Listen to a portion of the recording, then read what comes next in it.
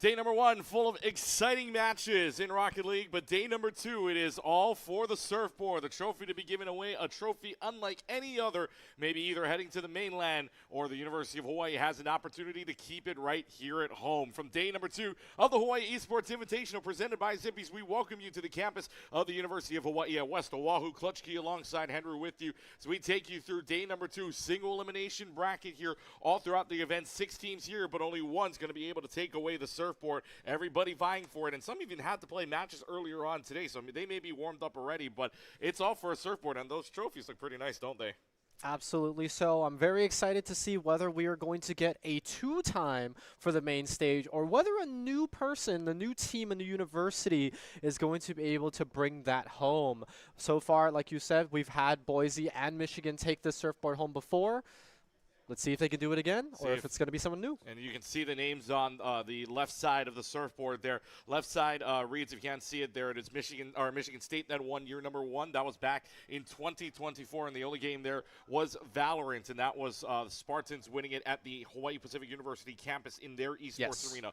Move on to 2025, where now 2 games happen, where Valorant and Super Smash Bros. Ultimate win one of the trophies on the surfboards. Boise State would take it in a 2-0 series over Michigan State. So Michigan State will have to wait for another opportunity, which happens this year. Though they did take a surfboard home this year and last year in terms for Super Smash Bros. Ultimate. So it's not like Michigan State will be going away with nothing. But now in the mainstream, the one team you watch for here is going to be Boise State. They are the #1 seed here. And yes, there are a lot of powerhouse players, but here's how the standings worked out at the end of day number 1. Boise State giving you a 5-0 performance. And if you remember that pivotal game, Boise State versus Baylor, they won that in a very exciting series. And that was the case for Boise State to get that #1 seed, lock up a 5-0 record. Baylor then had to try and compete for the #2 seed against Michigan State in their last game, and Baylor gets themselves the win over Michigan State. So Baylor and Boise State will have a little bit of a wait to go through as Michigan State and Syracuse, University of Hawaii, Manoa, and Grand Canyon all playing out their first round. So let's take a look at the roster here between our #4 and our #5 team. We'll start with the #5 team. Hoosh knows, and Sly 82 Lit is also on this roster as well. He's been playing for this University of Hawaii team in place of Noah. So this is a team that we've seen can be a little gritty at times, but there's going to be a challenge up against the Syracuse team. Absolutely so. And if you remember our order of how we played the games yesterday, they actually did have the opportunity to play Syracuse in their final game yesterday, and that ended up being a Syracuse victory. So you look at the roster, it's the same 3 that we've been seeing, GA Baby, Lasur, and Tiz, owning it up. And the standings, like you mentioned, every team beat the teams below them, so to speak. And that's how it ended up working out so well in terms of standings. So for UH Manoa, this is their opportunity to kind of get a little bit of revenge from that match yesterday. Yesterday's were for standings only. Today is when it matters. Baby, Lasur, and Tiz, a.k.a. Russell for Lasur, by the way. So you have those players up for you. Now you take a look at the comparison between 2 of the players here, Russell, a.k.a. Lasur, as well as Hoosh. This was from yesterday, so we didn't get to see the match comparison, or at the very least what they did for, but it was at the end of the game, a 3-0 series. But Hoosh still making some noise. 8 shots, 5 saves.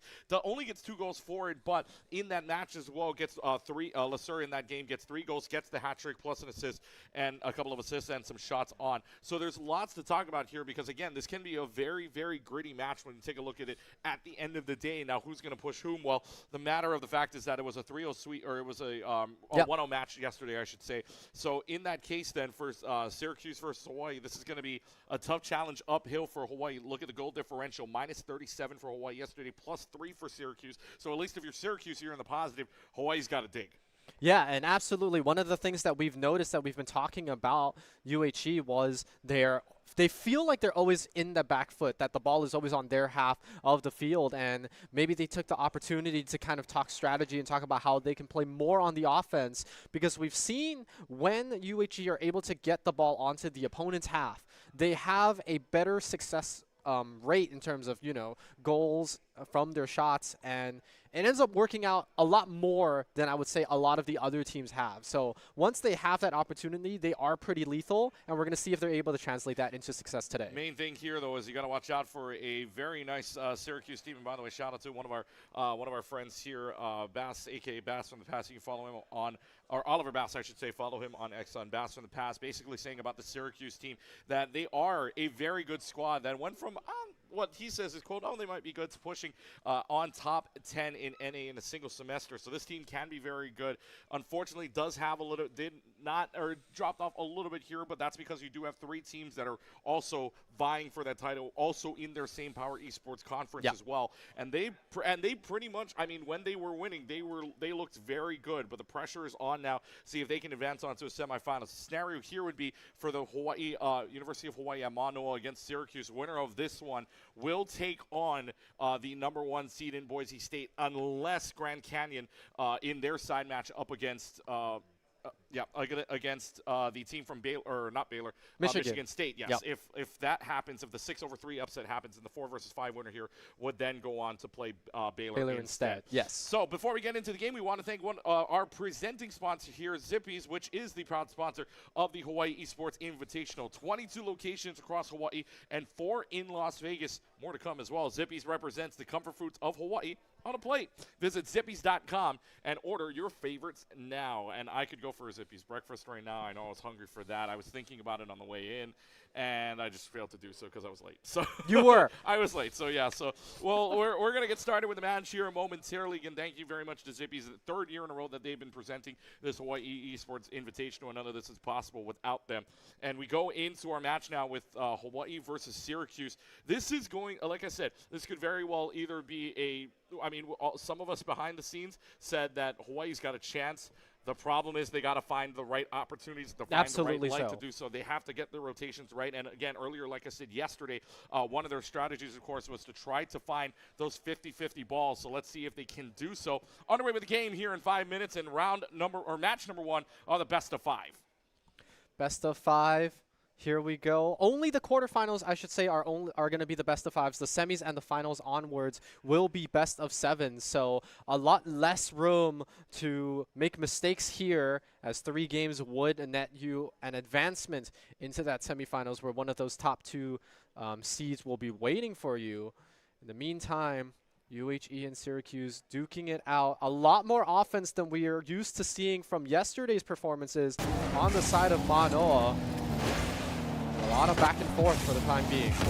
Right now it's only a back and forth. The baby gets one through momentarily here. And again, for this team out of Syracuse, there's one of the biggest competitions here for them.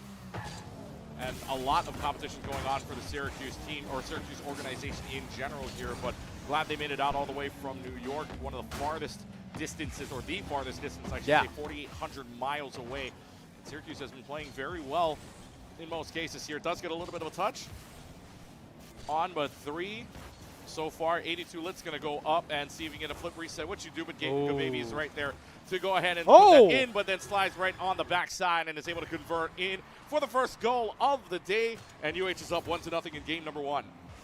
Yeah, it translates that block into a second opportunity here. 82 Lit setting it up for a potential rebound, and they make it work.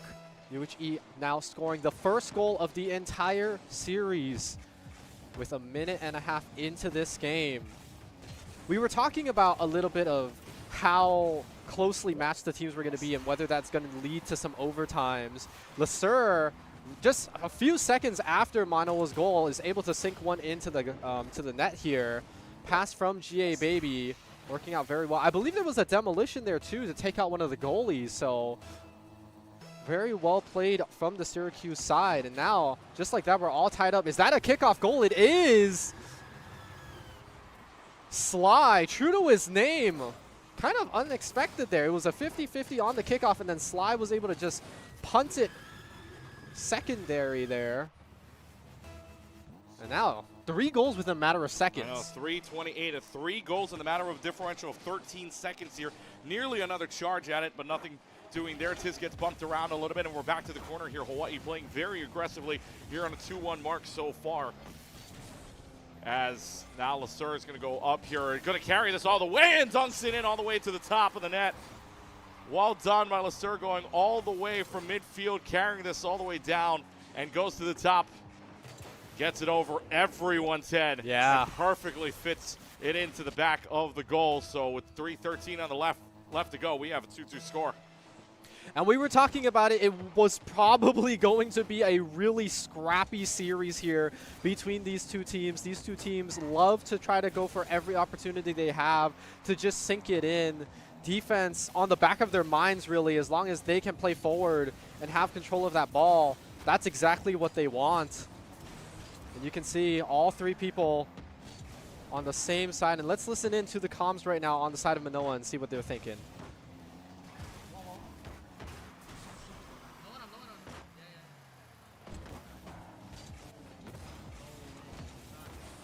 I think that's silence. Might be silence. I think they're locked in. They are so locked in right now. It's crazy. It's just they're trying their best, seeing if they can find anything going around here. And right now for the time being, again, we had only a couple of goals in between here. Matter of 28 seconds combined. Ooh. 28 seconds of combined 4 goals. A little bit of a pinch going on now. They're going to find themselves all the way here. Get it centered ball. Syracuse does get a demo. Good block for the moments, but it's able to get it in final moments. Tiz is there. I think that was a block, or University of Hawaii tried to block this, and well tried by 82 Litz, but unfortunately goes in the wrong direction. Still goes in. Tiz is right there. Gababy on the assist. And I want to talk about it. UHE almost had a goal in just seconds before that play, and Tiz was the one playing goalie. And how poetic it is to go from one side of the field to the other and score another one. But Sly, I believe that's the third one? Sly's got 3. That's a hat trick for Sly. You're right. So you can kind of see teams have figured out who they want to play around between yesterday and today. And that's honestly really good to see from both sides, because these are the lower 4 seeds coming into today. Their performances were a little lackluster yesterday, but they had the opportunity to recuperate. They had the time to figure out what they want to do with their 3-man.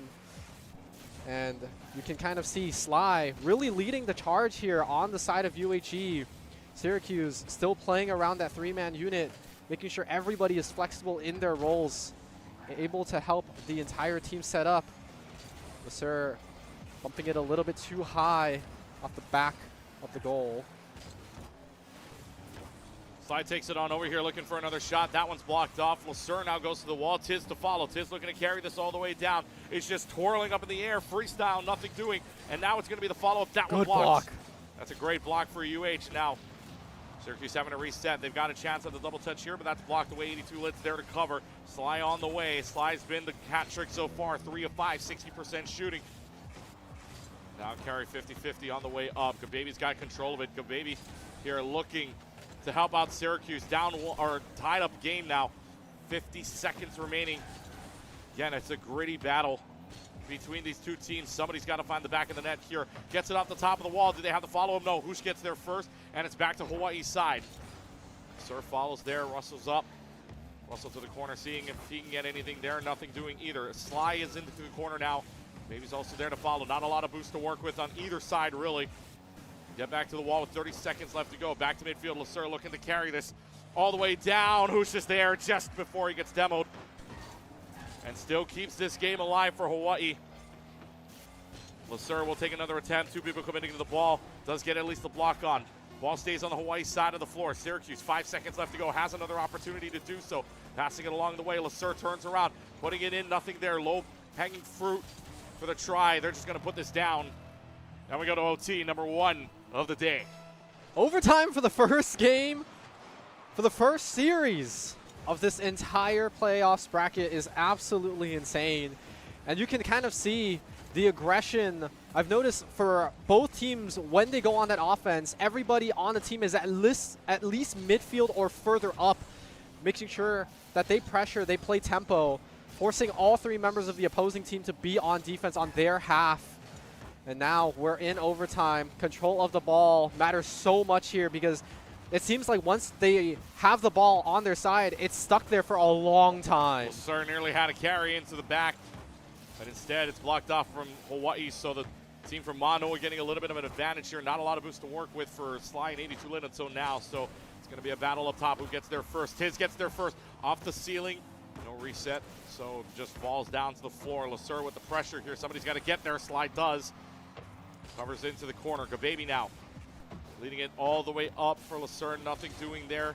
Two Hawaii members looking for the same ball, but this one gets pushed out by 82 Lit. Back to the Syracuse side, and now back. Gababy will push this back to midfield. Gets blocked off. Good block, but it's not enough of an angle to get into the goal. Tiz tries, misses. Actually blows up somebody along the process here, making it a 3v2, so Syracuse can reset. Minute 20 has elapsed here in game number 1. We just started, by the way, best 3 out of 5 here only in the quarterfinals. It is 4 of 7 in both of the semis as well as the finals. In a single elimination too, there are no second chances here at HEI. So they have to find a way to get that golden goal here. Back on over to the pass. To the left side, Gababy with control. Gababy with not a lot of boost to work with, also gets bumped out into the air. Back to the wall now. Sly brings it back to the middle, but Gababy there to bring it back to Hawaii's side of the field. And we'll get to see again, this is back and forth. Somebody's got to blink here. So much defensive rotations now. Lasur's looking to carry this. Gets blocked out and pitched between contact. Two Hawaii players contacting that on the way, and it leads it in. Lasur, or Tiz, I'm sorry, gets the credit for the goal. Tiz actually tips it into both of the Hawaii players and tips it in and gets Syracuse game number 1. Yeah, I think UHE were ready to block Lasur, but wasn't expecting the bump from Tiz to redirect it, and actually uses the 2 goalies on the side of Manoa in their favor. And Syracuse, with about 2 minutes of overtime in, able to just squeak out game number 1. And you can see it in the stats here. So many more shots coming out from the side of Syracuse. 13 compared to UH Manoa's 8. That pressure shows you how much Syracuse can put on you. A 13-8 scoreline for Syracuse on the shots. 4-3 final score there. Number of saves, though. Hawaii did have a prominent defense. Yes. Leaving 10 saves up on that board, but for Hawaii now, it's its first game, and remember, it's not a best of 7, it's a best of 5. It is a best of 5. So you run out of time very quickly, blink and you miss it, but Rocket League players, like I said yesterday, Rocket League players are one of the best that after a game, they can reset very quickly because they know 5 minutes goes back on that board, and it's back to 0-0. Absolutely right. And if you want to talk about, experiences from yesterday, the quarterfinals basically are your experience from yesterday. Best of 5, first to 3 is going to win, except the only difference here is that once you are out, you are gone. That is it. That is the rest of your tournament just absolutely erased. And honestly, compared to the matchup that they had yesterday in their final match, it's a lot better of a showing from UHE. We talk about it. It was a 3-0. There were some games that were, there was a big goal discrepancy between Syracuse and UHE. Now to lose by 1 goal, 2 minutes in overtime, you got to feel pretty happy heading into the rest of the series if you're Manoa. You'd be happier with a win too there in overtime, but instead it's Syracuse getting game number 1, bump out of the way. Hawaii gets a chance to push here on Syracuse's side of the floor. Nothing really doing there, though, on that attempt. So Gababy now going all the way up, has a chance, but just floats up there, running out of boost. Back to the corner it goes now. It's centered for somebody, but instead both players miss. Good block on the backside. Good block on the lower end from Hoosh. Now Sly and Tiz will battle 50-50 upstairs. Hawaii's got it cleared. Somebody may have been creeping up, but nothing doing there either. And now it'll be pass along here, and it's just really for Hawaii, got to find an opening, which they did. So opening minutes, they had it with 3 minutes and 41 seconds in their very first goal before it got crazy with 4 goals total between a total of 28 seconds. So still plenty of time here on the clock. Obviously, we've only got a minute gone, but Hawaii's got to find a way to separate because it was a back and forth game, and in the end, it kind of bit them in overtime. Just a little bit. And we're going to have to see if Manoa are able to drive this ball more into the Syracuse side, because I feel like for the majority of the time that we've spent in this game number 2, I've only seen it on patches of green, full patches of green, I should say, and not a lot of orange. But now Manoa putting on that offense just a little bit more. Syracuse still trying to shoot it to the best of their ability, but we're starting to see it more on the other side of the field. Pressure back to Syracuse's side of the floor now, back to the top. Start looking to take this. Hoosh looking to contest. That's going to be a pass to go baby, but reflection there doesn't get them where they want to. Tish tries. That goes off the right post and out. Go baby with a hit, but goes too far wide right and above the net. This will be centered yet again, but Hoosh is able to take care of business. And now it'll be 1 versus 1. Gets a demo here off and running. Again, back and forth. Two good defenses right now. Lots of demos happening. But it doesn't result in anybody getting an advantage in terms of getting a goal so far. Getting a dunk on, not happening. Hoosh is there to take care of it yet again. Sly gets bumped, but that's okay. He recovers fine. Allows Baby to get the block on. Now pass all the way to the other side. Lasur is there. Double tap dunk. No, denied. Hoosh is there on the top bar. Denied, and Tiz from the top rope is able to find one down. And finally somebody blinks. Tiz is there off the rebound. It is the 50-50 ball, but it waterfalls down, and Tiz, all he has to do is dunk this down above everybody, and it's a score. Syracuse up 1-0. And the Lasur-Tiz duo is exactly what won them that game number 1 in that overtime. Absolutely beautiful. Like you said, the double tap above the goal didn't look like it worked out, but just the dunk down was more than enough. And it's 1 goal, but that's also what you could say the same thing about game number 1. And that went in favor of Syracuse. So now if you're Manoa, it's time to step it up just a little bit, because we've been seeing most of the ball time they have spent playing defense, and so they haven't had many opportunities to shoot to begin with. Here's one now, blocked out by GA Baby. Now driving it back to midfield, looking for another goal potential. Finally blocked out by Sly. And now back on Syracuse half. Back on Syracuse half. Perfect passing going on. 82 Lit is there for the goal. Sly, wonderful help here, though. Lasur is able to find this to the corner. Sly gets this off the wall. Nobody home for Syracuse. 82 Lit's right there. What a pass from Sly. Ties up the game in 1 apiece. And it's just a lot of these look for a shot, blocked out by somebody, and then another player is here to pick it back up. So now it's tied 1 apiece. I feel like a little bit of deja vu. We saw this just a little bit, but Gababy here to sink in a second one. A key catalyst, a lot of assists in that first game. Now taking matters into his own hands, scoring the second goal for Syracuse in this game number 2. And it feels like the last 2 goals here have just kind of been those your basic goals here. Yeah. But instead, kind of your basic on-the-ground goals, no arrows needed. But then, again, we're going to go back and forth. Nobody has had a lead more than 1 here in this entire series so far, and we're in the second game. But finally, Tiz able to break this out, and gets a second one, and it's a 3-1 lead now here for Syracuse. Yeah, the kickoff just went to the side, and then able to pick it up. And it's a repeat play. It's a repeat. We do this again off the kickoff. And Gababy gets this yet again, 50-50 right into the hands of Gababy. Sly goes for boost, nobody home. And it's another kickoff goal. It's 4-1. Syracuse running away with this with 90 seconds on the clock. Insane moves here.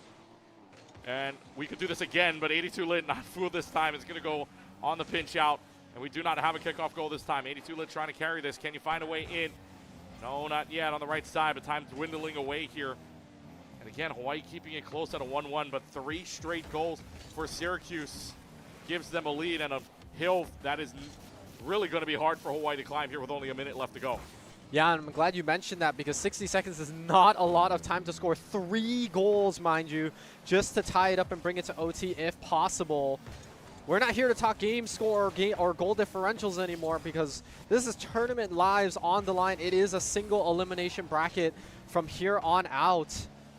And so UHE, they've got to feel a little bit nervous. Another one for Tiz, bringing it to 5-1. And at some point, if you're on the side of Manoa, you do start thinking, to think, if we do drop this game, it is still fine. It would just be a reverse sweep. How could we prepare for that? Easily, you score a goal here. You have to score a goal in order to get some momentum built up. But instead, Syracuse just holding on to playing defense right now, just rotating out. Maybe they want to put another, if they didn't already put the hammer into the nail. It was being done so earlier, but now it was being done so on that last go. But now trying to defend this out is 3 commits for that save. Hawaii needs to stop the bleeding. They will try as they might, though. This game is going to end in basically what is a 5-1, maybe a 5-2 if Hawaii could score here. But it's still a scoreline that if you're Hawaii, you're looking down the barrel of it being eliminated. You never want to see this happening. 2 seconds left to go. This will get defended out, but it's a moot point, as you just might want to just let this fall here. Tiz looking for maybe a showboat match here, showboat's goal here, trying to carry it, but no, it just falls to the ground. Syracuse 5-1, and on the precipice of moving on to a semifinal appearance. Yeah, and to be honest, Temple looks like it's on the side of Syracuse. They've kind of figured it out. Took a little bit of that OT time from game number 1 to really, you know, get a good read on Manoa. And same story as the previous game, but unfortunately more goals just happened to go in favor of Syracuse. You can see right there, 17 shots compared to 5. Here's the difference right now, though. You're taking a look at the pressure coming out from Syracuse, a total of 30 shots on goal compared to 13 total for the University of Hawaii right now. That shows you the pressure. Yes, game 1, there was a lot more goals for Hawaii. In fact, obviously there were 3, but on a 1-on-5, not very good, especially against a team like Syracuse that's just going to keep pounding the rock. Again, 30-13 in comparison shows you the pressure, shows you the rotations, and shows you the fact that Syracuse is just adding it on right now, and all they need to do here is just win 1 more, and they're in the semifinal appearance. And we may have, and there is a chance we're going to have an all-PEC semifinal coming up here very soon if those updates start coming in for the other game between GCU and Michigan State happening right now. The unofficial scrim, if you will, for that tournament. But UHE are not out of it yet. We did mention they do have a little bit of hope here, and it is a best of 5, meaning they do have this opportunity to keep it in, to keep themselves in the tournament. They would, again, have to win 3 consecutive games in a row. So these next 5 to 15 plus minutes is going to matter a lot for them, whether they can continue here or whether they can pack it up. Syracuse looking to finalize the work they've done in the last 12 minutes. Trying to drive the ball in, but Tiz unsuccessful. Blocked out by 2 members of UHE. Again, on this defense, lots of saves on the side of Manoa, but that doesn't translate into goals. They do have to start playing a little bit more up. Yeah, you can see, again, it's just the pressure here. Tiz is already waiting on the wall for it. He's just already prepared for anything coming their way, but they're going to have to rotate back out very quickly. They do so, even pulling up 100 boosts on the way. Sir able to carry this along, but he's going to get blocked in the air regardless. So now a good pass to the center, who's just there to save right at the final moments. Now Hawaii is playing desperately here, just trying to defend out a Syracuse push. Back into the corner, this stays. It is not moving from this half of the floor at all. And now it's going to be a shot on. Oh. No backflips will save you. Tiz is there for the score. Syracuse up 1-0. Baby on the assist, just with a very nice little bump off the back side of the wall, and gives them the goal. Tiz very easy. Again, one of the basic goals there. Not an error goal, no nothing, and yet it's finding its way through. And the corner feels like such a trap to be stuck in, because yes, you can argue that there's no good, you know, line of sight for the opponent to score one in. But once you start bumping it out of that corner, the enemy team is already thinking about where they can start angling the ball. And I mean, that one, a second one from Tiz, just straight from the midfield. Only 6 seconds differential to get those 2 goals on the same connection between Tiz and Gababy. So now back to Syracuse's side to the left. Finally, Hawaii able to stave off that pressure from that edge. Pushing it now towards the middle side area, looking to see if they can finally score up here. Now looking for, at the very least, a push up here. Can Syracuse find their way to scoring another one and maybe sealing away the deal? Yes, it's early on, but Hawaii needing to find a shot, needing to find something into a Syracuse net. Slide trying to carry it over, but nothing there. Low side on the ground ball, nothing happening. Tiz looking to carry it around, but to maybe go baby, but gets pushed around and actually gets hit into the ball. Lasur will back center this, but it rides the wall up into the ceiling and nothing there. Maybe a hit, but that goes off the right side post anyways, just off to the right. Hawaii still cannot buy a goal here. Yeah, and Tiz being there for extra security, making sure that no silly business was to happen, no double taps at all. And in this pivotal game number 3 for UHE, half the time bank has now passed. 2 minutes and 30 seconds left for them to make 2 goals at minimum in order to bring it back. But not only that, they have to prevent Syracuse from making any more advances on that scoreboard. They are trying desperately. They're trying so hard. They've been given many opportunities in the last minute with the ball on Syracuse's side to make some goals, but Syracuse happy to play defense. Slide looking for another play, bumped up away by Lasur. Back in the Manoa half. Back into their half, and Gobaby's right there to dunk it down and adds on to the lead here. Like I said earlier on in game number 1, nobody had a lead more than 1, and now lead up to 3 here in game number 3. Syracuse looking to put Hawaii out of business in their own home, on their home island, eliminating Hawaii at Manoa from any contention and just taking them out in general. Long side attempts from Hawaii, nothing there. Sly will get this over, but it's just back to their back wall again. Looks like more than anything, Hawaii playing defensive desperately. See, offense wins games, defense wins championships, but right now in this game, Syracuse just running away, playing both sides of the floor, just pressure offense turning into defense. And they're turning a lot of these opportunities from UH shooting into their own ball, right? You're translating that into their own play, and we're just not really seeing that too much on the side of UH. They bump the ball away from the goal, but Syracuse are just ready to receive it and go back on that offense. And that's why a lot more chances that Syracuse had to shoot. And now 3 scores, like you said, multiple. I believe now that's 6 in a row for Syracuse. That is a total of 7 unanswered goals. 7, yeah. Starting from 3 minutes starting from 1 minute and 50 seconds left in game number 2. Hawaii has yet to score a goal here in 7 straight ones. And the Orange look like they want more here, still keeping it on the green half of the field, but finally they get it to the Orange side. It's not going to get for long, though. 20 seconds left to go, and it's basically done and dusted. Syracuse is going to move on into the next round, and we do have an update from the 3 versus 6 game we'll give you momentarily, because it is interesting happening in the side lab right now. 5 seconds left, though. Syracuse will be the first one to get their spot into the semifinal. And it will be maybe one more goal off. No one's there. And that will do it. Orange sweep the series 3-0, winning game number 3, 3-0 here in the best of 5. And they will await who they play, because they actually now do not know who they play, considering the update we have here. But Orange on to the semifinals. Manoa gone, so the home team eliminated from their tournament. And a little bit of deja vu, because if you recall the results from yesterday's group stage, it was the exact same series, 3-0 in favor of Syracuse. So unfortunately for the home team, we do bid them farewell. This will be their exit from the Hawaii Esports Invitational 2026, but you can't say they didn't go down without a fight, especially in that game 1. 2 minutes of overtime, coming down to just 1 goal there.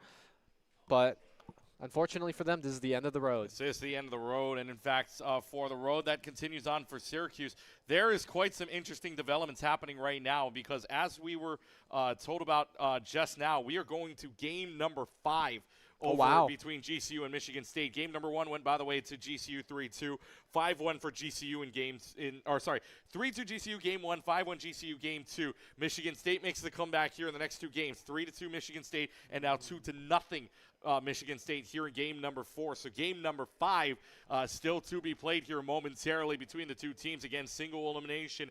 So one of those teams is going to just have to watch the tournament from the side, wait for their flight back home without taking a surfboard back. Unless it's Michigan State, of course, then you get 1 surfboard already. So that's true. That's not a bad way to go. But unfortunately for them, unfortunately for the loser of this game, this is a very exciting matchup. You don't want to see anybody go down into game 5.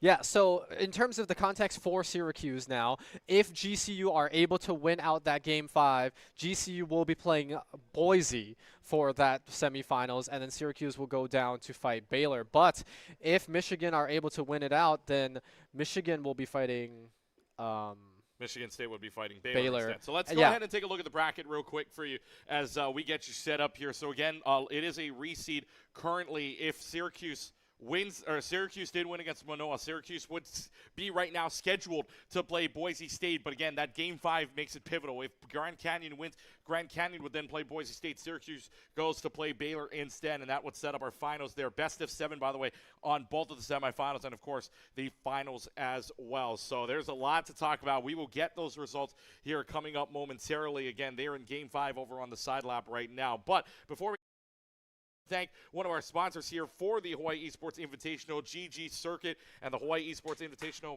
proudly sponsored to you by them.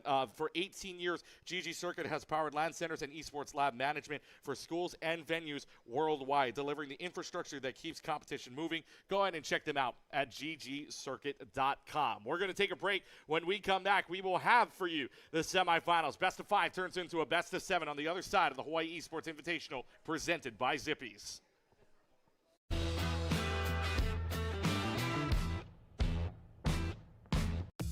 At Zippy's, every bite begins with a promise, a dedication to the perfect crisp. Each piece is a golden masterpiece, born from a heritage of flavor. Crispy, juicy, full of flavor. This is more than chicken. This is Zippy's Korean fried chicken. Taste the perfection. Make your next stop. Zippy's. Gaming in schools is more than a pastime. It's a pathway to collaboration, competition, and growth. With GG Circuit, your school's esports program can lead the way. Introducing GG Leap, which integrates seamlessly with existing Active Directories, making student account management simple. Track individual playtime, monitor progress, and build engagement with leaderboards and rewards tailored for scholastic environments. Switch from the classroom to competition with GG Rock. Schedule PCs to boot into gaming or academic desktops while keeping devices secure and clutter-free with daily imaging updates. Whether it's scholastic leagues or collegiate level competitions, GG Circuit provides the tools to elevate your school's gaming program while keeping technology management effortless. And with GG Services, managing your program is hands-free. Remote updates ensure every game, driver, and plugin is tested, optimized, and ready to go, all without lifting a finger. Join the schools already powered by GG Circuit, connecting millions of players worldwide. From classroom to competition, we're building the future of gaming education. With over 16 years of expertise, building esports infrastructure is our passion. Level up your program with GG Circuit today.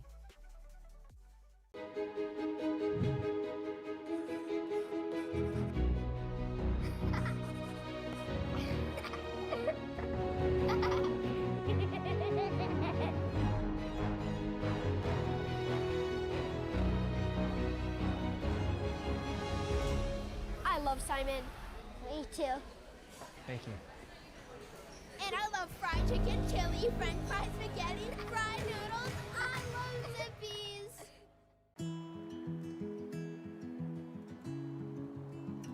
It was her first day back. She just had that look. I asked her and she said college was hard. But our first stop, that would remind her she was home. The mainland's so big and it's so beautiful. But what I do miss is the food.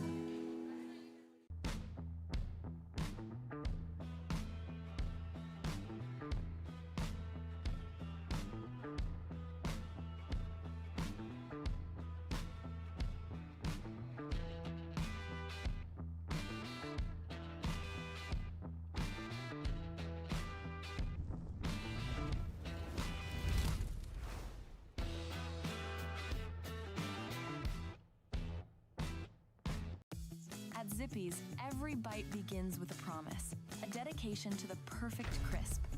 Each piece is a golden masterpiece, born from a heritage of flavor. Crispy, juicy, full of flavor. This is more than chicken. This is Zippy's Korean fried chicken. Taste the perfection. Make your next stop. Zippy's. Gaming in schools is more than a pastime. It's a pathway to collaboration, competition, and growth.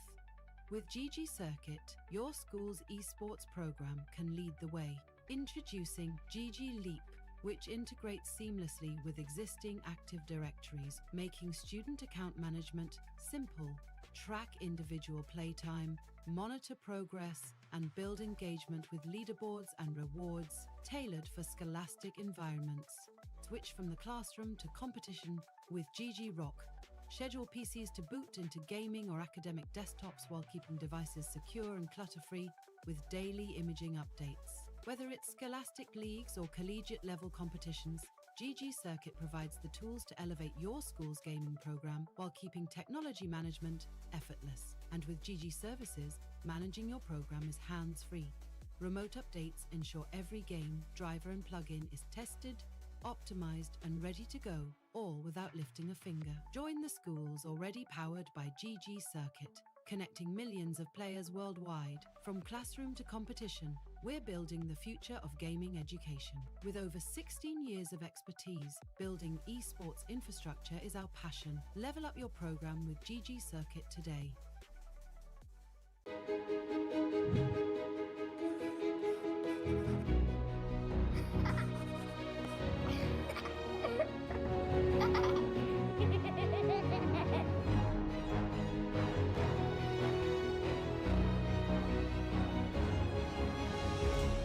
I love Simon. Me too. Thank you. And I love fried chicken, chili, french fries, spaghetti, fried noodles.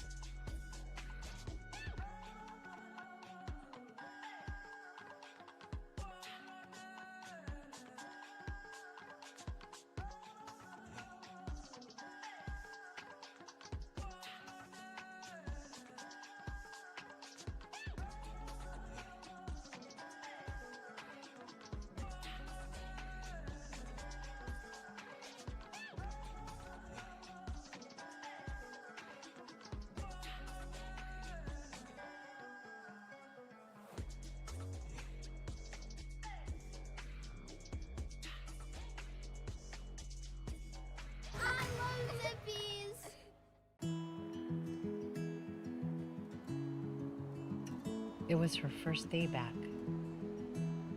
She just had that look. I asked her and she said college was hard. But our first stop,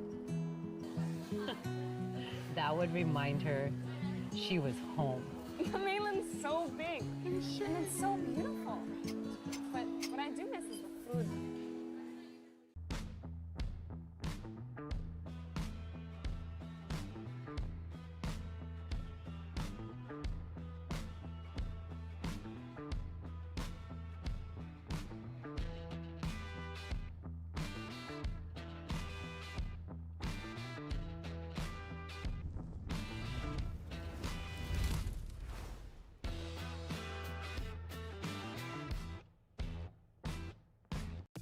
At Zippy's, every bite begins with a promise, a dedication to the perfect crisp.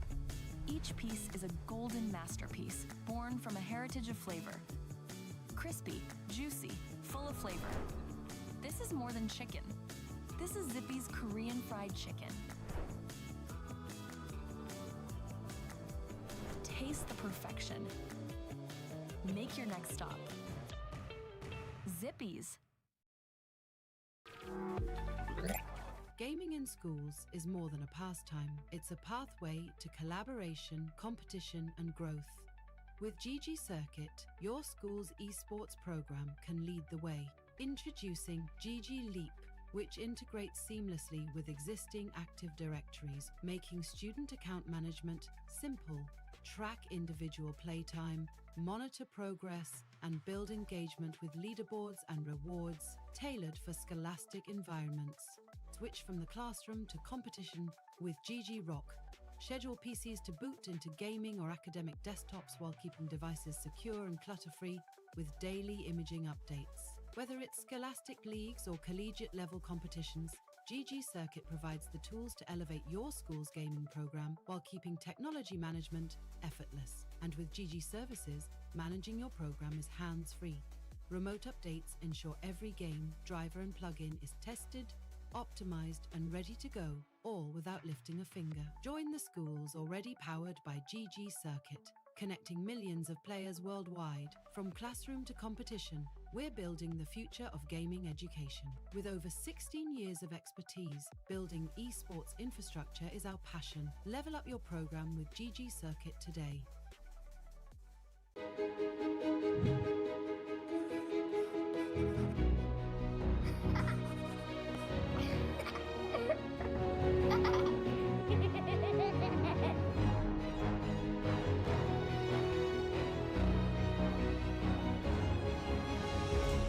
I love Simon. Me too. Thank you. And I love fried chicken, chili, french fries, spaghetti, fried noodles. I love Zippy's.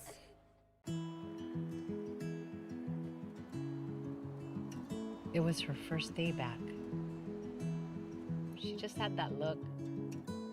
I asked her and she said college was hard. But our first stop, that would remind her she was home. The mainland's so big and it's so beautiful. But what I do miss is the food.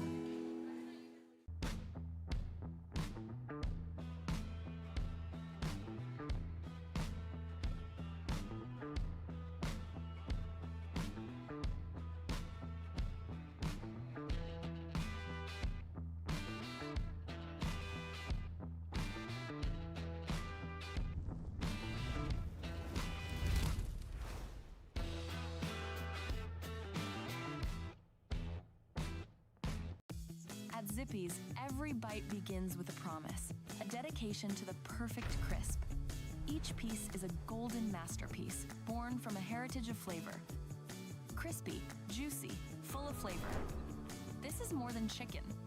This is Zippy's Korean fried chicken. Taste the perfection. Make your next stop. Zippy's. Gaming in schools is more than a pastime. It's a pathway to collaboration, competition, and growth. With GG Circuit, your school's esports program can lead the way. Introducing GG Leap, which integrates seamlessly with existing Active Directories, making student account management simple. Track individual playtime, monitor progress, and build engagement with leaderboards and rewards tailored for scholastic environments. Switch from the classroom to competition with GG Rock. Schedule PCs to boot into gaming or academic desktops while keeping devices secure and clutter-free with daily imaging updates. Whether it's scholastic leagues or collegiate level competitions, GG Circuit provides the tools to elevate your school's gaming program while keeping technology management effortless. And with GG Services, managing your program is hands-free. Remote updates ensure every game, driver and plugin is tested, optimized and ready to go, all without lifting a finger. Join the schools already powered by GG Circuit, connecting millions of players worldwide. From classroom to competition, we're building the future of gaming education. With over 16 years of expertise, building esports infrastructure is our passion. Level up your program with GG Circuit today.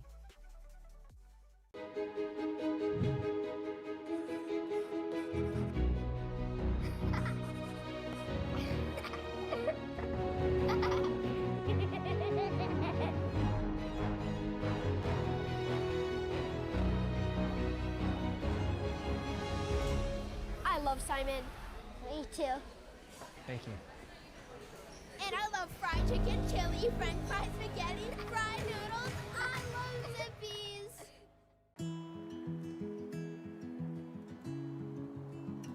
It was her first day back. She just had that look. I asked her and she said college was hard. But our first stop, that would remind her she was home. The mainland's so big and it's so beautiful. But what I do miss is the food.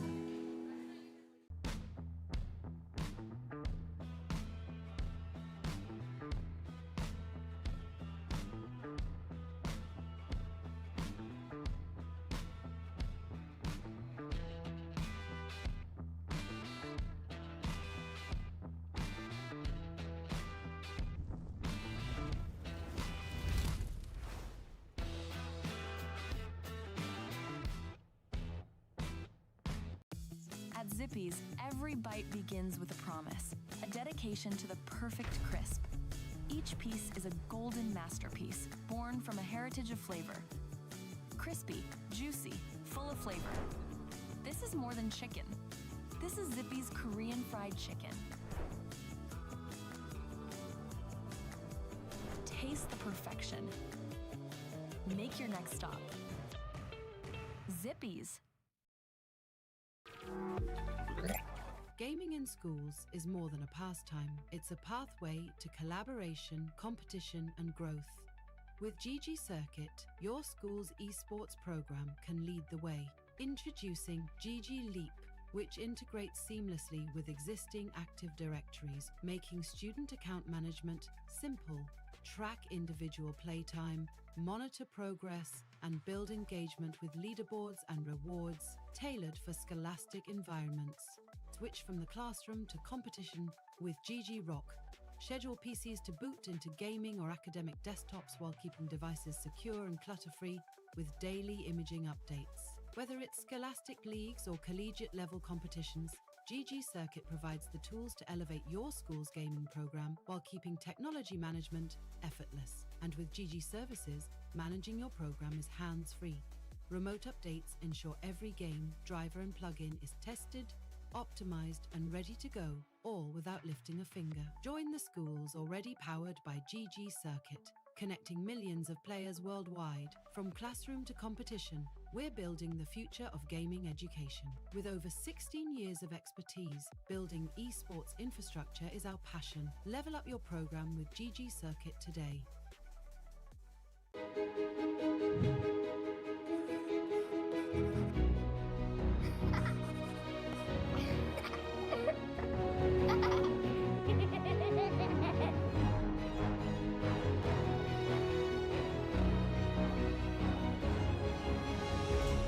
I love Simon.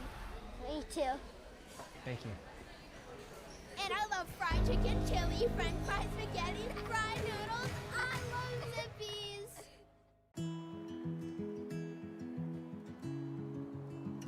It was her first day back. She just had that look.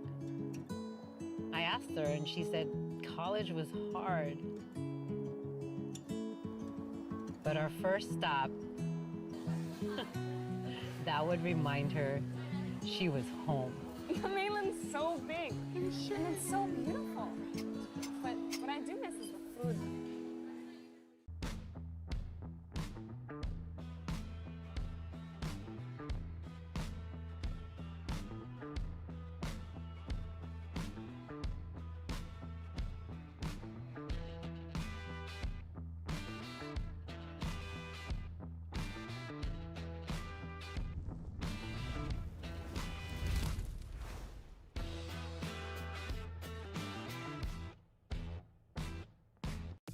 At Zippy's, every bite begins with a promise, a dedication to the perfect crisp.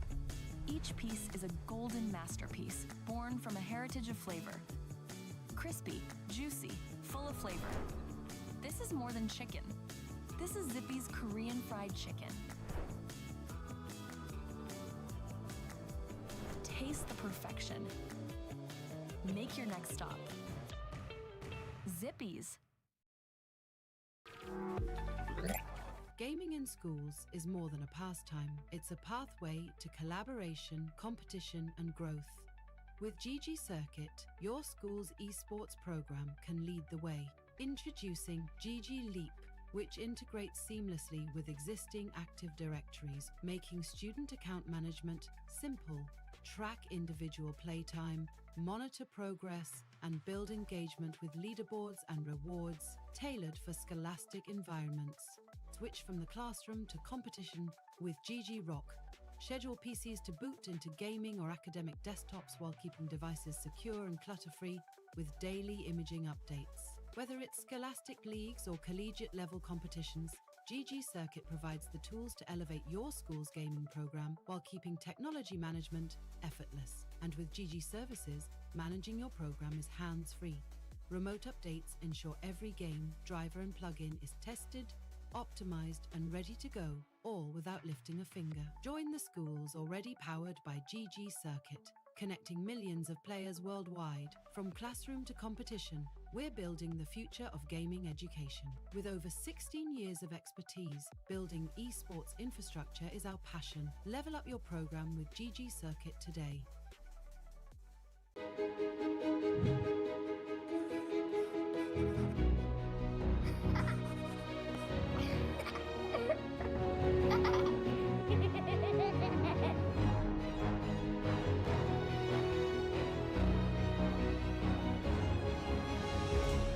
I love Simon.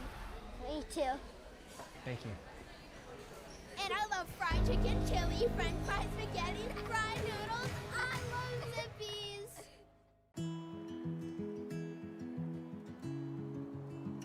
It was her first day back. She just had that look.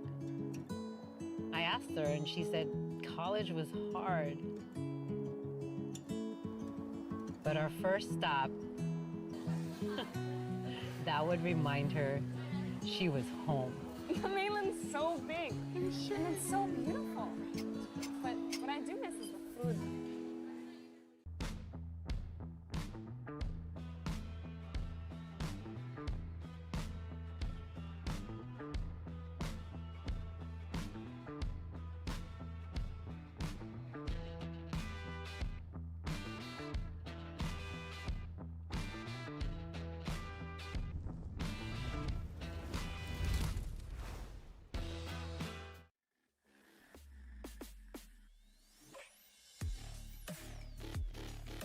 It's that time of the day. We do our first round of raffle giveaways.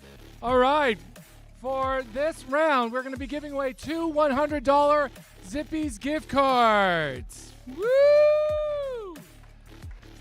All right. And after this, we will do another round of raffle drawings.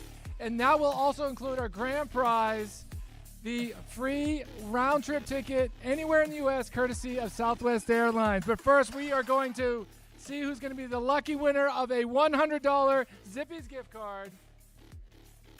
Here we go. And the lucky number is 477-7257. 477-7257. If you don't come down in 30 seconds, I'm doing another one. We're doing another one. 477-7176. 477-7176. All right, we're doing another one. Okay. 477. Oh. Let me see it. You got to be quick, man.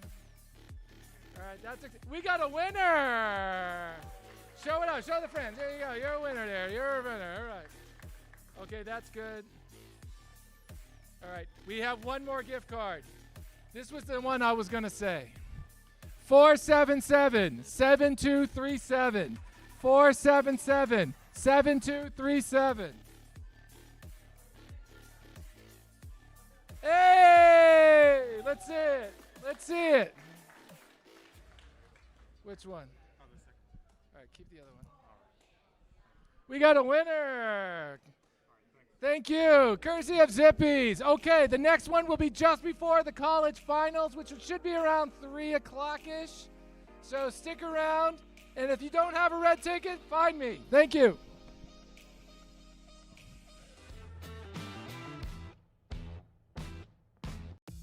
At Zippy's, every bite begins with a promise, a dedication to the perfect crisp. Each piece is a golden masterpiece, born from a heritage of flavor. Crispy, juicy, full of flavor. This is more than chicken. This is Zippy's Korean fried chicken. Taste the perfection. Make your next stop. Zippy's.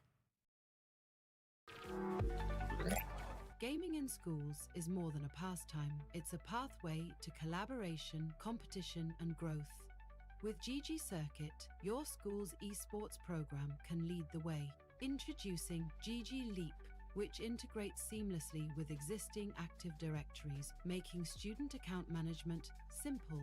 Track individual playtime, monitor progress, and build engagement with leaderboards and rewards tailored for scholastic environments. Switch from the classroom to competition with GG Rock. Schedule PCs to boot into gaming or academic desktops while keeping devices secure and clutter-free with daily imaging updates. Whether it's scholastic leagues or collegiate level competitions, GG Circuit provides the tools to elevate your school's gaming program while keeping technology management effortless. And with GG Services, managing your program is hands-free. Remote updates ensure every game, driver and plugin is tested, optimized and ready to go, all without lifting a finger. Join the schools already powered by GG Circuit, connecting millions of players worldwide. From classroom to competition, we're building the future of gaming education. With over 16 years of expertise, building esports infrastructure is our passion. Level up your program with GG Circuit today.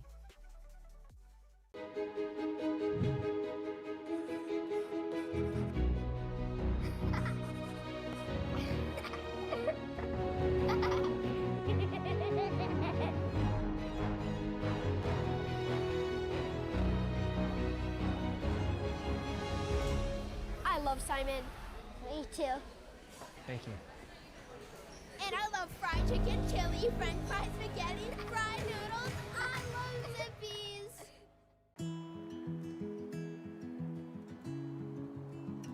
It was her first day back.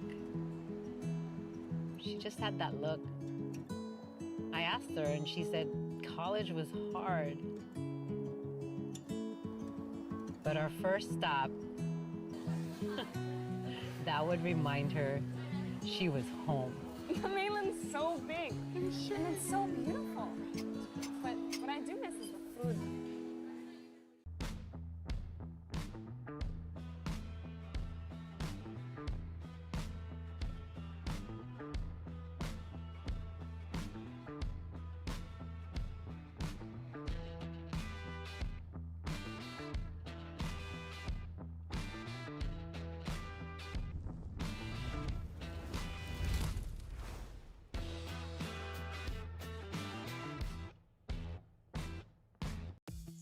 Zippy's, every bite begins with a promise, a dedication to the perfect crisp.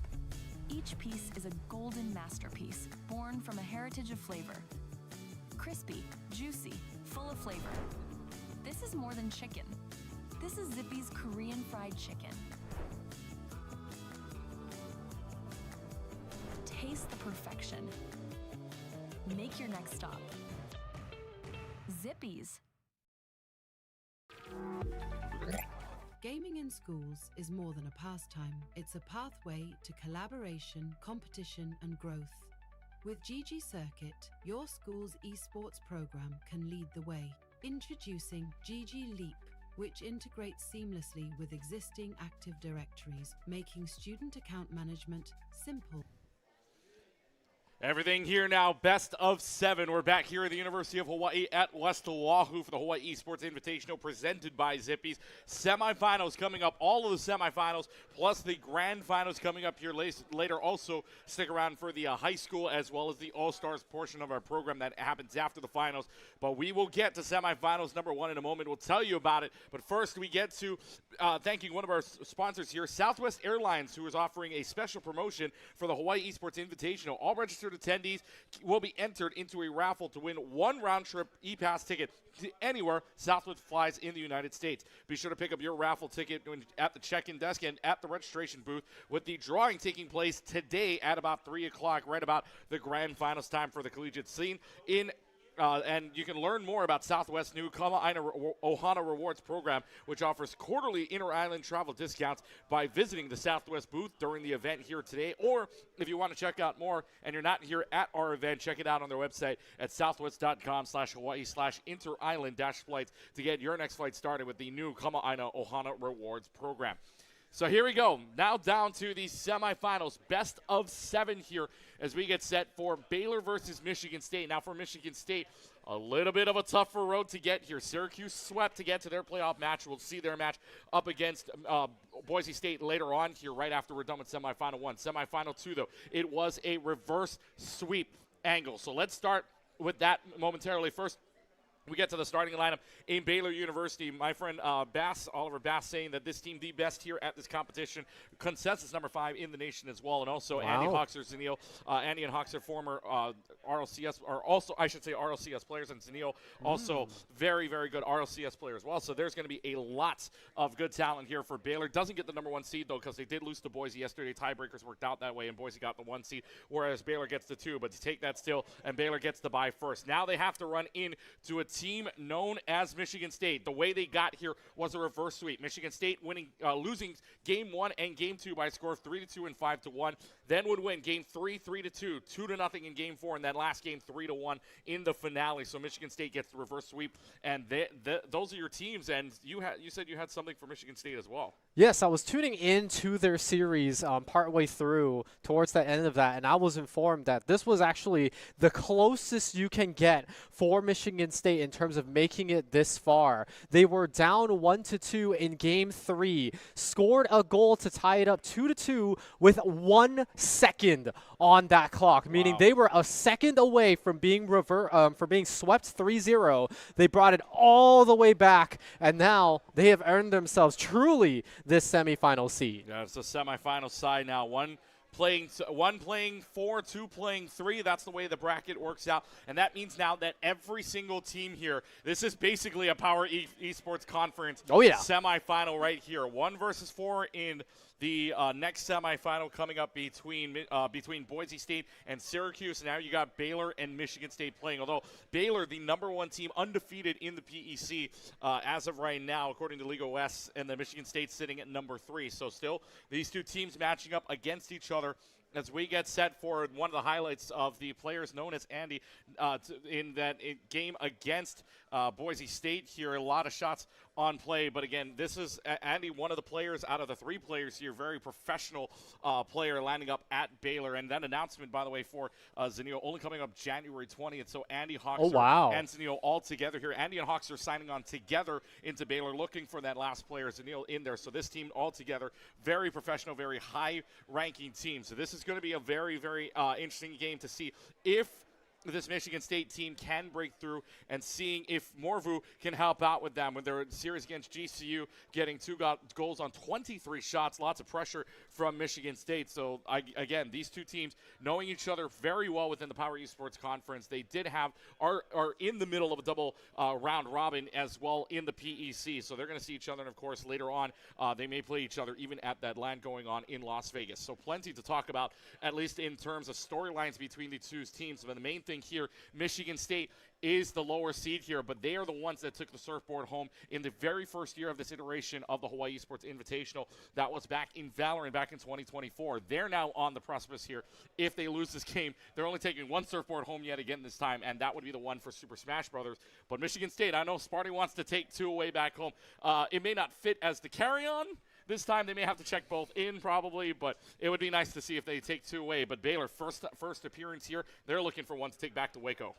Absolutely right. They already have the one in the Super Smash Brothers side of things, and it's kind of weird to say that the person that has had multiple surfboards taken home is the underdog here, but remember, Baylor is the team that was able, is the other team, I should say, that was able to beat Michigan State aside from Boise, and that's what earned them this second spot in the playoffs. That's what earned them this first round bye, and to see this right here, a repeat of our last match on stage from yesterday, and now expanded to a best of 7. So more room to kind of play around with any new strategies both teams have come up with since yesterday in the earlier games, and more time to refine it, I would say, over the series. 7 games of Rocket League is 35 minutes of gameplay, so that's plenty of time to adapt and overcome. Yeah, and the last series against these two teams as well, Baylor did sweep out Michigan State 3-0 in their game. So that is going to be something that Michigan State, wants vengeance for. It's good to beat a team once, hard to beat a team twice, as they always say. So this is going to be a very interesting series. Best of 7 now all the way through. We will be broadcasting both of the semifinals, plus, of course, our grand finals coming up very soon, right after semifinal number 2 plays. The first got to get through this one, as we already start off. Double aerial commit there from Michigan State, and it's going to go all the way, carry on over to the other side in the corner. Meanwhile, back to midfield, gets a little demo on, but nothing doing here. And again, this team from Baylor, very, very dangerous. According to the consensus rank for NA right now, they are up there in the top 5 at the moment, finishing CRL Fall 2025 in 7th. But again, this new look on the roster here with Zanil, so this is going to be a very dangerous team, and see if they can get into the LAN spirit. I know they all have LAN experience as well, so that loss may have just been one slip, but maybe it's not everything that's knotted up in the hose. And I feel like we had a lot of opportunities to talk about Zanil yesterday, because he was definitely a catalyst for a lot of the playmaking and a lot of the goals on the side of Baylor. We saw in some games it would be him being a majority of the goals in of himself. So we're going to look to see if he has that star-studded potential, if he brought that here today. But so far, just a sluggerfest between the two teams, trading back and forth who has possession of the ball. Zanil going for a shot, blocked out here. Main thing you have to note here as well, Zanil, former Northwood player for 3 years, transferring on over to Baylor. And again, former Space Station Gaming as well as Dignitas players on this team. That's kind of open, but Bomb is there to at least cancel that out momentarily. Get it back to mid. Again, low. And the story between at least Syracuse and Hawaii was kind of low-hanging fruit, being a lot of the goals, all of your basic goals, nothing really up in the air except for maybe the last game. Zanil's going to try to carry this over, gets the flip, reset, nothing there. It's blocked out for the moment. Michigan State now, the pressure is so on here. Baylor is putting so much pressure on. It finally gets towards Baylor's side of the floor, but then it gets pushed back all the way by Zanil. They just keep rotating out, rotating out entirely, and they just keep going aerial after aerial, and somehow Michigan State's still keeping up with them. Absolutely right, but we're seeing the unstoppable force and movable object there. Baylor putting on that pressure, like you said. It feels like the ball hasn't left Michigan State's side in a damn long time. And with half of the time gone for game number 1 already, hopefully this is not an indicator for the rest of the series, because this is giving Baylor many opportunities to shoot, and one of them's got to stick eventually is probably what they're thinking. Yeah, we're gonna have a lot of shots on goal here for Baylor, because they're just putting the pressure on. Finally, Michigan State gets an opportunity to push their luck here, see if they can get anything. But Huxer Clearing this out back to the middle now. Baylor getting it centered here. Up and away they go. Good pass right to Hoxer from the aerial and goes in, and the Bears give it. Absolutely beautiful there. Pass all the way to the left. Nobody was there in time to block it. And that's going to be a first goal for Baylor. Setting the standards here for what it's going to take potentially to even get a goal in, with both teams doing so well in blocking. But Moorview able to get that one. No inside out coming out from the side of Baylor here. Opbom leading this all the way through. Moorview, all he has to do is just line this up and dunk it in. Carries it all the way over, so got to give credit to Opbom for getting that goal and tying this thing up very quickly. Only a matter of about 9 seconds on a differential, and Moorview gets the goal in and gets the at least tie for right now, but you never know, things can take a turn at any given point. But in game number 1, mind you, for between Syracuse and Hawaii, it did go back and forth. Nobody had a lead of more than 1 in that entire game 1. In the game 2 and game 3, separation was the key for Syracuse to sweep the board. Now, in this case, when you got 2 very, very well-rounded teams, question would be, can they find it? Hoxer does find the back of the net. It does score. Let's listen in. Oh, a little bit of a mic check there, but it's okay. All good for right now. Hoxer and Hoxer does get the goal with the assist by Andy. It's 2-1 Baylor. Back and forth we go again. Yeah, and Hoxer really sinking these in. Now I believe that's 2 in a row for him with Andy in the back pocket. Just a very good 2-man synergy going on there for Baylor. And so far, we were talking about how Zanil has that star-studded potential, but you got to remember, these are, like you say, Rocket League pros to an extent. And so you really have to worry about that 3-pronged attack. All 3 members on the side of Baylor have that potential to bring it up. Yeah, and now they're actually just putting the pressure on here as they will bring it back to their side. Baylor just wants to put the exclamation mark on. They do have the 1-point lead, and Andy, beautiful. Able to lead this around, even getting bumped out of the way here. Moorview does get the hit, but Andy able to readjust, get the flip, and get it over everybody's head. And that gives them a secure lead, 3-1 right now, 55 seconds. And the angles that they're shooting these at are just absolutely spectacular. You've kind of seen now, I think that was now 2, maybe the 3rd one, where they're shooting it basically from corner, barely peeking out, all the way to the left side of the net. It's kind of been a winning formula for them in this game number 1. Michigan State down 2 goals here. Ball on their half, trying to drive it away, drive it towards the Baylor Bears.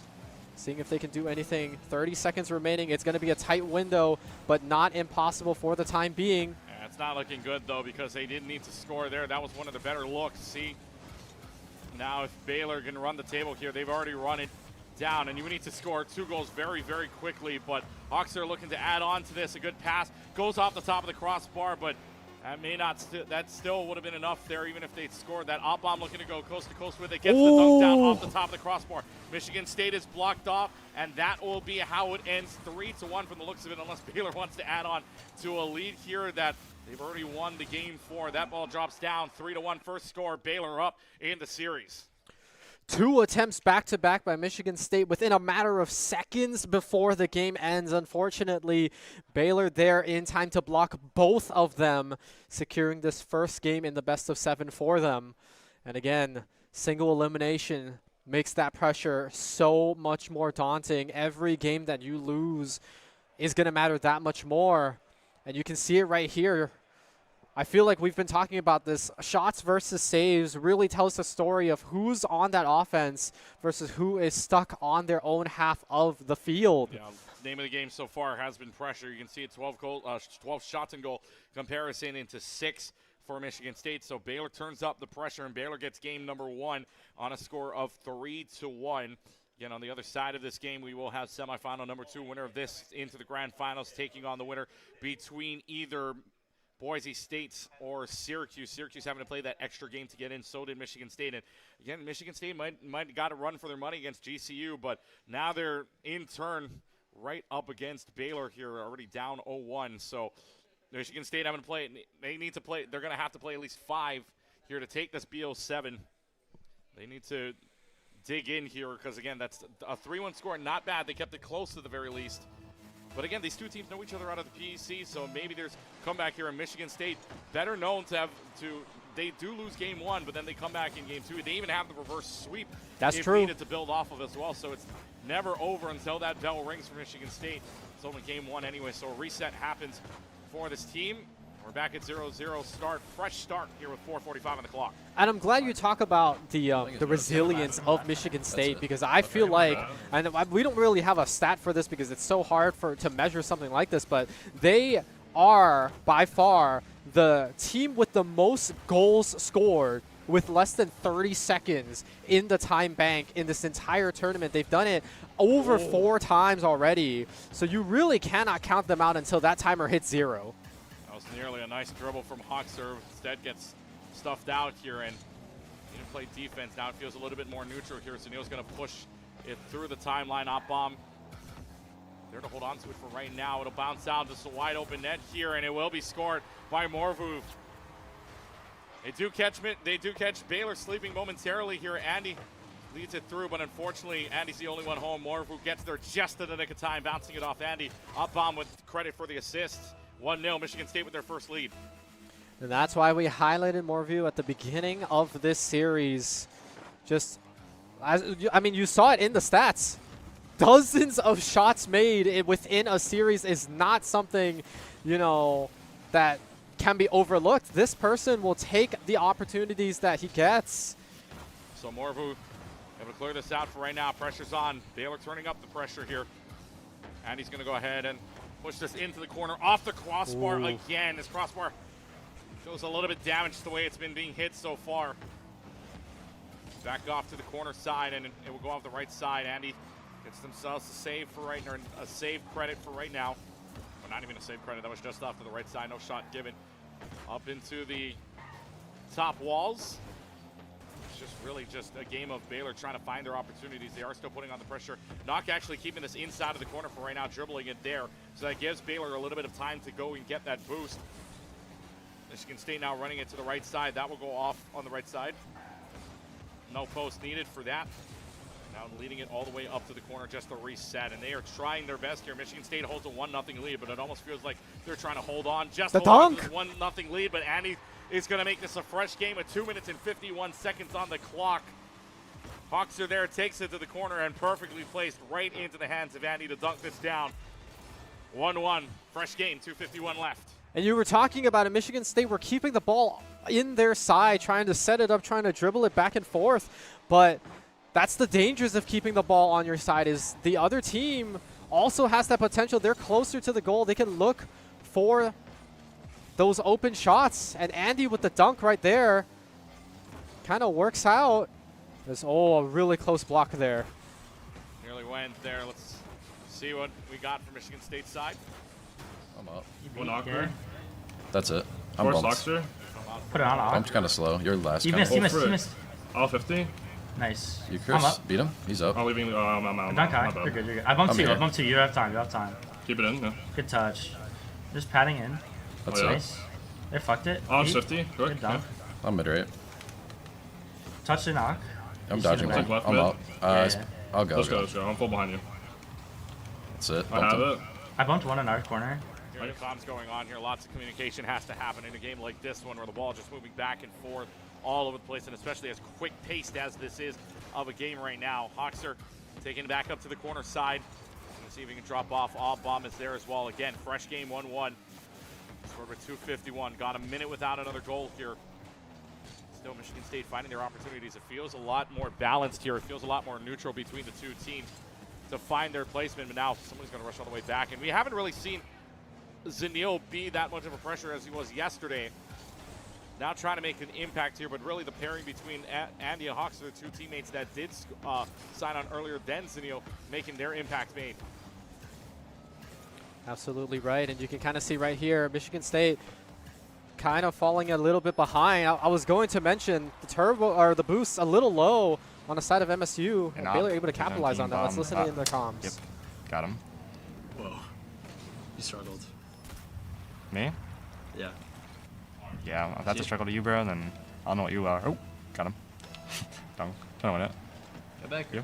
Yeah. Oh, yeah. Taking it? On you, Beth. 100. At the Forward. card. Or back right over there. I'm playing it back. Getting back right? That's I'm 0 boost, so I'm One high. left. Still high. I can't. Back here now, 50 seconds on the clock, and again, Baylor having the fresh lead for right now. You can see the communication again. Just trying to make sure that they are staved off of any pressure here. Michigan's going to run the timeline here and trying to fast break, nothing there. Right side line now, looking for the wall and up bomb. Just trying to get it into a center position, but nothing really doing. Aqua missed though, but that allows more of you to play on the wall here. Trying to see if you can get a dunk down off, missing the ball. 30 seconds left to go. Control back to Michigan State, 50-50. Zanil gets that cleared out. And we'll reset back to mid for right now. Zanil with only a little bit of boost, trying to get that flip reset, but not really enough to carry it over. Back off the wall. Hawkster's there, try another shot. Just Good got deny. blocked. Op bomb is there to block it. 10 seconds left. They're going to try to run this to the center. Gets blocked out momentarily. Nobody home. They triple come in out. And Zanil all by himself looking to see if he can get the double tap in. That goes off to the left side. Michigan State looking to run, but gets another bump off. They're going to need to keep this in the air.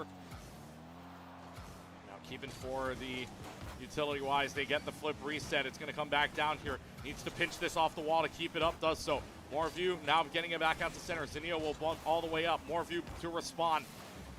Keeps it up. Making sure that he has enough space. When Marview drops it down, and Baylor's got a second game under their attack here. It is 2-0 here in the series.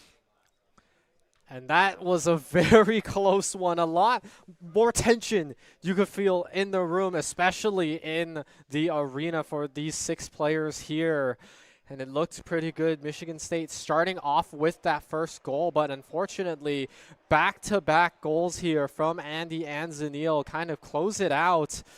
And 2-1, you know, 2-1, you could say it was a close game if you're on the side of Michigan State, but now you're halfway behind in terms of making it to that finals round.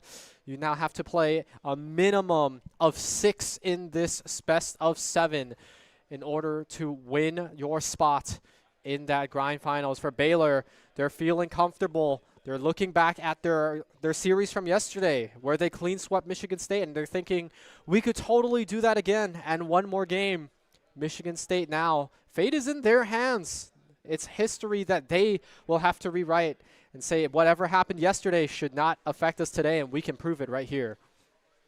Let's see if they can shake this off, because they did get the reverse sweep earlier on, but it's again best of 7. Nothing really doing in a best of 7, a reverse sweep instead of it being 4.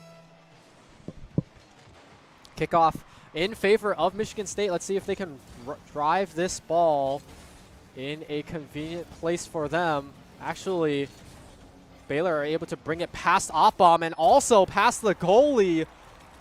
Zanil finally signs of life in terms of goals here and showing up on the big stage. The second goal for Zanil so far here, so that's good news that Zanil is warmed up and ready, even though they did play Sierra earlier on. So last game, by the way, 5 shots to 9 shots here for the team, or 5 shots to 9 shots. Still Baylor with the lead here, as Baylor now trying to see if they can just shut out this entire team from Michigan State. And again, a low ball, but Andy's able to push this in with nobody home on the cover. Andy and Hawkster. Hawkster gets the assist, and Hawkster carrying this all the way through. It does get bumped for 1, but all Hawkster has to do is get out of the way, and Andy takes care of the rest. Yeah, just a simple pass. It was a goal attempt. It was a shot blocked off by the side of Michigan State, but Andy just was in the right place, right time, able to try again with that same one. Capitalize on an opening. And just like that, Baylor up 2-0 once again. It feels like this 2-goal deficit has been so difficult for many teams in this tournament to overcome, but it's still very early into this game number 3. There's 4 minutes left. Plenty of room for improvement here on the side of the Spartans if they're able to make anything of it. Now, ball back in midfield. Knock pushing it into the Baylor territory, putting the pressure on all 3 members on the offense here, seeing what they can do. Being outscored right now, Baylor outscoring this team from Michigan State 6-2 at the moment. Only 2 goals coming, 1 in each of game 1 and 2. One of them coming with 4 minutes left in game number 2, and they're going to get one here. Opbom finds one for Michigan State. Morvu on the assist. Off-bomb actually, though, getting it off the double touch, off the back of the wall and in. I'll be right. Nice. Probably you're outright around him. You got it in. Oh, Yeah, I'll play her He's out. there, bumping. Maybe. I dodged bump. I hit the Switching round one. Full He's behind there. you, I got I'm it. behind you. I'm up. 50, I bumped him. That's it. He's there. He's there. One real quick. Hop over. Just double jump. I should have went. My bad. All good.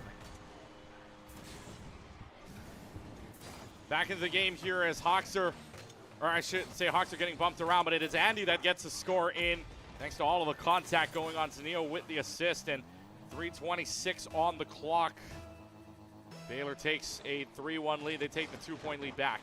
Yeah, and that was a really messy one. You could see all 6 members hovering around the Michigan State goal there, either just passing it back and forth from a defense and a shot attempt.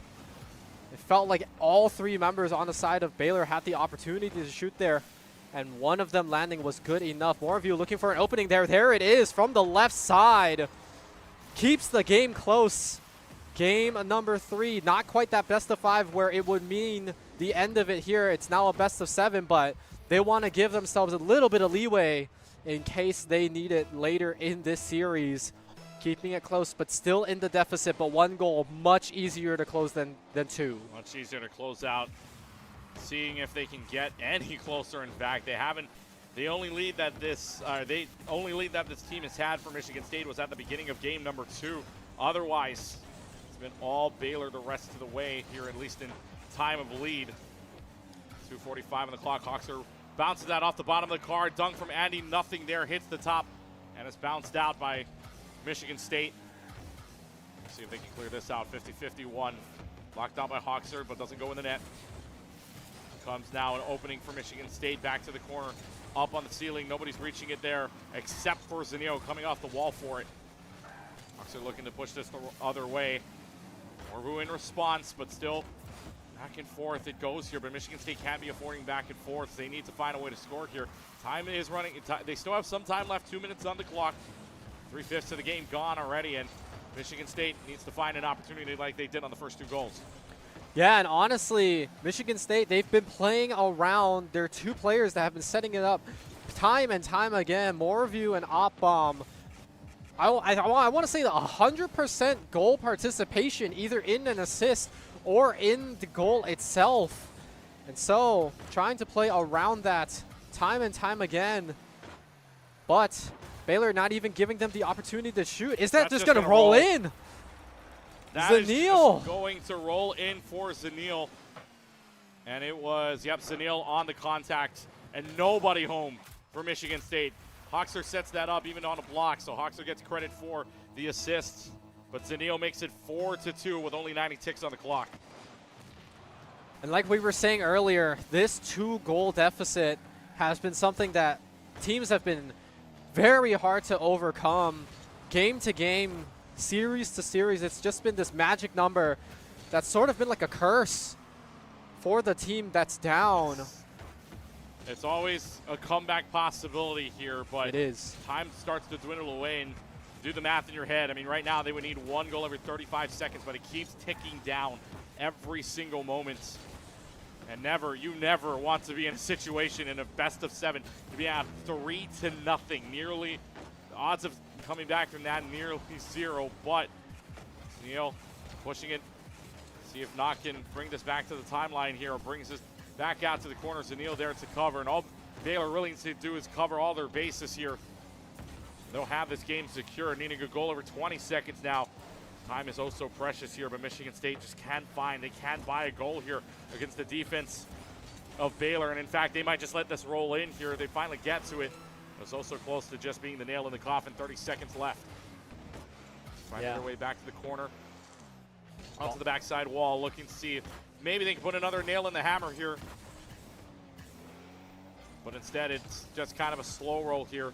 Zanil carrying it around back to the corner itself.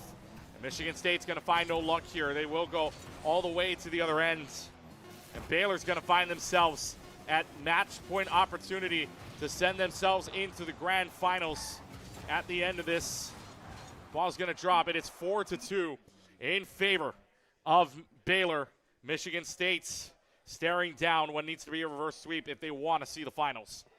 And what a crazy storyline it would be for Michigan State to reverse sweep in their first round, to reverse sweep in their semis just to make it to the finals. But like you're saying, it's going to be such an uphill battle. You know, Baylor had bested them earlier yesterday, and now it looks like the story hasn't changed.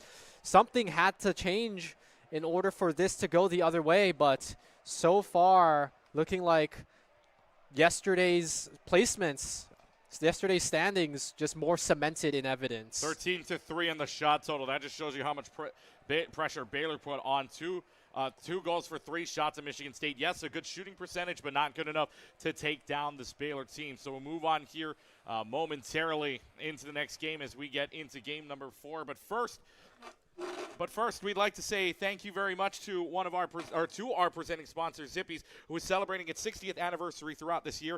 Born in 1966 on King Street in Honolulu, Zippy started its expansion to the continental U.S. in 2023 when it opened its first location in Las Vegas. Now, 22 locations across Hawaii and 4 in Las Vegas. Zippy's serving the home-style comfort food that has nourished generations of diners, and they hope to open one near you in one day. So, hopefully enough that Zippy's will be across the nation, if you will, because I did see one out of Nevada or Hawaii. So more to come in the future here, and more to come maybe in games if Michigan State can keep playing like this. 9 seconds in, Knock already gives them their first goal.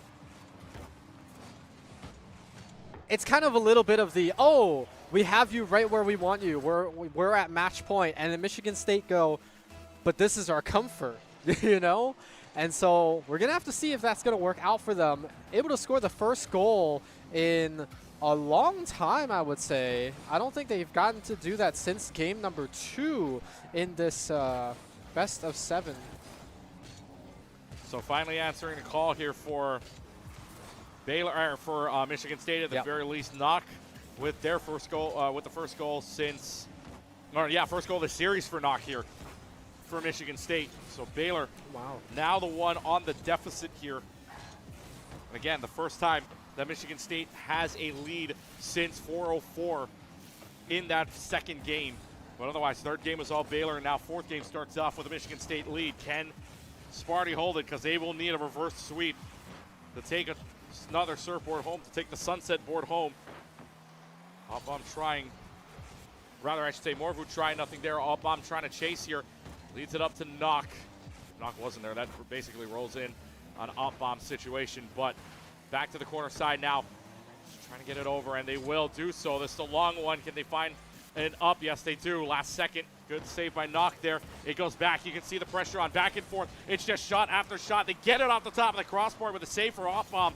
Michigan State lives to see another lead here still. Morvu up, taking it all the way up to the top. It's cleared out, but man, Michigan State can breathe a little bit after that. Yeah, they survived that, but they also turn it into their own ball. You can see right there, shot attempt being made literally within seconds of them being pelted by multiple attempts of being goaled against on their own side. And that's what we're talking about. We love to see that translation of turning the opponent's, you know, aggression, their commits on their side of your field into a play of your own. Michigan State showing signs of life, a lot faster gameplay, a lot more aggression coming from them in this game number 4. This is a Michigan State team that lost their newest recruit, Drew, after initially transferring from St. Edwards. Drew now over to Northwood, and Michigan State gets one. Boys. Let's go. Good damage.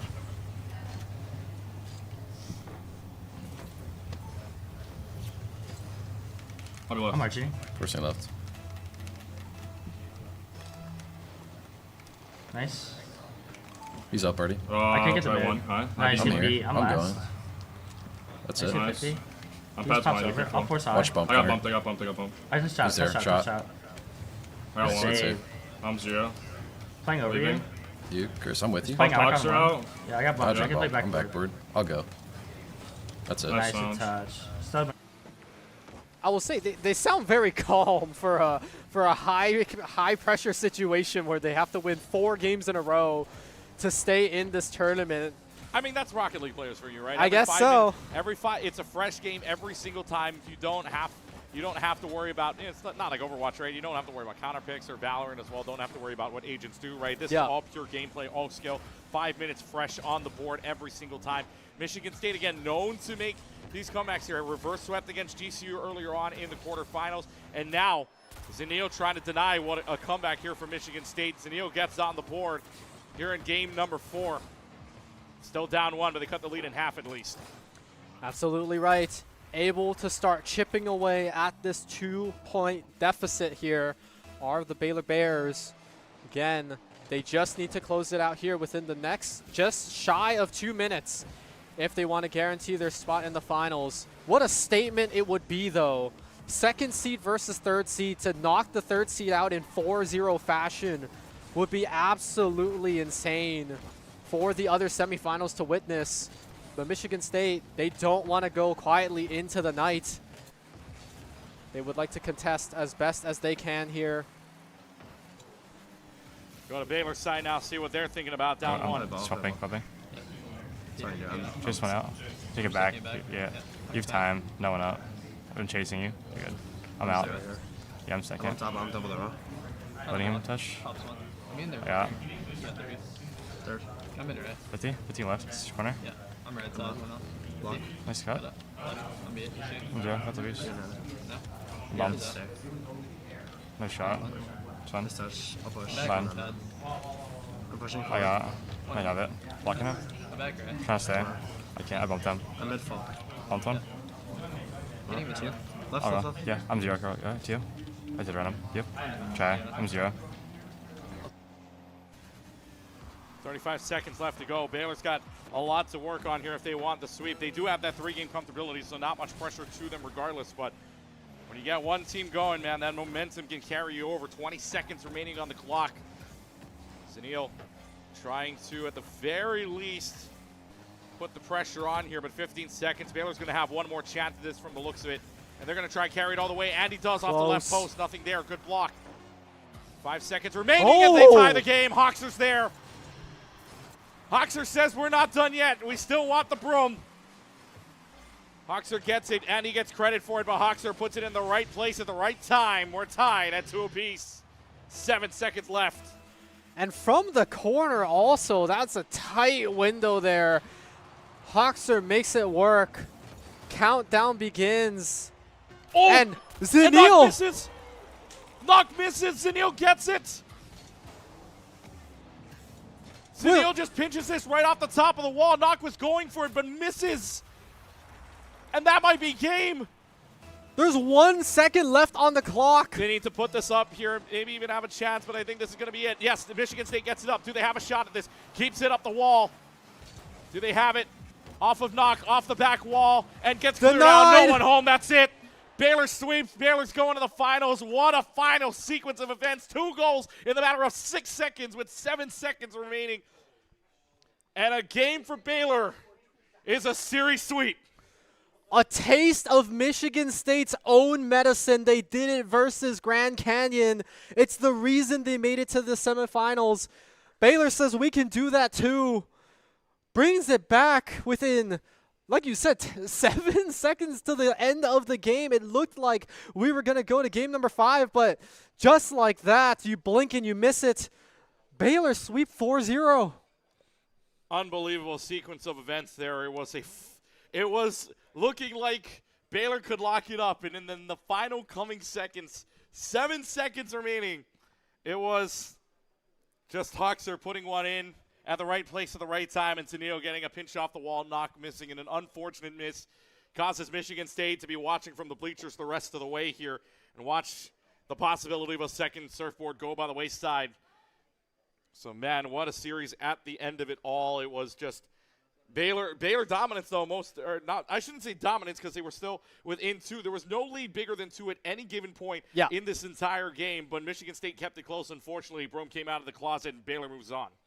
Absolutely right, and with that, Baylor do move on to the finals, but like you say, one of the main stage surfboard owners has now been eliminated. And so Boise, the only one to be able to continue that legacy if they win their semifinals and bring it to the finals. If not, then We might have a new surfboard lifter today. Potentially. So let's go ahead and take a look at our bracket here between the last remaining 3 teams, because Baylor is going to move on into the championship round. No reseed obviously needed for the championship round, but it is a 4-0 sweep for Baylor. Moving on, Michigan State eliminated. So our next matchup now goes between Boise State and Syracuse. Number 1 taking on the number 4 seed. Boise State going 5-0 yesterday. Syracuse going 2-3. Boise State maybe finding their way to a Baylor showdown. And if that is the case, then we will have a matchup between a veteran team here at HEI against a newcomer here for Baylor as well. So this is going to be very, very exciting to see what happens here coming up. But first, we want to tell you about GG Circuit. And we want to tell you about them as a Hawaii Esports Invitational, or I'm sorry, excuse me, as Hawaii Esports Invitational is proudly sponsored by GG Circuit. For 18 years, GG Circuit has powered LAN centers and esports lab management for schools and venues worldwide, delivering the infrastructure that keeps competition moving. Go ahead and check them out by visiting their website at ggcircuit.com. That's ggcircuit.com. We do say GG's, though, to Michigan State. We welcome them back here for the 3rd year, the only team that has made here all 3 appearances, or I should say the only school that has made all 3 appearances in HEI. So we hope we see them back here for another year next year to make it 4 for 4. But when we come back, another matchup between the other veteran here in this HEI contest, and that is Boise State taking on the newcomers in Syracuse. So farthest distance between closest distance coming up next here from HEI 2026. You're watching the Hawaii Esports Invitational presented by Zippy's. Track individual playtime, monitor progress, and build engagement with leaderboards and rewards tailored for scholastic environments. Switch from the classroom to competition with GG Rock. Schedule PCs to boot into gaming or academic desktops while keeping devices secure and clutter-free with daily imaging updates. Whether it's scholastic leagues or collegiate level competitions, GG Circuit provides the tools to elevate your school's gaming program while keeping technology management effortless. And with GG Services, managing your program is hands-free. Remote updates ensure every game, driver, and plugin is tested, optimized, and ready to go, all without lifting a finger. Join the schools already powered by GG Circuit, connecting millions of players worldwide. From classroom to competition, we're building the future of gaming education. With over 16 years of expertise, building esports infrastructure is our passion. Level up your program with GG Circuit today.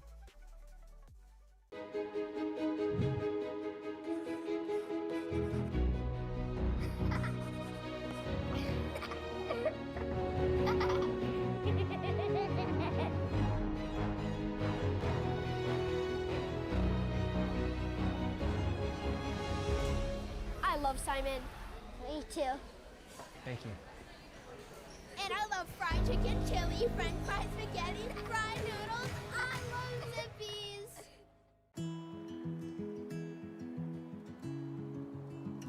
It was her first day back. She just had that look. I asked her and she said college was hard. But our first stop, that would remind her she was home. The Mainland's so big and it's so beautiful. But what I do miss is the food.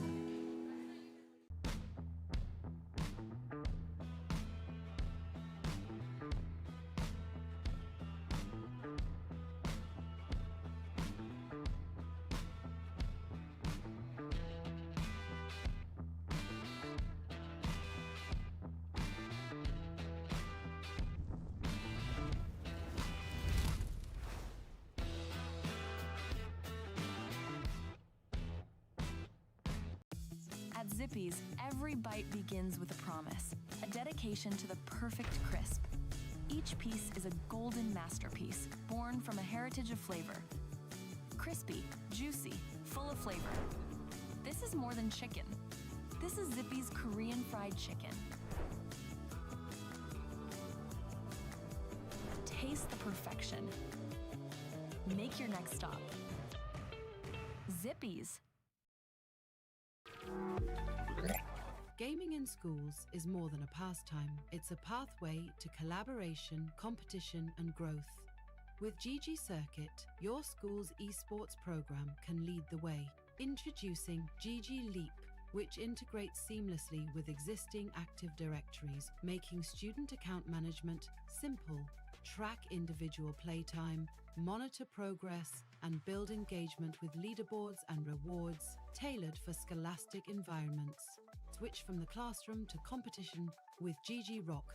Schedule PCs to boot into gaming or academic desktops while keeping devices secure and clutter-free with daily imaging updates. Whether it's scholastic leagues or collegiate level competitions, GG Circuit provides the tools to elevate your school's gaming program while keeping technology management effortless. And with GG Services, managing your program is hands-free.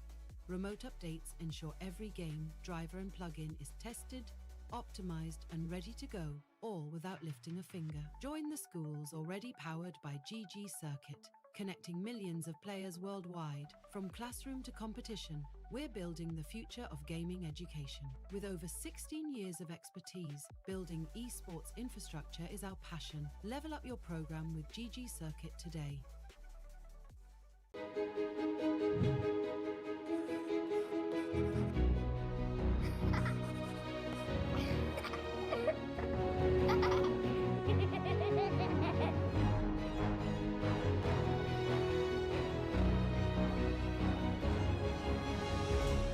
I love Simon.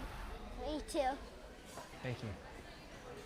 And I love fried chicken, chili, french fries, spaghetti, fried noodles. I love Zippy's.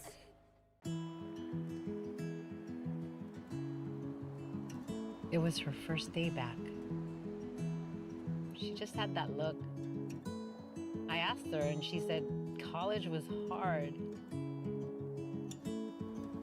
But our first stop, that would remind her she was home. The mainland's so big and it's so beautiful. But what I do miss is the food.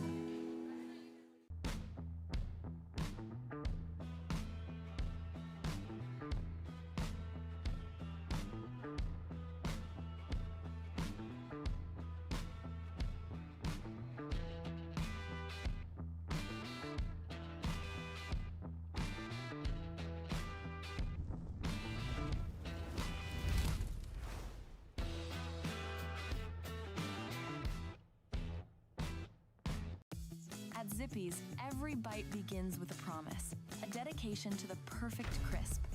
Each piece is a golden masterpiece, born from a heritage of flavor. Crispy, juicy, full of flavor. This is more than chicken. This is Zippy's Korean fried chicken. Taste the perfection. Make your next stop. Zippy's. Gaming in schools is more than a pastime. It's a pathway to collaboration, competition, and growth. With GG Circuit, your school's esports program can lead the way. Introducing GG Leap, which integrates seamlessly with existing Active Directories, making student account management simple. Track individual playtime, monitor progress, and build engagement with leaderboards and rewards tailored for scholastic environments. Switch from the classroom to competition with GG Rock. Schedule PCs to boot into gaming or academic desktops while keeping devices secure and clutter-free with daily imaging updates. Whether it's scholastic leagues or collegiate level competitions, GG Circuit provides the tools to elevate your school's gaming program while keeping technology management effortless. And with GG Services, managing your program is hands-free. Remote updates ensure every game, driver, and plugin is tested, optimized, and ready to go, all without lifting a finger. Join the schools already powered by GG Circuit, connecting millions of players worldwide. From classroom to competition, we're building the future of gaming education. With over 16 years of expertise, building esports infrastructure is our passion. Level up your program with GG Circuit today.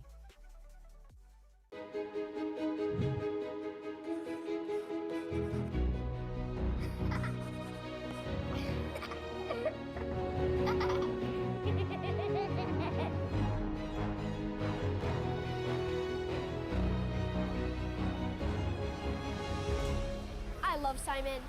Me too. Thank you. And I love fried chicken, chili, french fries, spaghetti, fried noodles. I love Zippy's.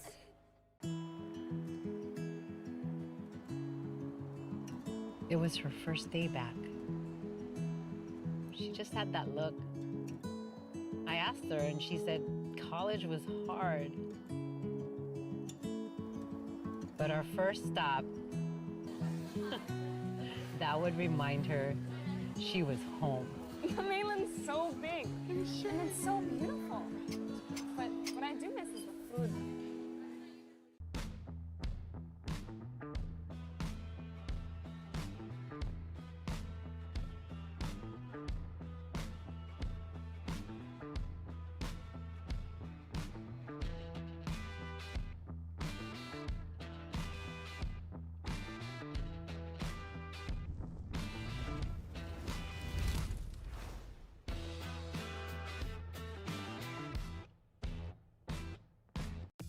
At Zippy's, every bite begins with a promise, a dedication to the perfect crisp. Each piece is a golden masterpiece, born from a heritage of flavor. Crispy, juicy, full of flavor. This is more than chicken. This is Zippy's Korean fried chicken. Taste the perfection. Make your next stop. Zippy's. Gaming in schools is more than a pastime. It's a pathway to collaboration, competition, and growth. With GG Circuit, your school's esports program can lead the way. Introducing GG Leap, which integrates seamlessly with existing Active Directories, making student account management simple. Track individual playtime, monitor progress, and build engagement with leaderboards and rewards tailored for scholastic environments. Switch from the classroom to competition with GG Rock. Schedule PCs to boot into gaming or academic desktops while keeping devices secure and clutter-free with daily imaging updates. Whether it's scholastic leagues or collegiate level competitions, GG Circuit provides the tools to elevate your school's gaming program while keeping technology management effortless. And with GG Services, managing your program is hands-free.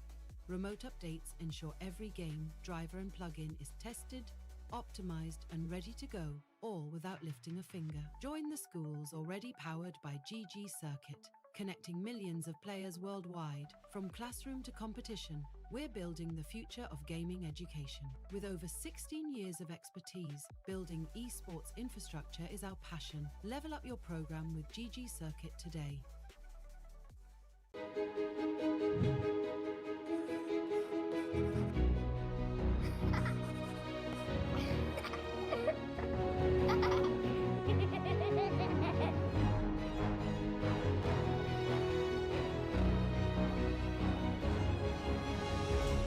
I love Simon. Me too. Thank you. And I love fried chicken, chili, french fries, spaghetti, fried noodles. I love Zippy's.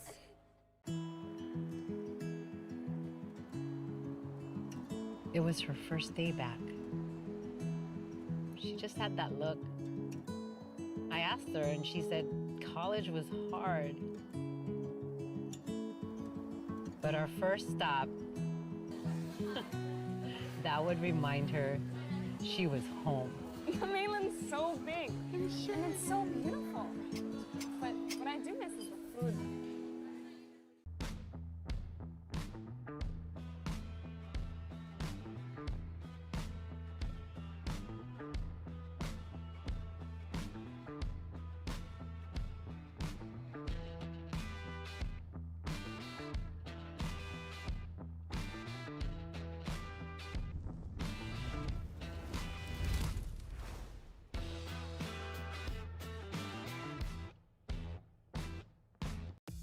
At Zippy's, every bite begins with a promise, a dedication to the perfect crisp. Each piece is a golden masterpiece, born from a heritage of flavor. Crispy, juicy, full of flavor. This is more than chicken. This is Zippy's Korean fried chicken. Taste the perfection. Make your next stop. Zippy's. Gaming in schools is more than a pastime. It's a pathway to collaboration, competition, and growth. With GG Circuit, your school's esports program can lead the way. Introducing GG Leap, which integrates seamlessly with existing Active Directories, making student account management simple. Track individual playtime, monitor progress, and build engagement with leaderboards and rewards tailored for scholastic environments. Switch from the classroom to competition with GG Rock. Schedule PCs to boot into gaming or academic desktops while keeping devices secure and clutter-free with daily imaging updates. Whether it's scholastic leagues or collegiate level competitions, GG Circuit provides the tools to elevate your school's gaming program while keeping technology management effortless. And with GG Services, managing your program is hands-free. Remote updates ensure every game, driver, and plugin is tested, optimized, and ready to go, all without lifting a finger. Join the schools already powered by GG Circuit, connecting millions of players worldwide. From classroom to competition, we're building the future of gaming education. With over 16 years of expertise, building esports infrastructure is our passion. Level up your program with GG Circuit today.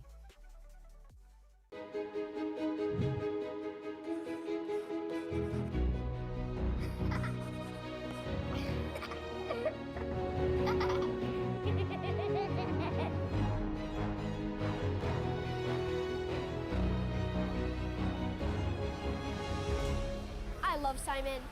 Me too. Thank you. And I love fried chicken, chili, french fries, spaghetti, fried noodles. I love Zippy's.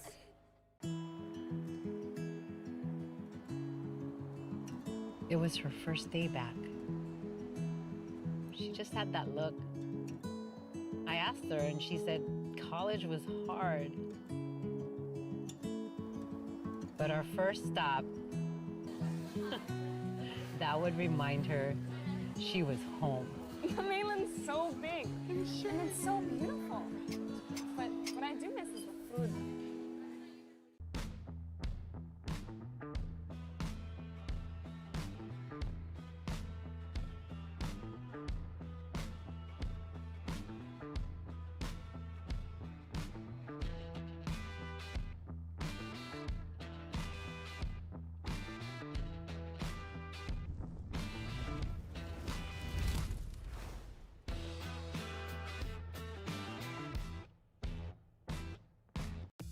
At Zippy's, every bite begins with a promise, a dedication to the perfect crisp. Each piece is a golden masterpiece, born from a heritage of flavor. Crispy, juicy, full of flavor. This is more than chicken. This is Zippy's Korean fried chicken. Taste the perfection. Make your next stop. Zippy's. Gaming in schools is more than a pastime. It's a pathway to collaboration, competition, and growth. With GG Circuit, your school's esports program can lead the way. Introducing GG Leap, which integrates seamlessly with existing Active Directories, making student account management simple. Track individual playtime, monitor progress, and build engagement with leaderboards and rewards tailored for scholastic environments. Switch from the classroom to competition with GG Rock. Schedule PCs to boot into gaming or academic desktops while keeping devices secure and clutter-free with daily imaging updates. Whether it's scholastic leagues or collegiate level competitions, GG Circuit provides the tools to elevate your school's gaming program while keeping technology management effortless. And with GG Services, managing your program is hands-free. Remote updates ensure every game, driver, and plugin is tested, optimized, and ready to go, all without lifting a finger. Join the schools already powered by GG Circuit, connecting millions of players worldwide. From classroom to competition, we're building the future of gaming education. With over 16 years of expertise, building esports infrastructure is our passion. Level up your program with GG Circuit today.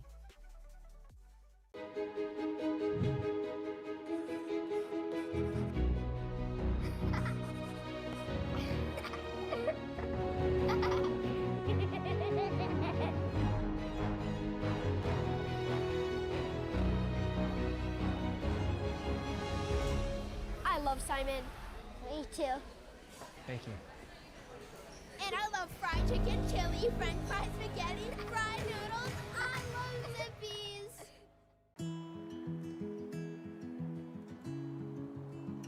It was her first day back. She just had that look. I asked her and she said college was hard. But our first stop, that would remind her she was home. The mainland's so big and it's so beautiful. But what I do miss is the food.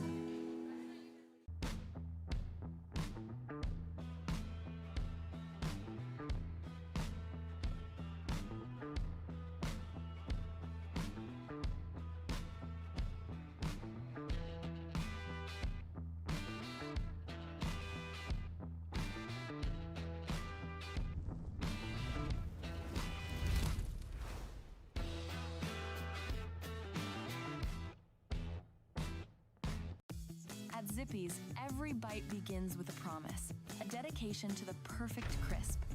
Each piece is a golden masterpiece, born from a heritage of flavor. Crispy, juicy, full of flavor. This is more than chicken. This is Zippy's Korean fried chicken. Taste the perfection. Make your next stop. Zippy's. Gaming in schools is more than a pastime. It's a pathway to collaboration, competition, and growth. With GG Circuit, your school's esports program can lead the way. Introducing GG Leap, which integrates seamlessly with existing Active Directories, making student account management simple. Track individual playtime, monitor progress, and build engagement with leaderboards and rewards.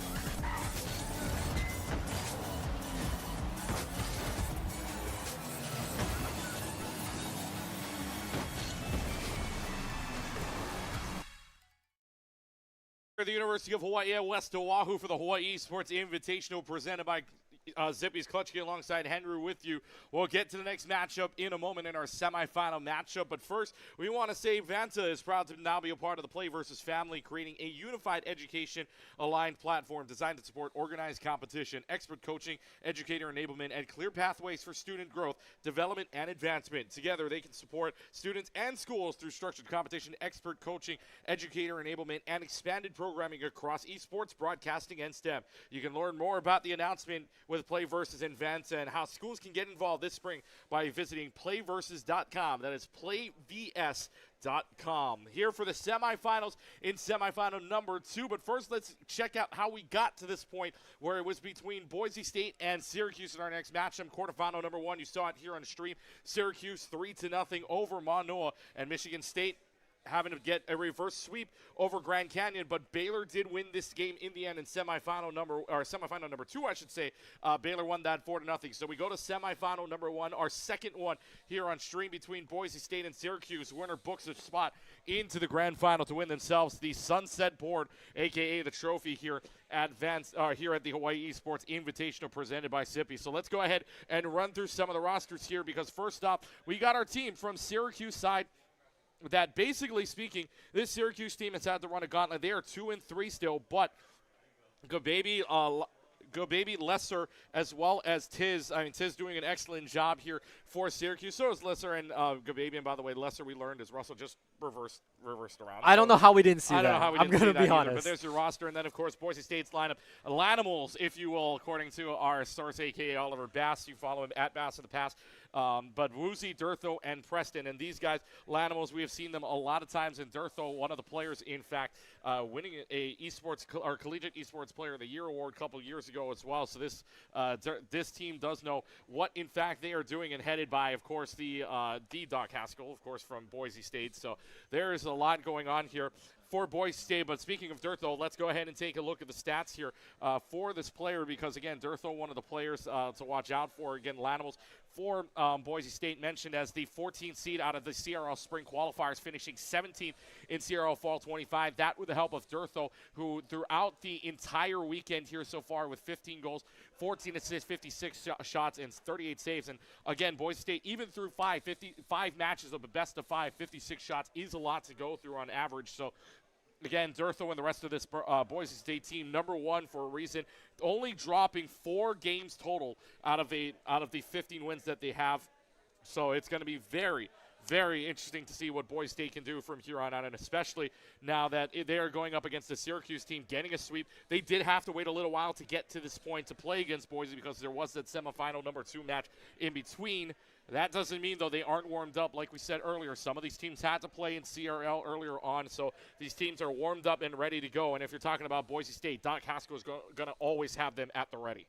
Yeah, and now we're down to the top 4 teams, like you said, 1st, 2nd, 3rd, and 4th seed in our tournament here, able to make it to the semifinals. This is dynamic seeding, I would say, not like you got to choose your opponent here, but 1st versus 4th, definitely an uphill battle for Syracuse. Luckily, like you said, for them, they did have that opportunity to kind of talk with their coach, kind of recuperate as a team while that other semifinal match was happening. But now, let's see if they're able to take down the Titans, the undefeated 1st seed, like you said.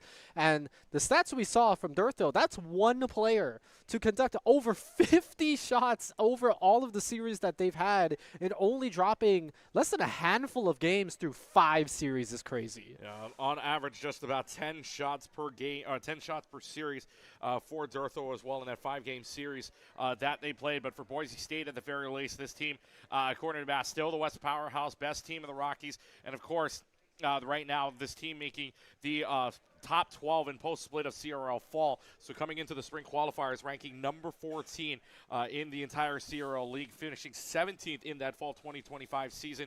And, of course, the consensus right now, Boise State lining up right around 15 through 20, which, again, if you take a look at the entire roster here of our teams, is the second-best team. The only other one right now would be our, third best, because Syracuse actually ranked right around 11th place right now in the kind of consensus ranking that Bass was talking about earlier, or that Bass has been talking to me about. So really for this for the Syracuse team as well, they finished 11th through 12th in CRL Fall 2025 too. So it's not like to say that this is not an even matchup, but according to paper, according to what just according to chalk right now, you would say Boise State is the favorite.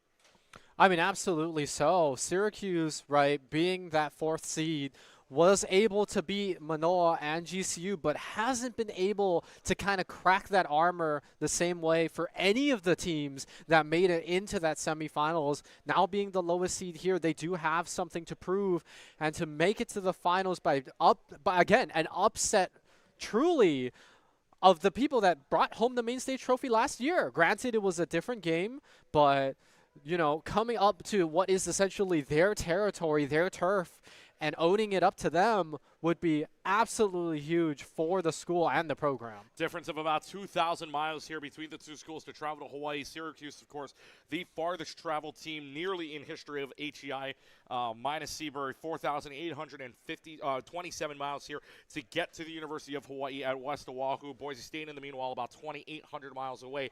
But both of these teams know what it's like to play on a land situation. Syracuse and Boise State, by the way, both having their own esports centers and their own esports arenas. Both are very, very nice. Syracuse, of course, the newest one to have their esports arena open, and it's beautiful. So they know what it's like to play together on a land situation, as these teams should be regularly anyways. So now in a land situation, but so far away from home, they have had that one group stay to kind of get adjusted. Now your question is for Syracuse. They did lose to Boise State yesterday on that front. They lost to Boise State, if I remember the score correctly. It was 3-0 in a sweep. So Syracuse now adjusted to this weather play, or to this, I guess, new environment. New environment, if you will. That is the big question. So we go underway now. Game number 1 between the Orange and the Broncos, and we're off here with a best of 7 in semifinals number 1. It might be a kickoff goal to start. Tiz gets there in the nick of time before anything else here, and it will be Boise State that has push advantage right now. Back to the corner split, and it will be back on Boise's side of the field.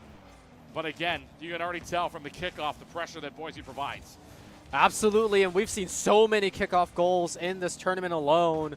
You know, I wouldn't be surprised if it's just in the forefront of the players' minds now that is very possible and can easily sway the tempo of the game, you know, snowball that aggression into the rest of the 5 minutes here. Boise State, relentless in their pursuit, keeping the ball even in the front quarter, I would say, of the entire field. And Syracuse, having to play on the back foot, having to play defense, finally is able to bring it into the Boise half here. Boise against Syracuse again. Last time was a 3-0 victory for the Broncos.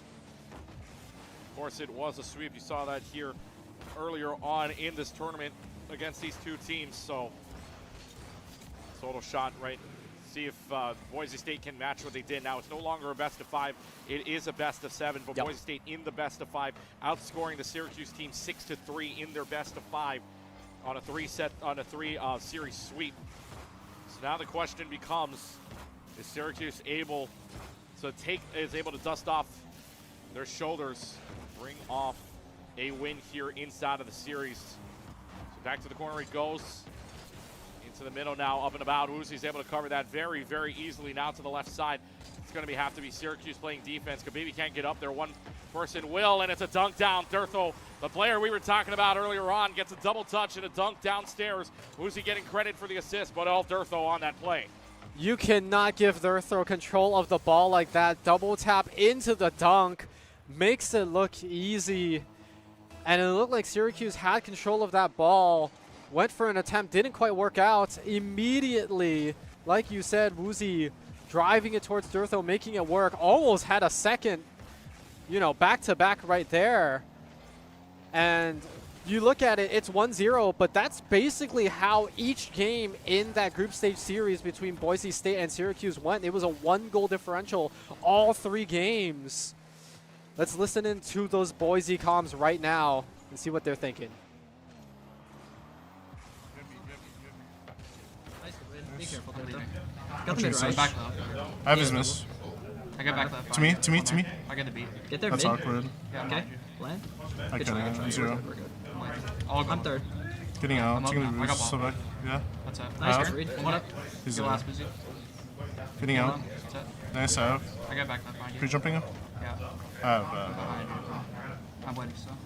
Thing Pass behind you third. right side. I got. Deep So third. back. I got. Nice, good win. He beats. Tiz. Still a boost side. I have his pedic. Behind you. Turn it up. I got. Nice out. Nice, good Go back touch. left Solo up there. behind Pad you. third, Yeah, pad third. I'm behind you. Bumping him. Back here with our matchup. You have 2 minutes left to go on the clock here. Hard Boise Constant again. No, Doc looking right over their shoulders, making sure that they are still locked in the entire way through. 1-0 here, 50-50 ball one, but ball still floating there, able to clear it out. Preston is there for the clear out right now. And again, in every single instance here between Syracuse and Boise, in their very first game, very first games, I should say, and the very first goals happened all through Boise. Every single goal that was scored first was by Boise, and of course, every single game won by Boise in the end as well. So if Boise can get off to a good run, that is not bad. But let's go ahead and listen into the orange. Oh, I didn't mean to. Good talk, good talk. I'm on. Well, come on. I'm on it. You can Got go. it? I got it. Fine time. Nice. I'll get behind you. I'm in that. Take me first. Yeah, team time. I still have. I'm right Team side. 50. 50. Get behind 50. this. That's it. Yeah. Okay. Waiting. Still back. I'm back. One on fake. We're good. Got it. I'm on. Playing that. I have back, I have shot. Go, boys. I'm on it. Yep, up left. Yep. Yeah, here's one. Watching middle. Yep, still bunny. Good for pressing. Good. Yep, Good corner. nice. That's it. One on. Yep, time. Playing left side. I'm mid left. Well, that's all. I got it. Come Oh, on, you? come on. Team Right, time. right. Shoot it. Yeah, team down. Okay. Flying down. Yep, Pop one over. up. Driving the block. Got middle Jump right. down. Over you. That's it. Can't get you. Yep. One up. Bumped one. I have to go. Not So, bad. Preston finds a way to score in as we cut off the mics or the cues, but instead it's Preston getting a solo goal all the way from near midfield, able to get it in, shoots it in. Preston makes it a 2-0 lead now for Boise State. No assist needed with 42 seconds left to go. Time's going to dwindle away here.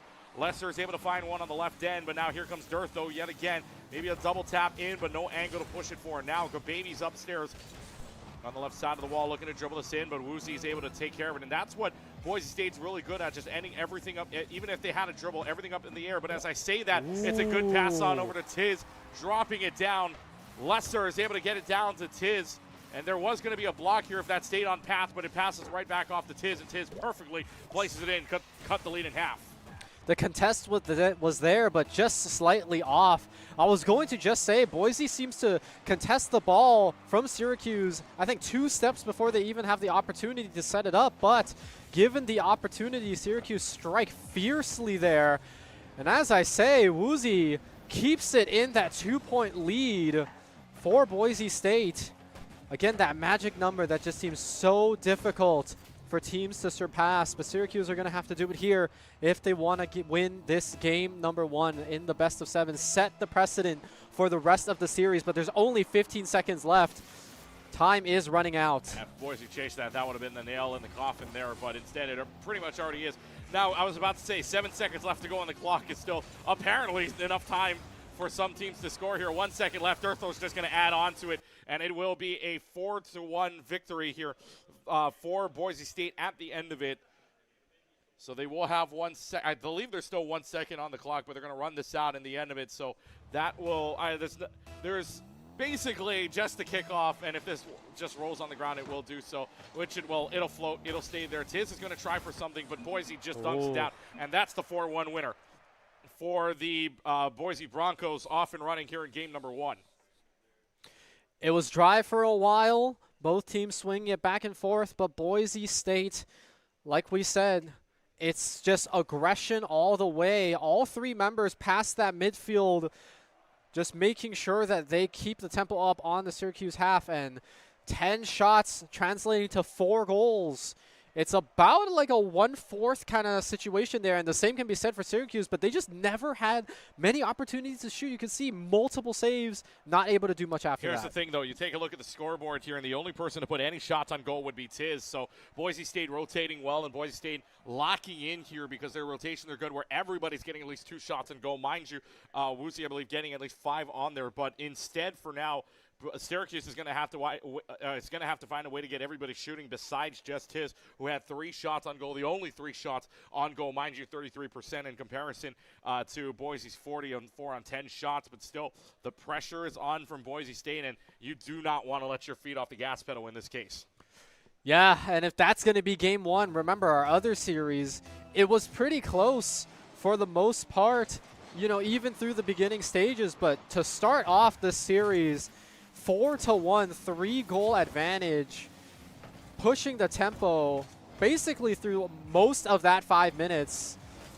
You've got to feel pretty nervous if you're the Oranges right now. But game two, like we said, new 5 minutes, complete reset, everything is another new one.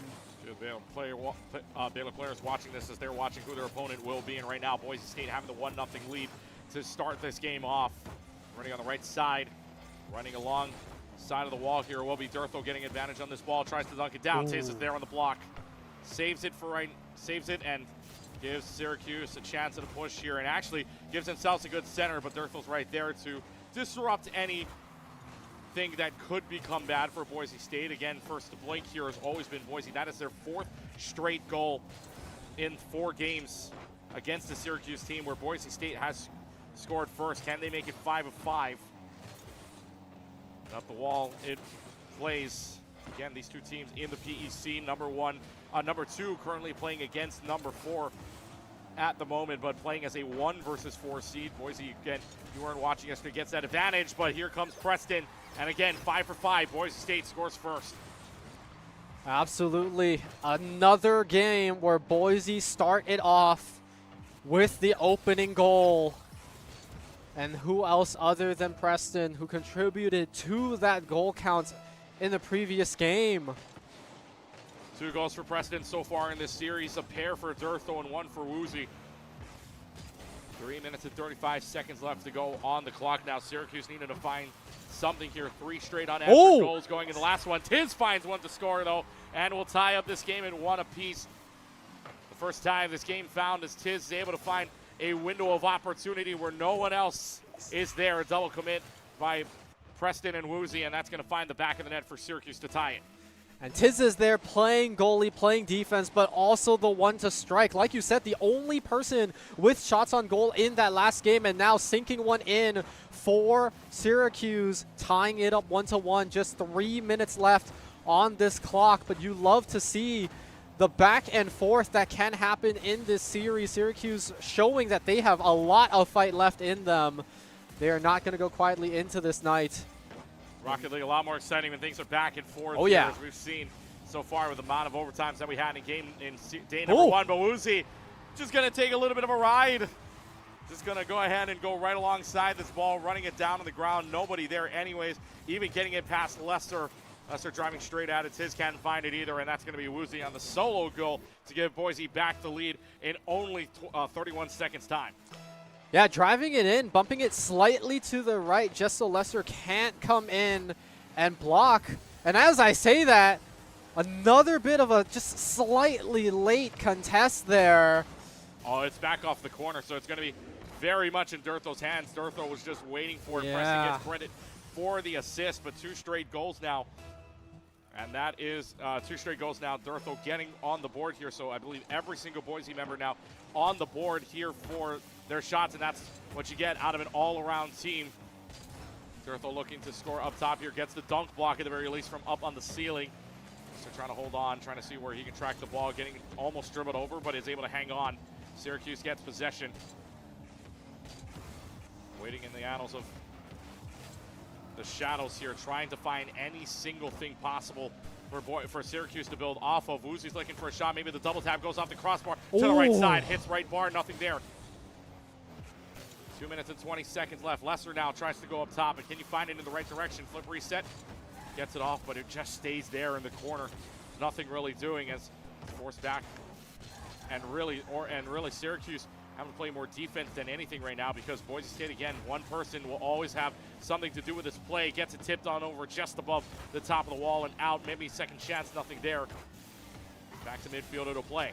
And these delayed 2-prong attacks are just so lethal on the side of Boise State. You think it's going to be a one and done, but they always have someone else in another position. And now let's hear what Boise have to say. Hi. Yep, I'm hitting it low first. Yeah. Have again. Take it. Bumping. I can't trust. So back. Light touch bad, light touch bad. I got it. Yeah. 50. You got time. Jump a third. Wow, what a chow. Yeah, no one in there. I get one 40. touch. Good help. I'm here. I have again. Leave it. My bad. Who's there? I'm third. That's all right. I'm dead. Around me. I can't be there. Tiz is going to find a way to score here.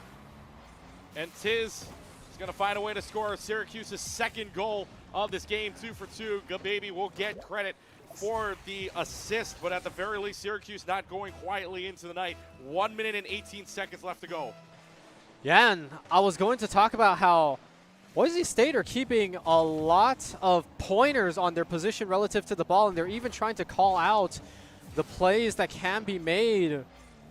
But sometimes when you're a little over-managing on things like that, you start to lose track of everything that can be happening. This game is super dynamic in the sense that every second can have a different scenario coming out depending on the moves of the players.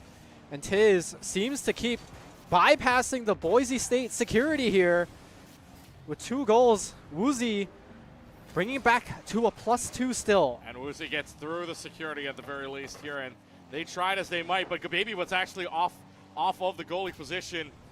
Tried to rotate out, but unfortunately Woozy's there on a quick turnaround. Makes it 4-2 with 43 seconds left to go. So Boise, I mean, I would say that Boise has the secured, but you never know based on Baylor's last game in the final 7 seconds. Oh, yeah. The way on its head. You never know what could happen. But instead, Syracuse trying to find a way, maybe their best look right there. Preston clears this out via 2-on-1. Tish trying to block it and get another shot in. 30 seconds left, though. Syracuse needs a goal soon. But unfortunately, back to the middle it'll play since we'll be able to catch this one. But it still goes back and forth as Preston looking to put this one away. No, goes off the left post. Still gives Syracuse life, but not a lot of it. Maybe being assistantly very soon here. 5 seconds left to go. Ball doesn't even matter here at this point. They may just score this in the finale, but instead they'll let it go. 4-2, the second score here in game number 2.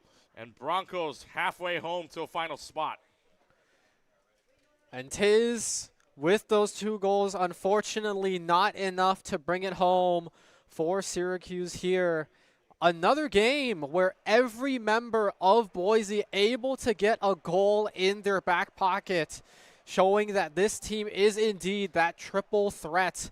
And you mentioned it, 2 shots for 2 goals for Tiz, but no one else able to translate any of those attempts if they even were able to get one. It's very spread out across the board here. You can see Woozy 4-3-3 in terms of shots. Woozy, Durtho, Preston, but lesser Tiz, Gababy. Only 2 shots for Tiz. Nobody else gets a touch to go towards the goal. And in fact, for the goals itself, also pretty much spread out. Woozy with a pair. Durtho and Preston get theirs as well. So you can see how much the rotations are helping out Boise State. They are keeping the pressure on one at a time, not letting Syracuse breathe. And even if they get a window, they're able to put one back every single time. Syracuse has tried to score, even on the 3 goals. They have not been able to do consecutive goals back-to-back in terms of scoring for Syracuse. It has been a Syracuse goal followed by a Boise goal no matter what has happened so far. Yeah, and especially since Boise's the one with the first goal in every game thus far, you know, the Syracuse goal is only an answer to that initial goal. Giving Boise more goals after that just still keeps them in the lead.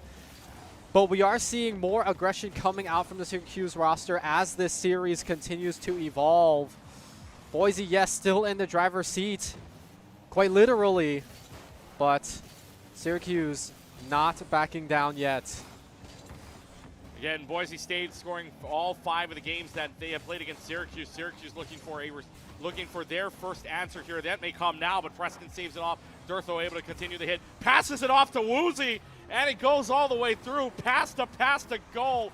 From goal to goal as well. Preston saves it. Durtho passes it, and it's perfect for Woozy. A team play, and that's how Boise plays. And that's what we're talking about. Able to turn a shot attempt from the enemy team into a goal from one net to the other, just like that, within a matter of 1 pass. Woozy able to lock that one up, and another game, 3rd game in a row where Boise scored that first one. Very defining for the rest of the 5 minutes. Unless Syracuse have an answer, it seems like it's a repeating story Groundhog 5 minutes, if you will. 6 for 6 against Syracuse in terms of scoring first. Syracuse is going to have to find a way to respond here, especially that you don't want to go down 3-0 here either. If this lead holds for the rest of the 3:40 on the clock, Syracuse needs to buy a goal here, or just make a comeback here. Needs to get the back and forth going because, again, Boise, the only one that has scored consecutive goals here in this series. We'll go to the Orange right now to see what their comms are like down 1. Backward. I'll go. Floating. I have it. I can't. Yep, so 0. I can try. I can't. Can't reach. And as soon as we get another one, it feels like it's just coincidental at this point that we take the Q's audio, but then Boise scores right away. Credit to Preston for the assist, but Durtho puts it in. Boise's up 2-0. Yeah, and it's so hard to drive the ball, you know, away from above the goal because that area has been so good for Boise. They've either been dunking it down or they double tap it. It works so well for Boise, and Syracuse are just trying to drive it back into the corner or something like that. But it just hasn't been working out. Boise's just been finding an avenue every single time to turn that into a goal. And now 2-0. We haven't seen a lead more than 2. That may be the angle. They get one. And there's they one. They get one back. Lester's there. Puts Syracuse on the board. Tiz is in the right place. Good. Gets credit for the assist, but that's all Lester on the right angle. Cuts the lead to 1. And that's what we're talking about. Once they have the potential to bring it to Boise State's half, it did not take long for them to score that in. And you got to remember, I think from that group stage, the Boise State-Syracuse series was the closest one. Only one goal made the difference in all 3 of those games. Yes, it was a 3-0, but it was literally 1 goal difference all the way through. Differential here so far, +3 for Boise, +2 for Boise in game 1 and 2. Both times, by the way, they had 10 shots on goal, so they have 20 total here in the past 2 games. That could change. Syracuse now trying to push their luck. They are only down 1. 2 minutes and 10 seconds left to go, though. Syracuse needs to buy another one here to tie this game up. Who's just going to try to carry this all the way, but will get cleared out for the moment. Stays on the orange side of the floor. Preston, though, gets cleared out in the mid. See if Syracuse can put on the pressure. This is centered here, seeing if anybody can jump up there, but Durtho was there first. Maybe Preston can respond here. Preston's there, clears out on the top of the wall, and very gently comes back down to the field. And it will be a pass-off here. Can they find something through it? Crossbar and out for right now. Maybe a second follow-up. Brada falls down. Nothing there. Durtho clears it. Syracuse, one of the better looks that they had. Unfortunately, crossbar demon is there. And they try again, and they score. Lesser one more time. For this time from Gobaby. And for the first time, Syracuse finds consecutive goals and finds the tie in the middle of the game. And it looked like they were running out of steam. All members of Syracuse were running out of boost. Able to cycle it, go in for a repeat play. And like you said, the first time we see back-to-back goals in favor of Syracuse the entire series. Showing it in game number 3 here, making sure Boise do not get series point off of this. They don't want to make them feel comfortable anyways. They want to make sure that those 2 consecutive goals are felt, and Wuzi takes it past on 1-on-1 between Durtho and Lesser, 1 out. Time by Lesser, but keeps it on the orange side of the floor. Preston now attempting for it. Tiz gets it. Do you have a double tap? No, it's going to be Wuzi that's there to make sure that nothing bad happens. Minute left to go on the clock. So we'll go off to the left side here now. Lesser, so far, 2 goals, 3 shots and a save for Lesser. Hat trick possibility in play for the Orange, but still the Broncos right now playing some defense. They can let this go and they score. Man, that's it. That's what we have to do. Good first time we win this series. That's it. Good stuff. Good job. They're gonna do some. Tiz and Lesser on the call for their Tiz getting it. 39 seconds left to go. 3-goal streak for Syracuse. The Orange have the lead. They may get a kickoff goal, but no, Durtho was there in the back line. Well, what a turnaround this has been. Is this the turning point for the Orange to make some noise? 30 seconds left to play. But maybe off the back wall here, seeing if the Orange can keep this up. 2 goals, 4 shots, an assist, and a save. Tiz on the board here for the shots. and the goals now in this game as well. Broncos looking to run the timeline here, looking to pass right up against Durtho on a flip. Blocks it off for right now. 10 seconds left to go. Does the Boise rotation happen? No. Tiz gets into the corner, wasting away more time here. 5 seconds left. Boise's going to have one more chance of this unless Syracuse can block this out. It'll be an air dribble for right now. Leaving it up. It's still up in the air. Woozy trying to carry this. Preston at the same time, too. Gets blocked off. Stays down on the ground, and Syracuse gets one back. This will not be a sweep. We play at least 5 games here in the series. Syracuse gets one back on a 3-2 line. And I think Boise State know Syracuse might be the dark horse in this tournament just for them. And you can see it. Lesser, I should say, participated in every single goal that Syracuse were able to make, either a goal shot in of himself or assisted. And so a big catalyst for this game win for Syracuse. Well, while they take a moment to catch a breath as a 2-1 lead for Boise State, Syracuse cutting that series lead. Zippy's is celebrating its 60th anniversary throughout this year.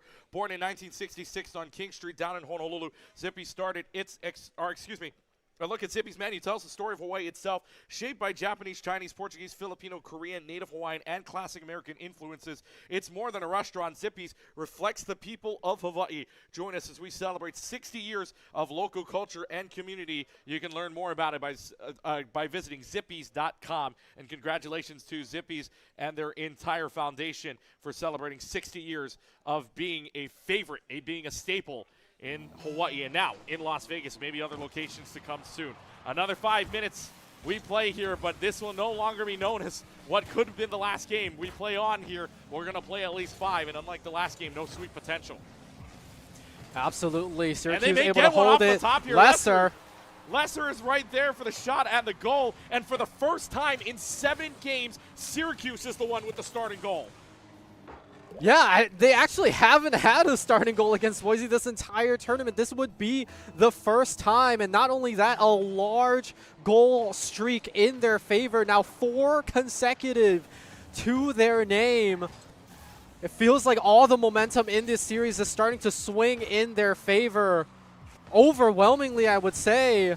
Shot attempt there, but triple block. Triple block. They wanted to make sure that nothing went in from there. Preston on Tiz. Tiz is able to find that block. Back to the midfield we go, and that's just how much Syracuse wants to tie up this series. They keep going back and forth here.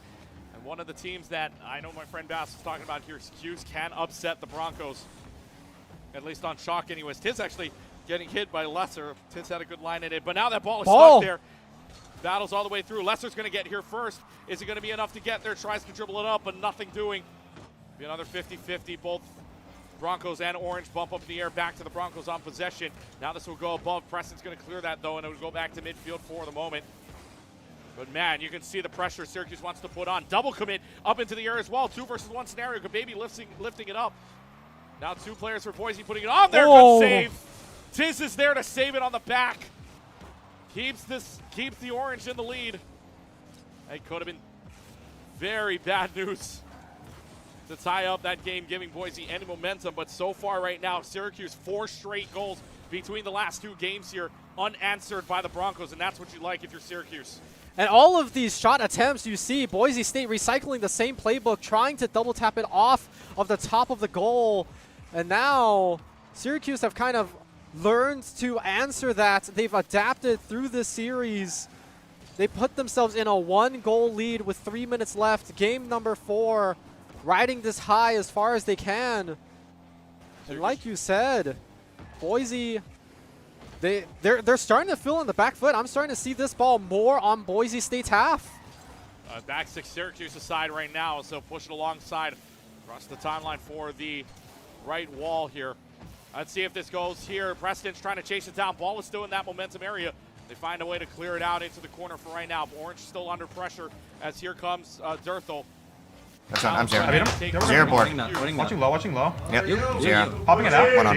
12 boost spawn. Go to waiting. Yep. He's Pouting. nothing. He kind of fucked it. 12 backward. Waiting. Yep. He's Watch over pass. mid. Up. Smash. I got it. 0 boost. Yep. He's on. Still 0. Diving ball. 50. Yep. Still 0. Fake. Yeah. Yep. I'm on. Good. Going Oh, on. That's all. I got it. I'm upright all the way. Yeah, take time. 1 on. Pop over. That's Grab it. it, I'm not down, Pop I'm hard. down. That's last. He has I'm one. back I forward. can cry. I'm patting. No, he's over. Got him. Patting. I need the boost. I Right need the boost. I need the boost. I need the boost. Fine. I need it too. Waiting. We're good. Up. 2 minutes left to go here in this matchup. Syracuse have the lead 1-0 with the only goal coming from Lesser so far. But a chance for Preston on the block, nothing there. Woozy goes up. Durtho's going to waterfall this down, but it'll go back into the hands of Lesser. Now Orange looking to run with it 2-on-1 for the moment here. Lesser, or rather, nearly, but Durtho's right there to cover. Nearly had a goal for the Orange to try and up their lead. Woozy will shoot, good save by Kababy. Preston from up top on the dunk. Lesser blocks it off. And the Orange still blocking off, gets through, no! Tiz with another wonderful save. Tiz stays in the pocket, keeping it here for Syracuse for right now. Minute 15 seconds. Preston looking to bump this up, double commit, they hit each other in the air. Boise has a chance to push this in and does so. They bump each other out of the air, they float down, and Durtho finds that just in the nick of time to score. Right onto the left side, no one can get there in time. Preston credited with it, but Durtho finds the back of the net to tie it at 1. I mean, it was a barrage of attempts right there. I think in just that 30-second sequence, multiple shot attempts from all members of Boise State. Finally, they're thinking, finally one of them connects. Durtho able, like you said, on that left side to make it work. Ties up game number 4. Just a minute left. The tensest 60 seconds. You have to imagine Syracuse's opportunity to tie it up. Boise State's opportunity to bring it to series points. The stakes are so high. Lesser trying to drive it in, immediately stifled out by 2 members. Going to the Broncos here with 30 seconds. I'll float. So back. I'm floating still. He fakes. Do we not? H ult. Fine. Force. Fine. So, I have. What? I have money. Well said. Under me. I got it. Got the corner. Oh, we don't. Water. Reset. No shot. Place high. Time. Yeah. Take control. Taking the boost. On you now. I'm done. Nice Calm setup. Yep. You're pushing One up. hard. That's third. That's I'm it. not bad. He's there. Protect it. Try to get the boost. Get the boost. He's there. I'm behind you, dude. I'm behind you. I have to watch the spot. 5 seconds left to go, trying to get there. Can they find a way? Will they let this just drop down and go to OT? Woozy on the touch. Durtho there. Tries to block him out of the way. No one's home. Keeps it up in the air. We still play on. Preston's there, just going to dunk it down. That was the closest you could have had it before it went in. Instead, Syracuse able to breathe. And Boise State still trying out for right now to find a way to break free of this stalemate. No goals here since 1:13. Syracuse, though, now need to play some defense against the pressure from Boise. Gets a little bit of a hit, now to the corner, 1 versus 1. He's able to clear that out.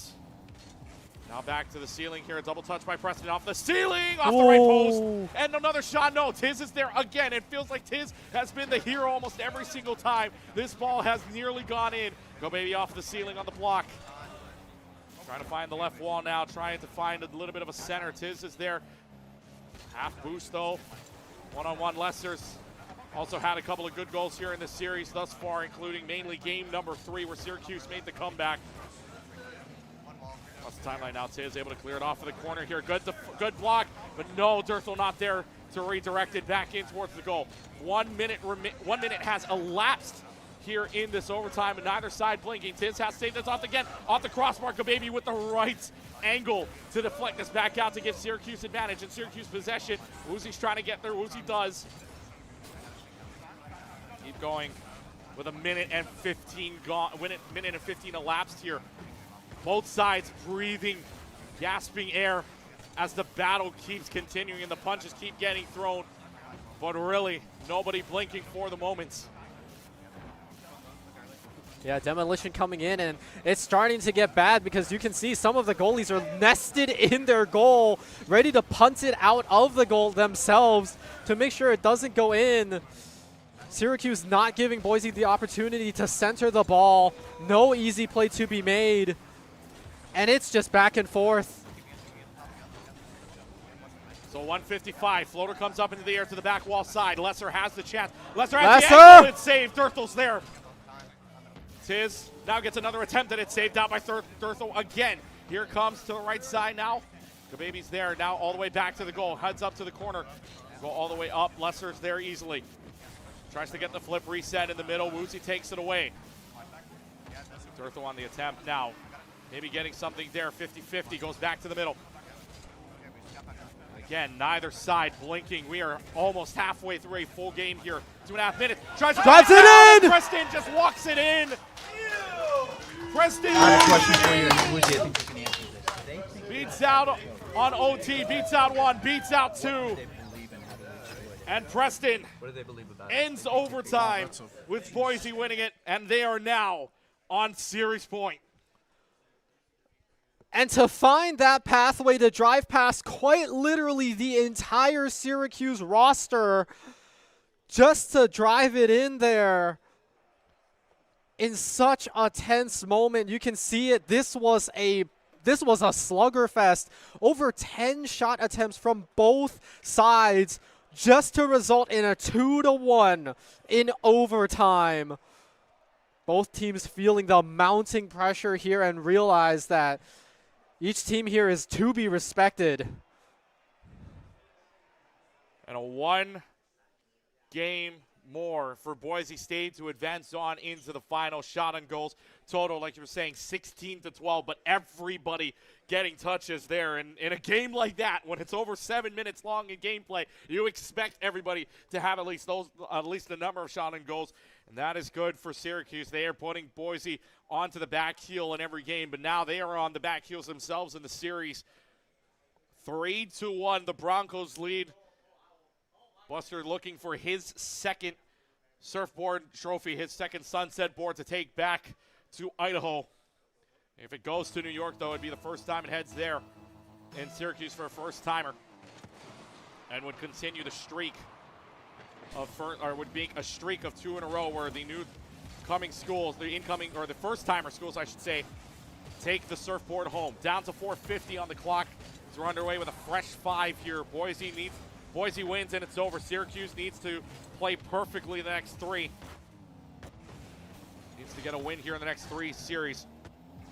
And I want to say, you want to definitely keep tabs on Preston, who scored both goals in that previous game. The clutch factor for this Boise State roster here. Such a statement from him under all that pressure. About 2 minutes into overtime, able to bring it to a Boise point, to bring them to series point. Syracuse need to win the next 3 games in a row if they want their spot in the finals to face Baylor. The baby's able to take that series out. Now Durtho looking for a double, maybe gets it down and gets it in the dunk. And Boise State, 7 out of 8. They find themselves the first goal. Finds themselves to start right up against the orange here as Durtho dunks it down right at the top right corner. Credit to Woozy for the assist, but 3:57, Broncos have the lead. Another early goal from Boise State. They have had that, I want to say, advantage to them, you know? We've only seen 1 game in this entire tournament where Syracuse have scored that first one. Boise State have been very consistent in terms of doing it. Sometimes it takes them a little bit of time, but within that first minute or so, it seems they always get that job done. Now, feeling a little bit more comfortable knowing that if it comes to just this, then this 1 goal may be all they need to secure their spot in the finals. Shot attempt there blocked by Tiz. Lesser trying to carry it over everybody, nearly does so. 2 on the pocket on the bottom left, though, is able to save it. Kababy now tries for it, but no double touch remains. It'll go back to the orange side. Lesser now, no boost available, so can't really fly up for this one, even though it's put up in the air like that. Preston, though, does have a good amount of boost. Gets the flip reset, nothing there. Durtho now looking for a second one here. Doesn't get the dunk anyways, but back to the corner it'll play. Lesser off the top now, has to play off the wall. Durtho versus Lesser. Lesser gets the better block there, but it's still Boise State with the pressure. And again, this is going back to game 1 and 2 Boise, where they just keep putting it on here. Orange have no room to breathe whatsoever. Really 2.5 minutes remaining on the clock. It is still Boise State with command, although Orange now get it to the Boise State side of the block. And it's just trying to find any pocket whatsoever for Syracuse as the time starts to dwindle away on their tournament right now. 2 minutes remaining But it is only a point differential. It's not like you can buy a goal anyways. But now it'll go back. They'll use the crossbar off the top to go ahead and save. Demolition gives Syracuse a reset. We go back off the wall and we go try to dribble it out. Durtho's there. Gababy now with a long shot. Preston's going to be able to save this momentarily off to the left side of the wall. And man, back and forth we go, but Syracuse needs to find a pocket. They may do so, but instead cleared out for Boise. Yeah, Woozy punts it out of the corner, doesn't let any silly shenanigans get in the way. Demolition makes it a 3v2 for the time being in favor of Boise. Are they able to translate anything of it? Syracuse feeling the pressure of the time, starting to bring the ball more in Boise State's half of the field. And Boise State's philosophy here is they can't get a goal if they don't even get shot attempts. And that's why you can see so much pressure keeping the ball in Syracuse's side of the field here. And we're going to have to see. Yeah, go ahead. Minute 10 left to go. Let's go ahead and listen to the Orange as they have a minute left. Batting go. Up. 50. That's it. Letting. Nice. Can't. One up. Just wait. Just watch out. Watch out. Start Batting. Good. You're fine. You're fine. I'm That's in 0. Yep. I got it. Back left. I'm third. Nice, Pressing? keep going. I'm on. Bring your 50. Dead. One on. That's it. To you. Good 50. Back right. Good. Stop. Shoot. I can demo. I can't. Yeah, I'll play. Nice back. Stopping last. 50. Okay. That's it. One Up on. through. You're last. Here's one. Yep. You. Yeah, space. Beat. On pads. Take back right. On pads. I just one. Give it right Bonnie's to you. pads. Okay. Yeah, 20 boost. I block. That's it. 0. Go third. Here's beat. Take. Yeah, I'm 0. Okay. I'm outlet. 30 seconds left to go on the clock here. Running it around. Tiz might find an open lane. Could walk it in. Nothing there anyways. Down to the right side wall, or down the left side wall it goes. Good block from Durtho. Is able to follow it up by Gababy. They only have 20 seconds left. Tournament on the line here. Can Syracuse keep themselves in this series? It's a long way out. They might have to start triple committing here. 10 seconds left. Find all the way up the wall. Preston looking to walk it in. 8 seconds left into the hands of Tiz. Tiz has nearly full boost. Passing it along the highway here. 1 second left to go. Durtho looking to ground this, and that's it. Boise State gets the 4-1, gets the victory in a series 4-1. That's all they needed to get themselves the finale side. So Broncos are playing for a surfboard yet again. It's Broncos and Bears in the finals. And the top 2 seeds earned their spot in that playoffs bye. Now both earning their spots in the finals. Absolutely amazing performance. Very dominant from both sides of the bracket. 4-0 for Baylor. 4-1 now for Boise. Showing that they are indeed a step above the rest. But like you said, only one team is going to be able to bring home this championship surfboard. And it's a big board as well. It's a regular. It's an all surfboard and nothing. No mini me's here. It's a regular surfboard and everything. But the main thing here is that even in the last 3 games, comparative to how close it was throughout the entire thing, the last 3 games were all by 1 goal each. A 3-2 win for Syracuse in Game 3, 2-1 win for Boise in Game 4, and Game 5 1-0. The only goal happening with 3 minutes and 57 seconds left anyway. So that was a very exciting game, and now we get to go to Broncos and Bears, a 1 versus 2 matchup. And yesterday, Baylor did lose to them in what ultimately was the #1 seeding match. So Bears are going to look to avenge their loss here and take home a surfboard instead of the Broncos. If they can, and unfortunately for Syracuse, a little bit of history repeating themselves. That 1 goal mattering 3 games in a row happened to be a similar fate for them in the playoffs. But, you know, props to them for putting up such a fight against the first seed. Not an easy feat to beat them, but bringing it damn close, you got to feel proud of it. We will go to the finals here momentarily, but first we want to tell you to stop by the Prodigy Chain booth to create your free digital trading card, an easy way to share who you are, connect with other players, and even raise funds while building your personal brand. Create your card today and share it with friends and family for a chance to win one of only 15 limited edition Prodigy Chain hats, available exclusively here at HEI. The future of esports belongs to those who show up, share their story, and build their brand. Get started now by visiting the Prodigy Chain booth if you are here on the University of Hawaii at West Oahu campus. If you're not joining us here, you can visit their website. Check out Prodigy Chain at prodigychain.ai. That's prodigychain.ai. So on the other side of this break, Broncos and Bears for the finale, a surfboard at stake when we come back from the Hawaii Esports Invitational presented by Zippy's. Tailored for scholastic environments. Switch from the classroom to competition with GG Rock. Schedule PCs to boot into gaming or academic desktops while keeping devices secure and clutter-free with daily imaging updates. Whether it's scholastic leagues or collegiate level competitions, GG Circuit provides the tools to elevate your school's gaming program while keeping technology management effortless. And with GG Services, managing your program is hands-free. Remote updates ensure every game, driver and plugin is tested, optimized and ready to go, all without lifting a finger. Join the schools already powered by GG Circuit, connecting millions of players worldwide. From classroom to competition, we're building the future of gaming education. With over 16 years of expertise, building esports infrastructure is our passion. Level up your program with GG Circuit today.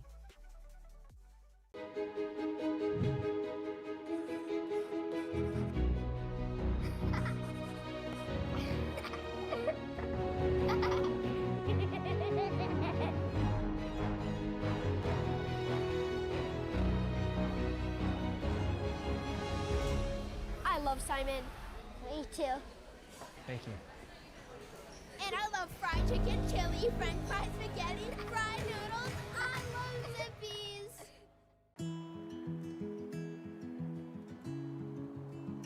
It was her first day back. She just had that look. I asked her and she said college was hard. But our first stop, that would remind her she was home. The mainland's so big and it's so beautiful. But what I do miss is the food.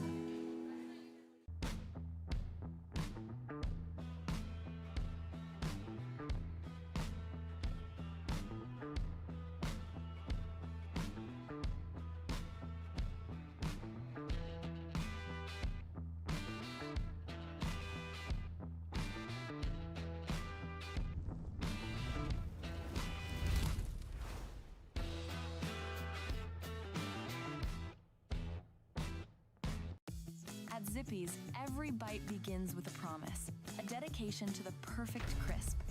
Each piece is a golden masterpiece, born from a heritage of flavor. Crispy, juicy, full of flavor.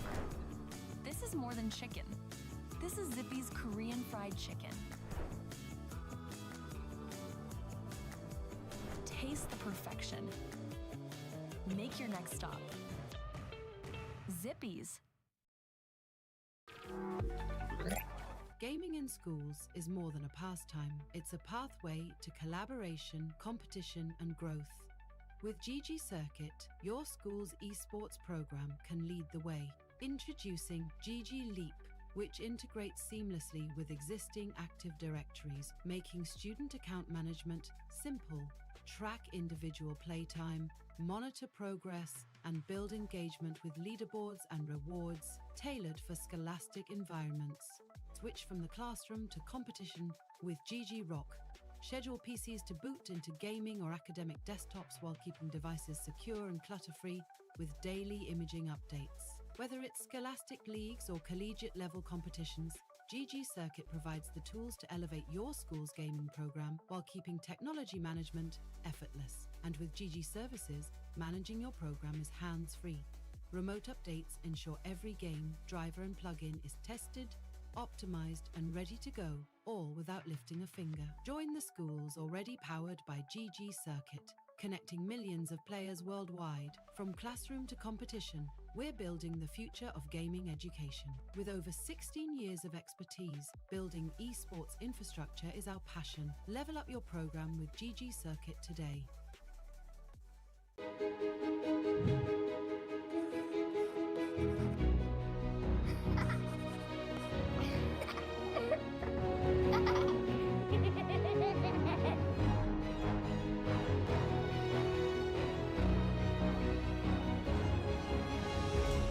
I love Simon. Me too. Thank you. And I love fried chicken, chili, french fries, spaghetti, fried noodles. I love Zippy's.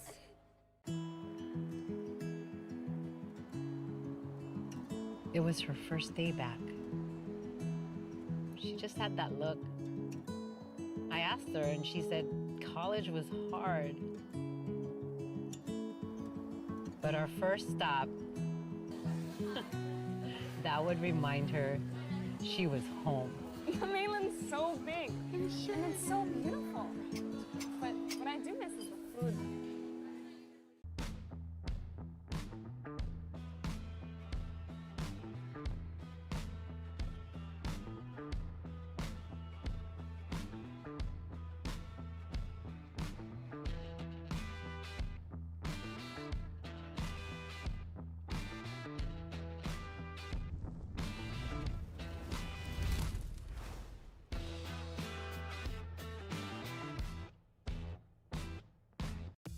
At Zippy's, every bite begins with a promise, a dedication to the perfect crisp. Each piece is a golden masterpiece, born from a heritage of flavor. Crispy, juicy, full of flavor. This is more than chicken. This is Zippy's Korean fried chicken. Taste the perfection. Make your next stop. Zippy's. Gaming in schools is more than a pastime. It's a pathway to collaboration, competition, and growth.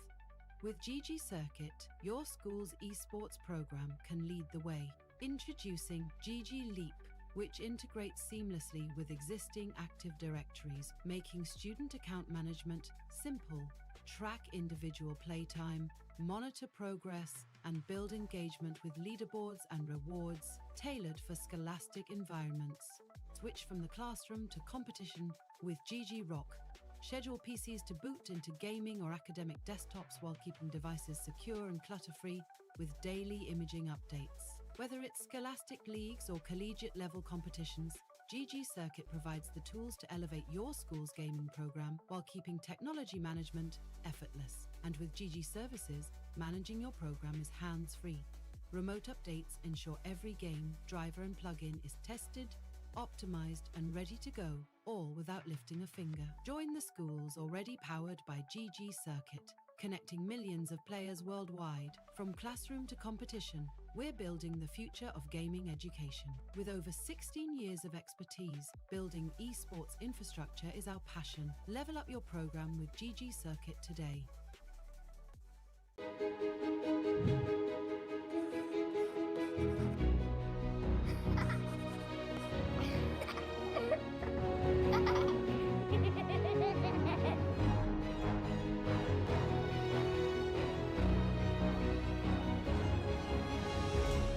I love Simon. Me too. Thank you. And I love fried chicken, chili, french fries, spaghetti, fried noodles. I love Zippy's.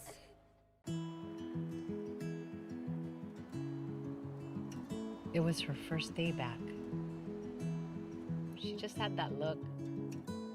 I asked her and she said college was hard. But our first stop, that would remind her she was home. The mainland's so big and it's so beautiful. But what I do miss is the food.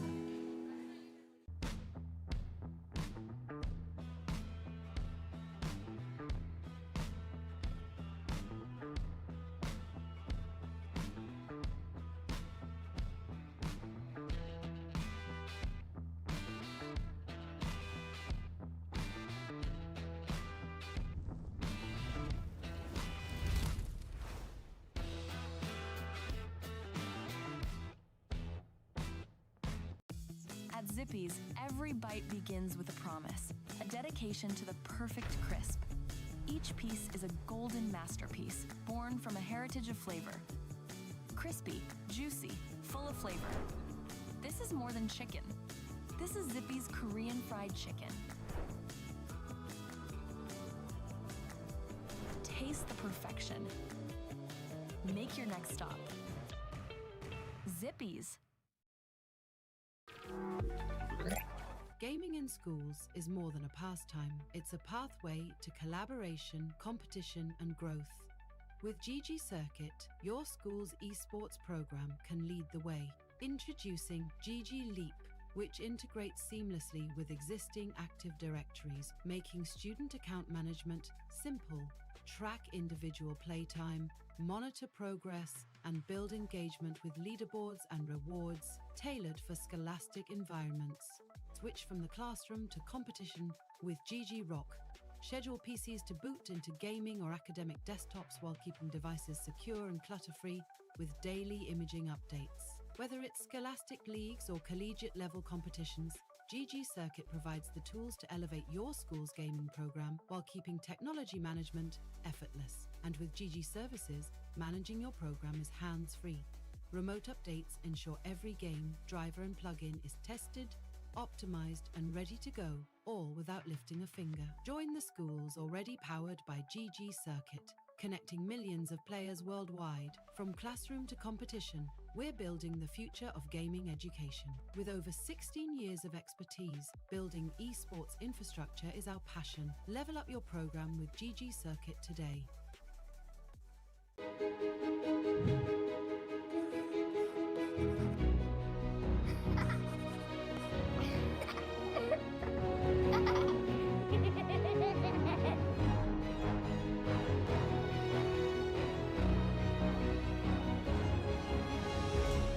I love Simon. Me too. Thank you. And I love fried chicken, chili, french fries, spaghetti, fried noodles. I love Zippy's.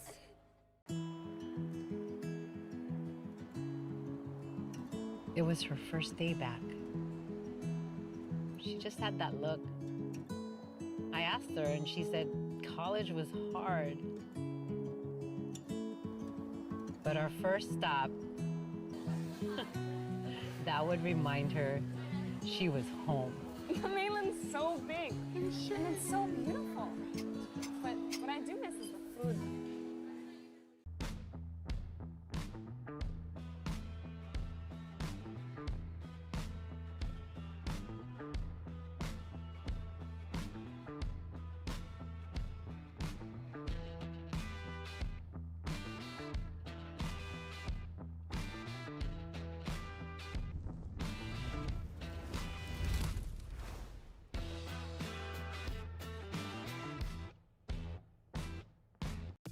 At Zippy's, every bite begins with a promise, a dedication to the perfect crisp.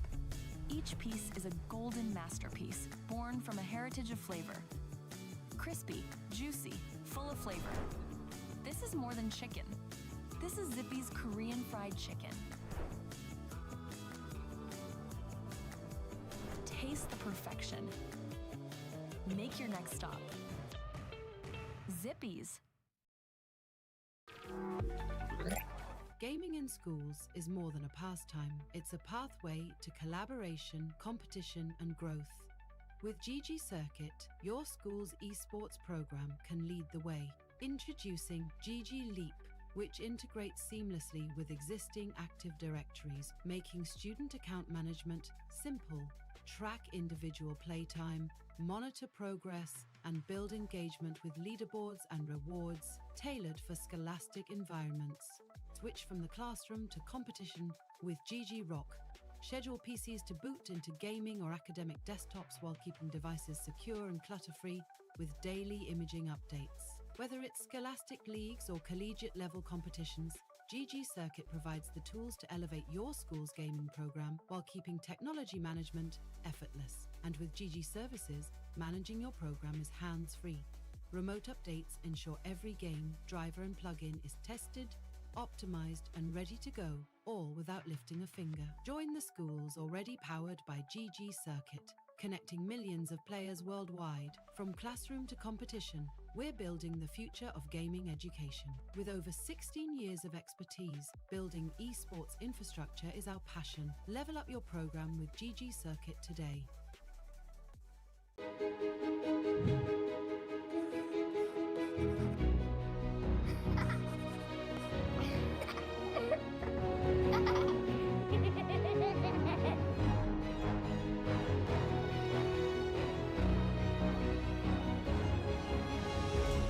I love Simon.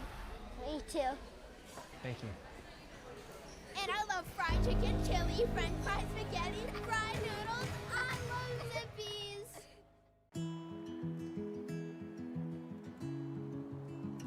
It was her first day back. She just had that look. I asked her and she said college was hard. But our first stop, that would remind her she was home. The mainland's so big and it's so beautiful. But what I do miss is the food.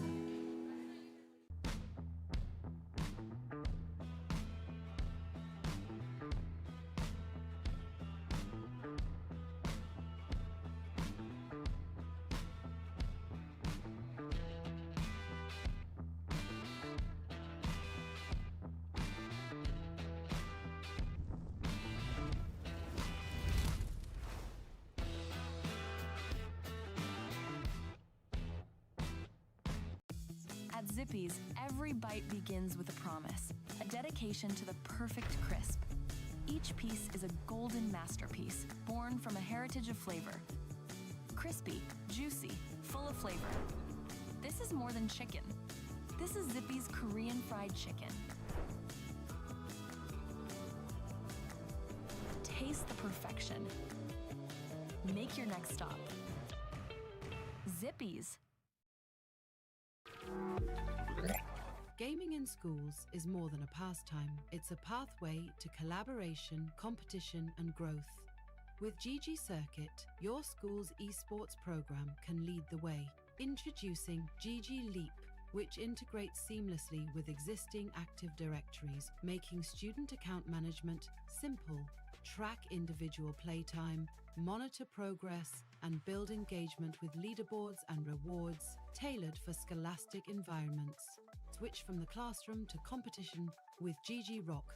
Schedule PCs to boot into gaming or academic desktops while keeping devices secure and clutter-free with daily imaging updates. Whether it's scholastic leagues or collegiate level competitions, GG Circuit provides the tools to elevate your school's gaming program while keeping technology management effortless. And with GG Services, managing your program is hands-free.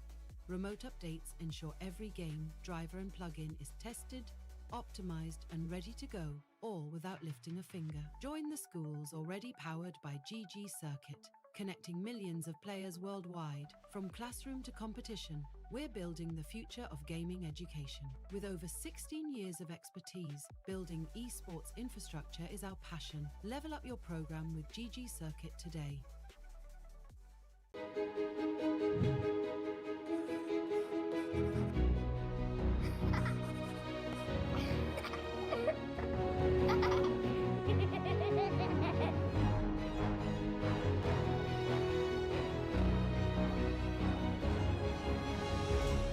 I love Simon.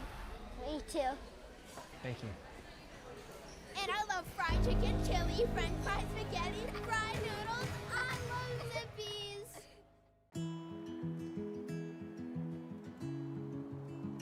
It was her first day back. She just had that look. I asked her and she said college was hard. But our first stop, that would remind her she was home. The mainland's so big and it's so beautiful. But what I do miss is the food.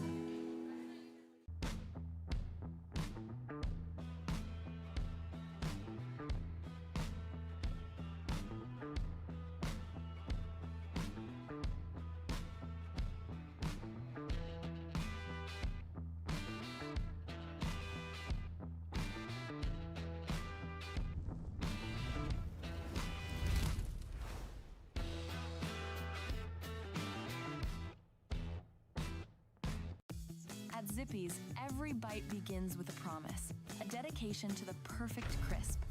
Each piece is a golden masterpiece, born from a heritage of flavor. Crispy, juicy, full of flavor. This is more than chicken. This is Zippy's Korean fried chicken.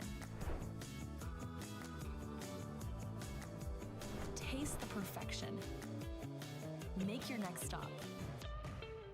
Zippy's. Gaming in schools is more than a pastime. It's a pathway to collaboration, competition, and growth. With GG Circuit, your school's esports program can lead the way. Introducing GG Leap, which integrates seamlessly with existing Active Directories, making student account management simple. Track individual playtime, monitor progress, and build engagement with leaderboards and rewards tailored for scholastic environments. Switch from the classroom to competition with GG Rock. Schedule PCs to boot into gaming or academic desktops while keeping devices secure and clutter-free with daily imaging updates. Whether it's scholastic leagues or collegiate level competitions, GG Circuit provides the tools to elevate your school's gaming program while keeping technology management effortless. And with GG Services, managing your program is hands-free. Remote updates ensure every game, driver, and plugin is tested, optimized, and ready to go, all without lifting a finger. Join the schools already powered by GG Circuit, connecting millions of players worldwide. From classroom to competition, we're building the future of gaming education. With over 16 years of expertise, building esports infrastructure is our passion. Level up your program with GG Circuit today.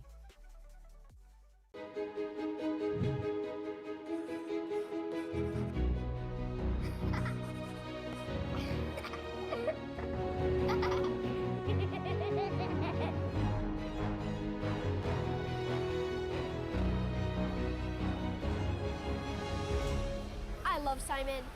Me too. Thank you. And I love fried chicken, chili, french fries, spaghetti, fried noodles. I love Zippy's.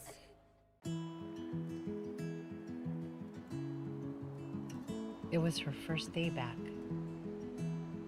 She just had that look. I asked her and she said college was hard. But our first stop, that would remind her she was home. The mainland's so big. And it's so beautiful. But what I do miss is the food.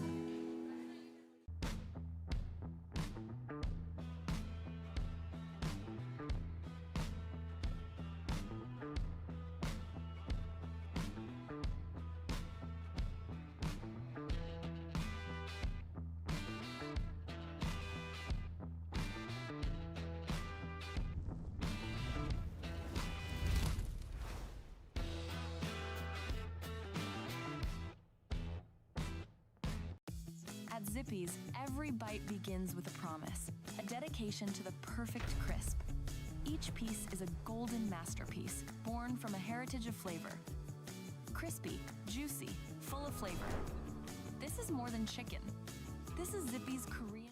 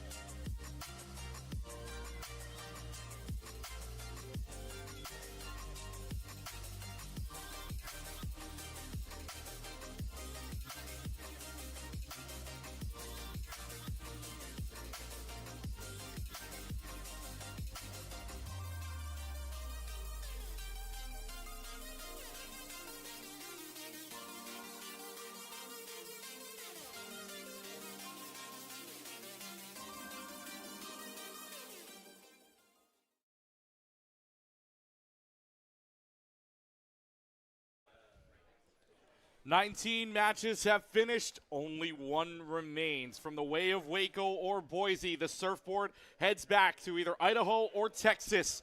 And the Sunset Surfboard up for grabs. It's either a repeat winner for a program or a new program to be entered into the halls of the Hawaii Esports Invitational Finals and Championship. Clutch Key alongside Henry with you for one final series, one final best of 7 to see who wins it all between Bears and Broncos. Number 1 versus number 2 on chalk. This is going to be some fun.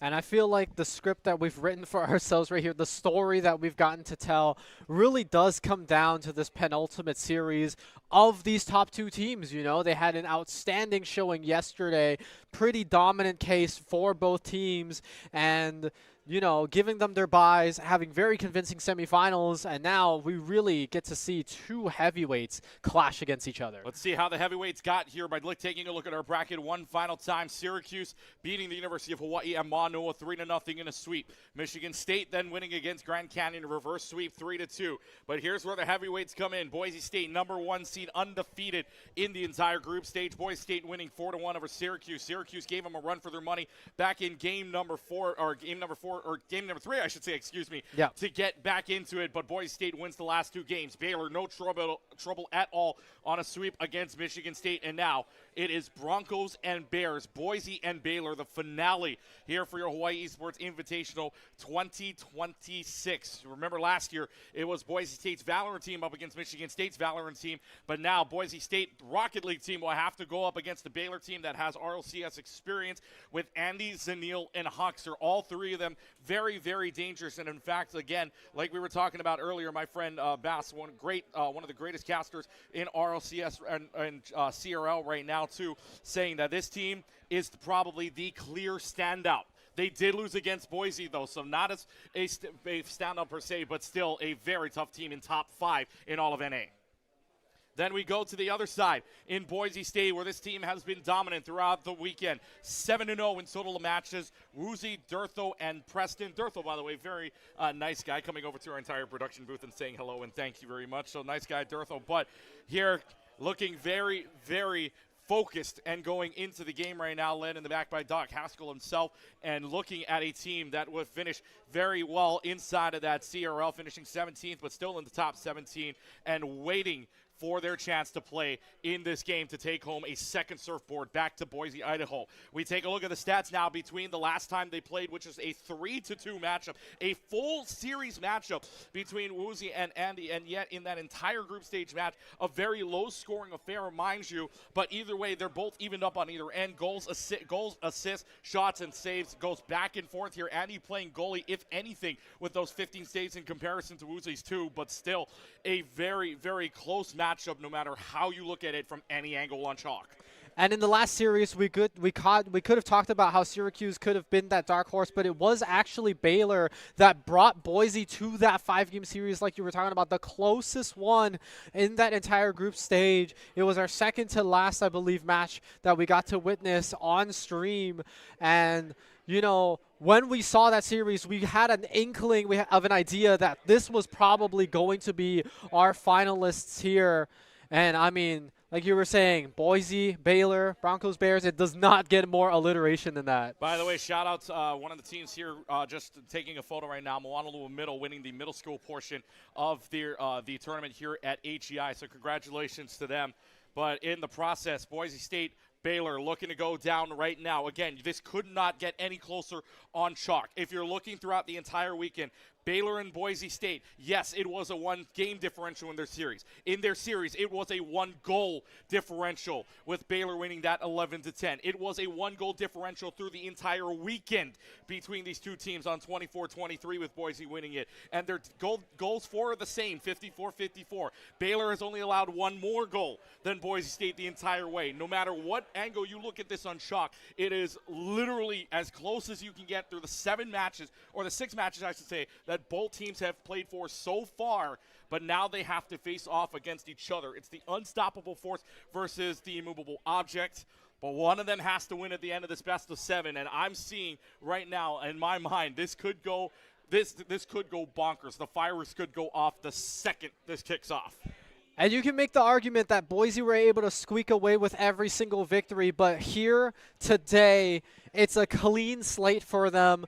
Nothing in the past matters. It's really what happens between now and 4 wins for one side, as whoever gets to that first will be taking home the surfboard. Last match there in the very first match of play, a 1-0 victory for Baylor over Boise State, but that happened in overtime with Zanil getting the goal. Of course, Zanil, the transfer from Northwood, Andy Hoxer joining on earlier here in this entire, for Baylor as well, joining on earlier this year, and of course adding on later on Zanil. So this Baylor team all stacked on roster, all RLCX experience, whether that would be from Space Station Gaming or Dignitas. Baylor stacked, Boise State also having a stacked roster, one of the more well-known teams in CRL, and of course getting up to that top 17 spot in CRL fall 2025. Now, can they prove themselves here as the #1 seed is the better question, because it continues to be good, but it's going to be tough, especially against Baylor. And Matt's even saying they'll put up a good fight considering it's land. Who knows? They're Lanimals through and through, and the Lanimals are off and running against the Bears of Baylor. We are off with our grand finals here, best of 7, 4 wins needed to take the surfboard home. It either goes to Boise again, or it will go to Waco, Texas for the first time in HEI history. 4:43 on the clock, a near shot on goal. Nothing doing there for right now, though, and Baylor already having to play some defense. Boise wanting to run it. Boise wanted to put on the pressure. They knew they could against Syracuse. Can they do it up against this Baylor team? Running up right against them. Left post, no good. Tries to block. That goes off crossbar. Stays alive. Baylor still leading on a tie. Preston just juggling it, but nothing really doing on that. They had 2 good looks. Neither of them won out in the end. Durthel lifting it up, and it goes back to the corner. Yeah, and Baylor had the opportunity to spectate that Boise-Syracuse best of 7 semifinals, because they had that little bit of break time in between. You know, we get to finally see if they took that opportunity to kind of learn a little bit of Boise's patterns, see if they can try to figure it out. Boise State, on the other hand, riding off a very momentous victory against Syracuse. Like you said, a little bit of a hiccup in that game #3, but it was 1 goal apart. It's left there. Andy had a shot at it, but no. This is the way it went back and forth, but both teams just warming up to each other right now here in game #1. Again, it took overtime to score the first goal of their game back in the group stage. Will it happen this time around again? We're already a minute and a half gone. Both teams have had good looks, but neither has taken advantage or neither has scored. Back to the corner it runs now. Woozy defending that out. Everybody in the corner except for Andy gathering up boost. It's going to be Zanil that dunks it down for Baylor, taking the 1-0 lead thanks to Hoxer, and the pass going in. Pass from the corner, dunks it down. As simple as that can be. And I'm going to be honest, I've not seen a lot of these Rocket League shot animations. That one's kind of funny. But yeah, Baylor starting off strong here with that 1-0, not needing overtime for this game 1 in particular. And now what we've been seeing from the teams that have gotten that initial goal is they keep the pressure up. They don't give the other team the opportunity to even get shots in, let alone goals. We're going to have to see if Baylor are able to replicate that. But so far, Boise State keeping the ball in Baylor's half of the field. Finally brought it here. Demolition. Andy trying to see if he can drive the ball to a more favorable position. Durthel says no and brings it back. Brings it back to mid. Zanil takes it there. Has a good look at it. Woozy gets there in the nick of time. Saves it out to the corner. Now a floater all the way down there. And Woozy with the block, and Woozy ties it. Shot on goal, nothing needed. Durthel gets to the other side. All Woozy has to do is block out one on a one-on-one situation. Perfectly places it in, and we're tied. We're locked at 1 apiece. Yeah, the car flip not enough to contest that. Woozy just drives it in, ties it up. And now 2.5 minutes left, halfway there for this game #1. Goals all tied up. Baylor on the offense, seeing if they can set up a ball, but taken away, I believe, by Durthel there, using all of the boost. And so now has to recuperate, has to get a little bit of that back, cycle that bar, make sure that it works out. But Boise still on the offense, finally booped away, almost made a cross-map play there. Not successful. Another block for Muzi. Zanillo, though, able to take over here, keeps it on the Boise side of the floor. Left wall, little goal. Andy now looking to see if they can put some pressure on here. It'll go out. Even gets a bump around, but no Baylor player home to see if they can take advantage. Fresh game, 1-1, 1:30 on the clock. And for right now, Baylor trying to keep the pressure, trying to put the pressure onto Boise, seeing if they can force a mistake. But right now, neither side really blinking other than the ones that they've had so far on either end. Minute 20 now as they will try to fly all the way up towards mid. Zanil going ahead and getting it, but Durthel blocks it, keeps it on the Baylor side of the floor.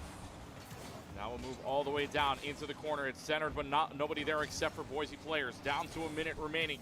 You can feel the tension here in this game right now because this game sets momentum. Moving on into the next game. Nearly had a good look for Preston. Woosie's there, though. Able to get it down into the corner momentarily. Try again from the corner to the center. They get it past one.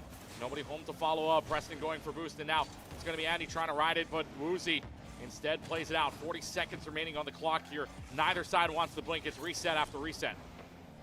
Yep, stuck in the corner, finally bring it and out. Preston bumping it, but still back and forth across the midfield. Finally on someone's side of the field, but no, again, just steering it. Good block coming out, I believe, from Andy, but Preston's got it. Preston gets the goal from nowhere. Woosie gets credit for the assist. Woosie setting it up, but it is a block out by Andy, but too little too late. Preston comes from the backfield and is able to score a goal that may secure Boise's first point here. 19 seconds left to go. We will see if that's good enough. Ooh, well, double fake. Double fake out. They just miss on the other way. Ball stays in the middle momentarily, though. Down to 10 seconds on the clock. Baylor looking for something here to tie game one. Boise just looking to either down this or put it in and secure this game. Takes it over. Durthel, though, is able to block this one and even puts it in at the end of the goal. No time on the clock. Zeros on the board. And Boise State walks away with game number one with an exclamation mark. Yeah, and 1 second is not going to be enough. I mean, it's literally impossible. And so, checkmate in this last second. All you can do is watch on the side of Baylor as game one goes to Boise State. Pulling another goal quite literally out of nowhere, securing that first game. Preston comes from the backfield and is able to secure that goal. In the meanwhile, we take a look at our stats here with the assists all the way through. And for Durthel getting an assist as well as a goal, and everybody getting a touch except for one assist from Preston is that zero. But shots on average, though, Boise putting on the pressure to Baylor early and often. Total of 11 shots on goal in comparison to just 4 for Baylor. Yeah, and each member of Boise got their fair share of goals. Meanwhile, Zanil, the only one to find success.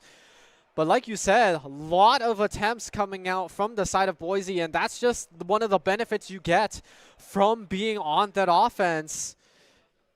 Baylor, we did see some opportunities for them, but compared to, I would say, the majority of time, you know, Boise State driving the ball makes it so difficult for Baylor to get those shots in. Very difficult for Baylor here. Only 4 shots on goal. That's one of their lower numbers here in this entire series thus far between the two teams, at least in the 6 games they have played against each other. But still plenty of game left to play. That's just 1 game out of 7.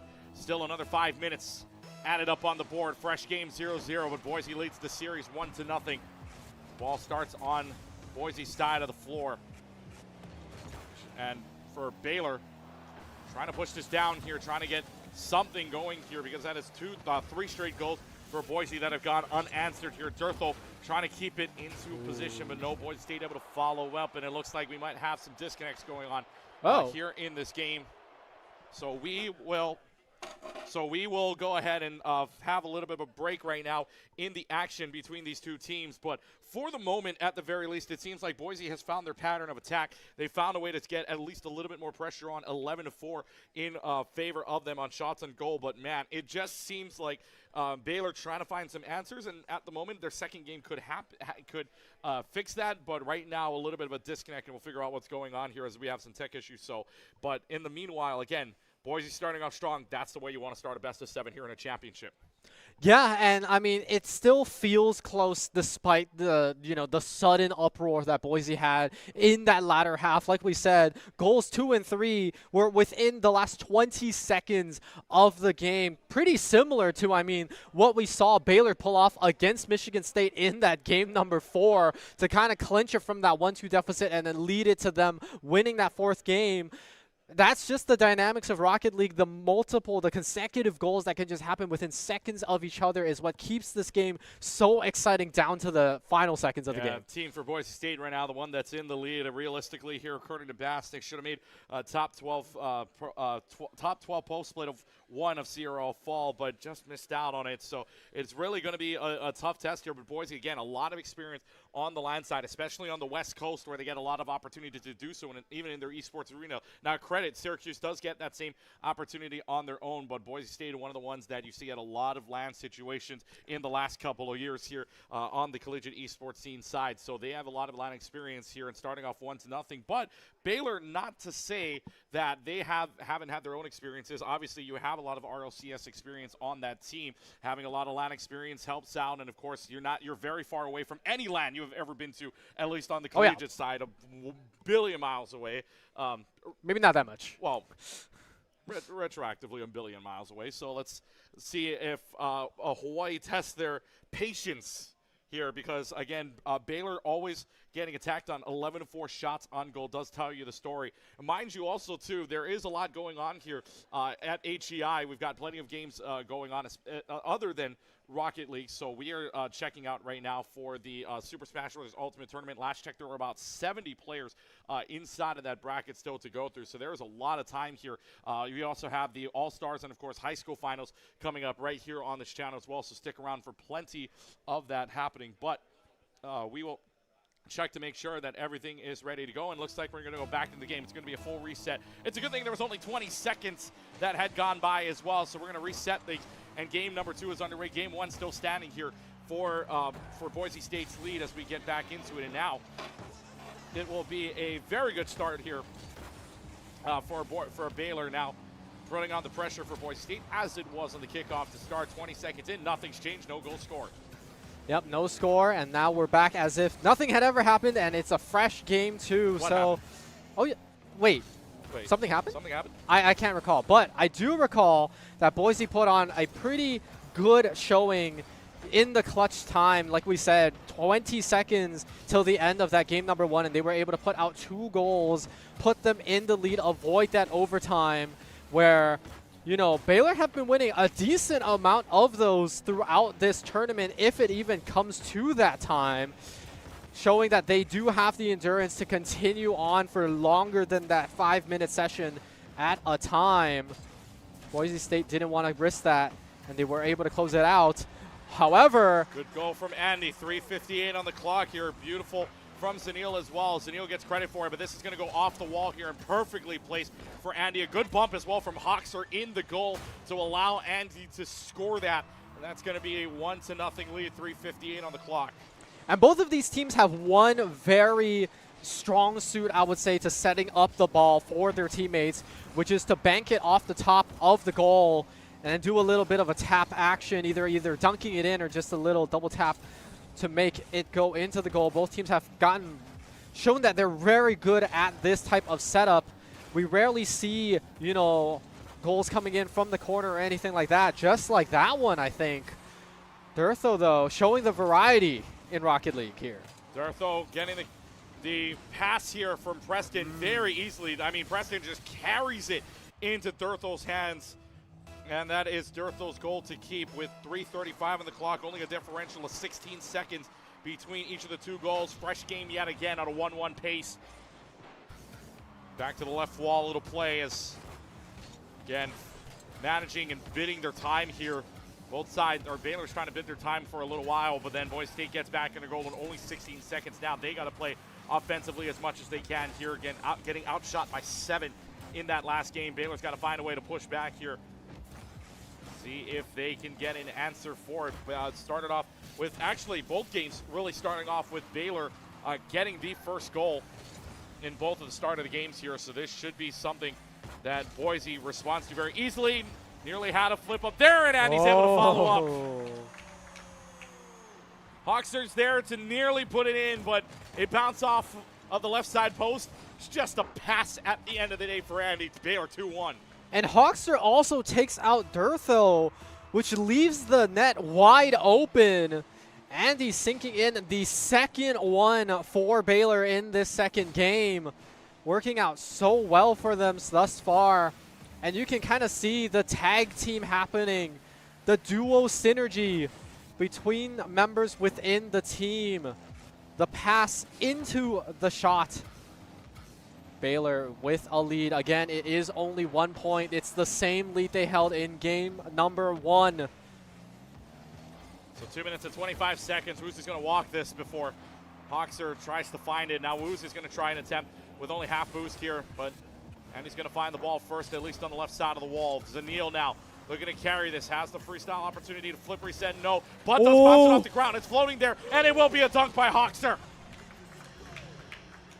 Zanil carries this all the way home, gets blocked, but a follow-up is there. That's what you want from this Baylor team. Follow-up's happening, and Hawkster is there to follow, giving Baylor some security on a 3-1 lead.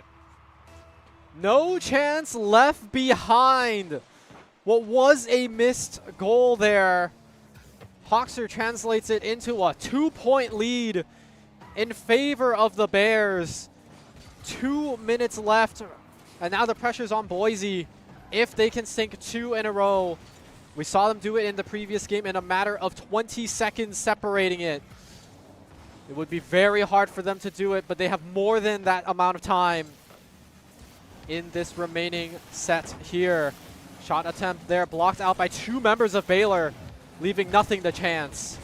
Now Preston's going to go up in the air. Andy beats him to the chase here. Andy might have something going here, but no, it lands down on the ground very softly. Woozy's able to recover here. Woozy takes it off the right side wall, tries to carry it in. To one Baylor player there to clear it out. Hawkster is there as well. Andy will clear it. Andy looking to carry this on over. Preston's a beat. Preston gets there. At least tip it out for the moment. Back to the corner. Now you can see the pressure on Boise here. Zanil carry it over and does so. Zanil is there for the carryover, 4-1 scoreline, and the Bears claw their way back and may be able to tie up the series here with the remaining seconds on the clock. Hawkster with the assist. And you can see it body blocking with the cars to prevent goalies from being where they need to be. It's not the first time that Baylor have made this play in this game alone. Just a bump out of the way helps them out here for the final minute of play. So 4-1. Boise would need 3 goals here in the span of only 50 seconds. Not impossible, but the odds not very likely. 45 on the clock. Woozy trying to help this out, but actually it'll be Hawkster lifting it up, getting a double tap off the back wall. Saving face for Baylor. They rotate it back up to midline here, and Baylor, all they have to do is put on the bench. Tries on the top right corner. Double tap from Woozy. Stays on the line. Finally bounces in, and Boise has life. But they've only got 29 seconds to make up 2. It looked like it hit a crossbar on the top right, and that was going to be it. But Woozy finds the angle on the left and is able to translate that into another goal. But again, time is not in their favor. They've got 30 seconds to sink 2 more of these in, or Baylor are going to tie up this series 1-1. 2-point lead for the Bears right now. 15 seconds left on the clock. Ball is on the side of Baylor. Are they able to defend? It looks like the answer for now is going to be yes, but Durtho was just a bump in. Never say never. It's 6 seconds. It might be enough for the Boise State boys. It's a good thing Baylor had a 3-point lead here, but 6 seconds left to go on the clock. Not a lot of time, but we've seen crazy. We've seen crazy from Baylor today. Can Boise make crazy happen as well? 5 seconds left. Zanil trying to lead it in. Preston blocks. 2 seconds left to go. Baylor looking to keep this up in the air, maybe even dunk this down to the end, and Andy will just ground the ball. Baylor with a sigh of relief. That last 6 seconds just ticked away, and Baylor has tied the series at 1 apiece. Oh my goodness. It looked comfortable for Baylor. And then it turned out Boise had a second health bar. And if you've ever played Dungeon Fighters like that, you know exactly how bad of a feeling that is. But they were able to eke it out in the end. Look at those shots. Almost even on both sides here. Just 2 more in favor of Baylor, and one of those mattered. That's what it took. And it matters in the end. 11-9, your final shots on goal total here, and especially for the fact that Baylor starts to put on the pressure now. And assist-wise as well, Zanil with 2, Hoxer with 2, no hat tricks anywhere, but Baylor does find a way to get this game back, and despite having the 4-1 lead, nearly giving it up in the last 29 seconds of play, but they are able to breathe a sigh of relief that they are able to find a 3-point game and make it, and that 1 point made the difference at the end. They held on for dear life towards the end of that game, but Baylor can breathe. We got a fresh game. Best of 7 now reduced to a best of 5 on either side. So Boise State needing, or both sides requiring 3 wins now to move up and take home the Sunset board. 5 minutes on the clock. We're underway. Zanil versus Woozy on the kickoff. Woozy getting it to the Baylor side, and we're off and underway with game number 3, fresh 5 to play for. And Woozy and Hawks are going right at each other up in the air. Woozy gets it. Woozy turning right back around here. Nearly had an around the ring, but just going to be Boise being Boise here, putting on the pressure. Baylor trying to bite it early. Yeah, both teams, you could see it right there, vying for contention of the ball. It looked like a horse race where a goalpost happened to be the ball. Whoever got there first would be in control of tempo for at least the next bit of time. Boise looking like they are the team that won that out, but Hoxer knocking it out of the Broncos' hands. Ball still on Boise's side of the field. Finally knocked back. Back and forth, here we go. Like a pendulum swing. The pressure the same. Back and forth it goes still. Ball still staying in the middle for the most part here, as both teams trying to figure out a way to get the center back into the goal, but it's either corners or middle. Finally gets one shot on. Preston, they're able to save that though. Leaves it out in the open for Baylor to reset and come back here with a little bit of boost, trying to dribble around. Nothing doing on that hop. Meanwhile, up in the air, Hoxer trying to dribble this off the ceiling with some help. Good Preston block there for the save. Preston able to stave away the pressure for right now. Boise on the attack. Here comes Woozy. Woozy with no boost though to get upstairs. So that's Baylor's gain. Here comes Durtho, full health of boost now. Off the top though, and he covers from the dunk, maybe on that corner. Good bump around. Somehow finds a way out. Woozy tries, nothing there either. Boise try as they might. They continuously put on the pressure. Baylor to respond. Left side post. Hit out by Woozy. Or hit out by Preston, excuse me. Woozy on the attack now. Durtho looking to center this. Durtho does get it all the way over the goal, but nothing centered here. Nothing to dunk on that angle as Andy gets it back. Back to the wall. Bumps around here. Now Andy's got a free lane to work with. Preston bumping out of the way. Gets the flip onto the ball. 150-50. Won by Boise. Keeps it out. To the middle it'll go. Now back out to the corner, but Andy's got it covered again, back and forth, nobody blinking. Yeah, an artillery of shots from both sides. Equal amount of good defense coming out from the opposite team. A lot of drive-bys above the goal. Nothing connecting for the time being. Half the time now reduced in this game number 3. Winner would take the lead in the series. Baylor looking to ride that momentum from the previous game into this one. Boise looking to stifle that. 2 minutes left on the clock. Preston with control of the ball. Now bumped back. Heading towards Boise State's goal. Is there anyone to receive? The answer is yes, but immediately blocked out. Back onto Baylor half. Back to Baylor side of the floor it'll go to the top half. Hoxer has plenty of time to react to it, but not before somebody from Boise gets there. To the ceiling it'll play. Zanil off the top of the ceiling, nothing there. Received down by Woozy, all to the top. Hoxer has to block this, does so, and will carry it alongside of the wall. Back to the middle it'll play. Durtho's there. Down to Preston now. Preston on the attack. Maybe getting a double touch. No, disrupted out by Andy. Falls to the wayside. We have yet to see a goal here in this game at 0-0 with a minute and a half remaining. Preston, back wall, looking for it. Get some help from Durtho. Oh! Maybe a dunk and a good save by Andy. Clears it down. Has to drop all the way down to pinch it off the ground and saves it. Baylor still hangs on to a tie. Back right corner. Now for Hoxer. This one should come back to mid, but it doesn't for the moment. On a dunk, and Zanil finds it. Perfectly placed for Zanil up into the air. Hoxer is there on the assist, but Zanil, all he needs to do is dunk this down to the left side. No one home. And it's a good goal for Zanil. And boosts were so low from all of the attempts that Boise State made on that offense. None of it left in the tank, I would say, pretty much for all three members at the same time. Baylor finding that window of opportunity. And if this is the only goal, game number 3 would be theirs. But it's still a minute left. Anything can happen. Seconds can change the pace of this game. Less than a minute left to go. The only game that went 1-0 between these two in their series in the group stage was a 1-0 win in game number 1 in OT. This time around, Baylor has the 1-point lead. Boise by a goal here. Down to the last 35. Zanil hoping to carry this around side of the corner. This ball is stuck in the corner here. Boost be damned at this point for all of Boise. They're just trying to force in now. 30 seconds left to go. Down to Boise to listen in. Nice!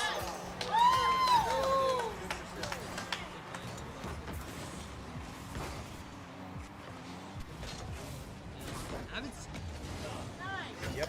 Getting nice, getting nice. Go, Boise! All right. Preston gets the goal. And guess what? We're tied fresh again with only 20 seconds remaining on the clock. And you could hear it, celebration, but then immediately back to business because like you said, it's 20 seconds. Could be time for either team to shoot. The goal, maybe, yes! Hoxer there it scores! is!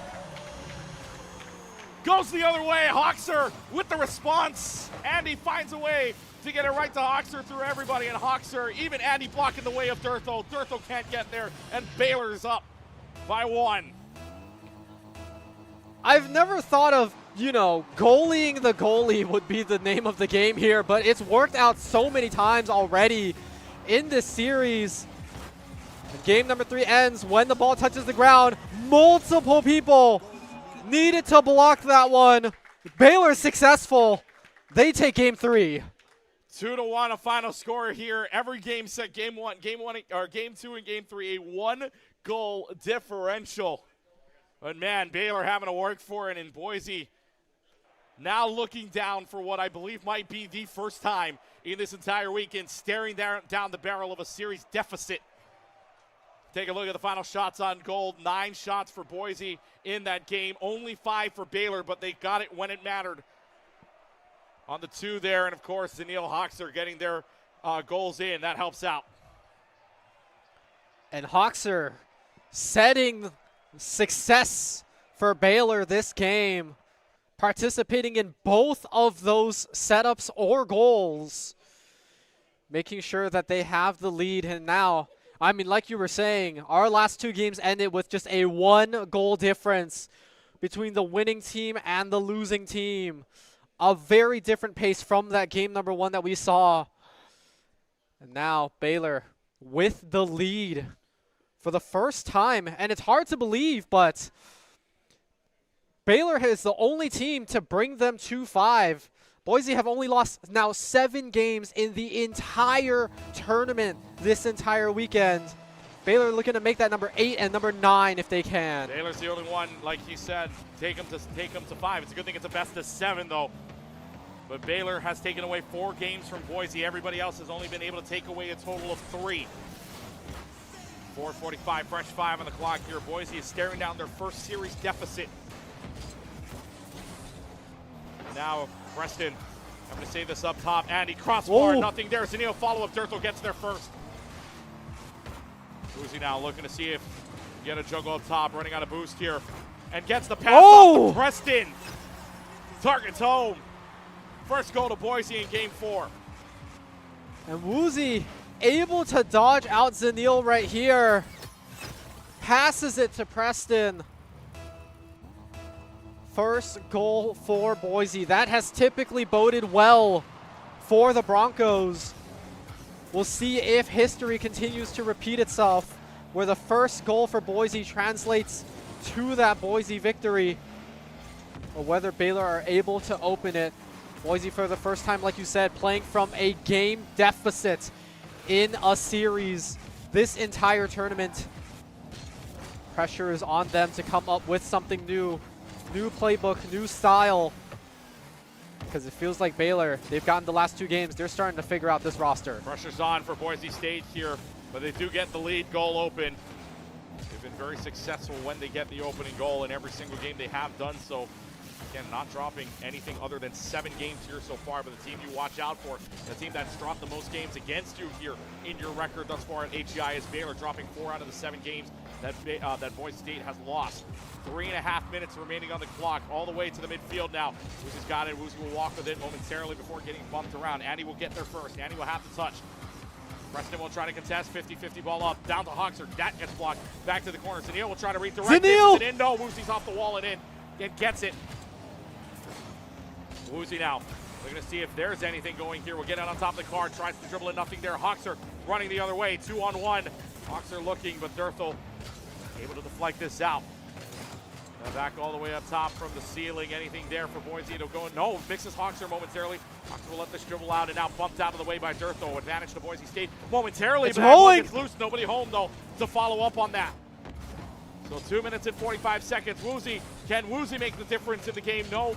Not happening in this case right now. 2 minutes and 45 seconds. Back to the minute goes, but it feels like the pressure keeps building. Boise State goes to Woozy, but gets blocked down momentarily. Durthel, though, now takes it back to the corner side. Woozy looking for it on the right, gets blocked out momentarily. Back to mid. It's a race down now. Durthel holding on there, but a one-on-one. And a bump out of the way. Back to the wall side. 50-50. Durthel misses. Here comes Andy. Lifts it over another. Follow-up. Maybe nothing there. Over 2 players of Baylor just to make sure they maintain control of that bar. Boost bars entirely depleted for plays like that.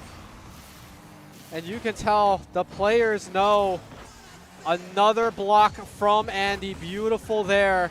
You definitely do not want to give Boise another goal here. 2 has been so hard to make up for every team this entire tournament. Andy looking to punt it in. Another good save there from Boise State. Waterfall's down here, back to the middle, it'll go. Last goal happened, 4 minutes and 28 seconds. The only goal here in game number 4. Hawks are looking to waterfall this down, nothing there. Here comes the push from Zanil, top Zanil! It's crossbar, Andy to follow. Andy off the top of the wall, gets angled out and back down to Boise State. Baylor had the chance, can't find it. Hawkser will try and give them another shot at this. Misses out, gets demoed. Maybe a shot, no. Preston's there, 50-50 ball blocked out by Woozy. Back to the mid it goes. Preston, 1v2, gets blocked out of the way momentarily. Preston looking to dribble, gets blocked out. Goes back out to the wayside corner, minute left to go. Baylor trying to buy a goal here, not getting it allowed. It is stationary right now, Zanil, not a lot of boost, but he knew he had plenty of time. Nobody home from Boise to notice it. And now an empty net, Zanil gets it at the last second, even if Durthel got the block on it. He goes out to the left side, still with 50 seconds left. Zanil looking to carry this underneath, has to flip reset, does so. Durthel in the air, now back to Woozy. Woozy misses it underneath. 45 seconds remaining. A crucial game number 4 here. Boise can tie this game or Baylor can take the lead from this point on. 35 seconds. Andy, full set of boost here, 50-50, blocks out. That goes to the Boise side of the wall. Left end. Here comes Durthel at the very least. Durthel looking to see if he can carry it over 1. Can you carry it over 2? No, 50-50 there, but it's going to be Boise getting there first. 20 seconds left. We know what can happen. The here juke! In the last couple of seconds, the juke. The save off the left post. Baylor still has hope, but here comes another shot off the right side. 10 seconds left to go. Off the left wall. Andy's got to find something off the ceiling here. Baylor's last opportunity. Tries to carry it all the way home. It's in! Andy might have just saved game 4 for Baylor. Carrying it all the way home, blocking 2. We're tied with 4 seconds left. Looking like knockout derby at the goal there. 4 cars colluding in the end. The path stays true. And we may be heading to an overtime in game number 4 unless a team is able to sink it in here. Ball is still up in the air, though. Hawks are looking for it. Baylor trying to get underneath it. Nothing there. We play on. We play golden goal. 4 seconds left. And Andy takes this to overtime for Baylor. See if they can get a series lead of 2 games against a formidable opponent in Boise State. 10 seconds elapsed. Back to the corner it plays. Andy looking to be a hero yet again, going across the way. Andy off the ceiling, looking to carry. 50-50 ball won by Boise. Looking to see if any Boise players there. No, Baylor gets there first. Off the right side wall. Gonna bounce off and a wall fall down, but Woozy's right there, back of the cart. Goes all the way down to the left side. Back into the middle. Zanil up in the air, trying to carry it over. No block happening. Woozy's right there. Preston trying to lift it off the bottom of the car. Demolition happening. 45 seconds have gone by. Looking into the front now. Boise opportunity, or rather Baylor opportunity here. Gets the block, gets in center. Preston gets there first.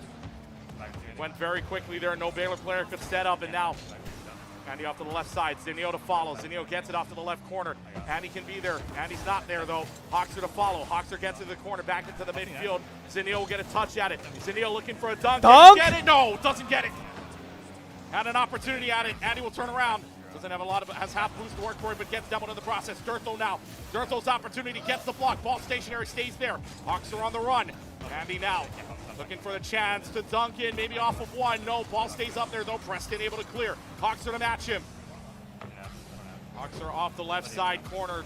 Durtho there to clear for right now. This is back and forth, blinking. 90 seconds have elapsed here in this face-off overtime. Now they get it off to the left side wall. Durtho there to clear. Durtho gets it off to the corner here, trying to bounce it around. Comes down. Is there anybody home for Boise? Blocks. Andy gets the save momentarily. Andy keeps Baylor in this. Andy has been keeping Baylor in this right now. Zanil there, but Hawkser bringing it back down. Baylor can run with this. Nobody in the corner. Preston's going to have to bring this out. Preston does, carrying it one side, two side, nearly getting, gets it over another one. No bump there. It's a goal. Woozy scores. Tie series. Best of 5 reduced to a best of 3.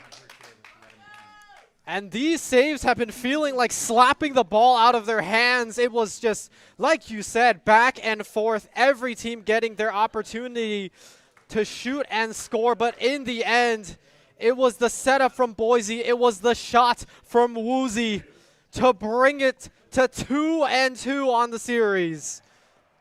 10 shots for the Boise State Broncos. Baylor with a plethora of them on 11. Not much more than that. But 21 shots total, resulting in 3 total goals between the two teams. And in the end, Boise State gets the overtime run. A full kind of minutes elapsed. Nearly, it felt like a full game. Everyone on the edge of their seats. But in the end, a best of 7 is a best of 3. 2 wins required on either side to take home the Sunset board. And how blessed are we to have these two teams face off in the finals for our tournament after convincing performances from both sides. Now we get to see it. We only got to see a snippet of what these two teams would play like. Even their best of 5 series went the distance. And now we get to see it again, expanded to a best of 7. First now to 2 more victories is going to be the victor of Hawaii Esports Invitational 2026. HEI stakes right now. Staring down. Game 5, a pivotal Game 5. It is a pivotal Game 5 for both of these teams here. Because that would mean you're on championship point. And everybody looking to set the tone here in our 4 games. It has been Baylor to score the first goal the first 3 games. Boise scored their first goal, or scored the first goal of the game in game number 4. So who sets the tone? Here in game number 5, Zanio wide open net. He'll set the tone. Baylor 4th goal, 4th time to score first in this series. Zanio solo run, no assist needed. 1-0 Baylor. Yeah, and the double commit from Boise there to try to get the ball off the bounce on the left side. Not connecting, I believe, for either of them. Fake kickoff from Boise State. Almost rolling in, but somebody was ready to play goalie. Now, control of the ball in favor of the Broncos.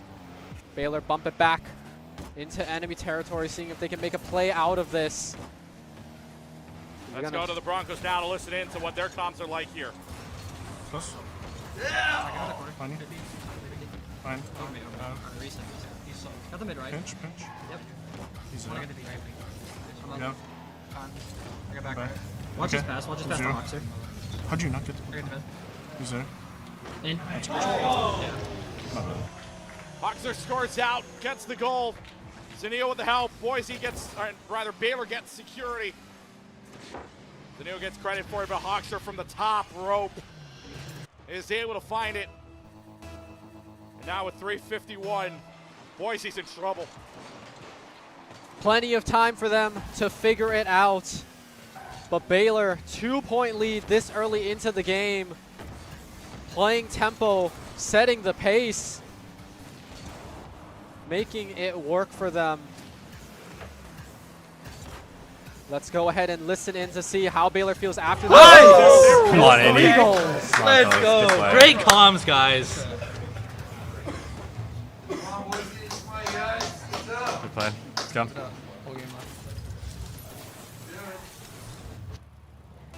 They're feeling locked in.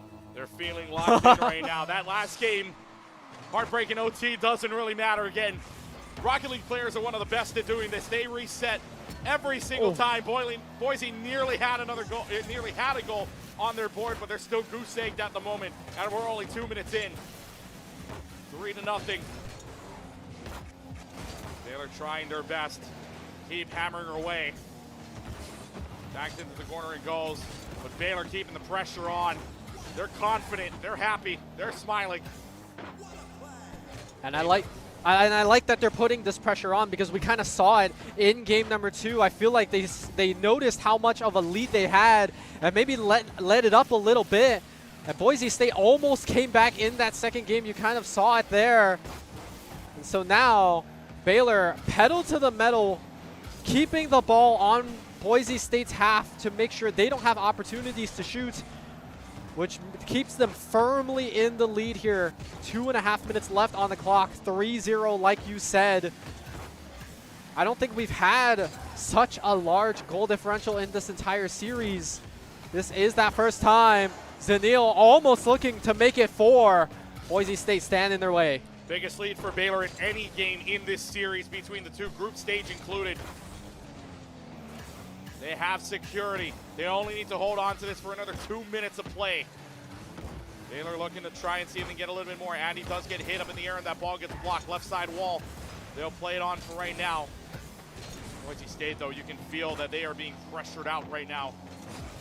Manoa comes to breathe off the ceiling, though. Hello, Durtho.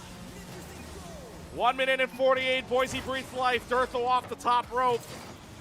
Off of the hit by Andy right into the hands of Durtho. No one hoped to save.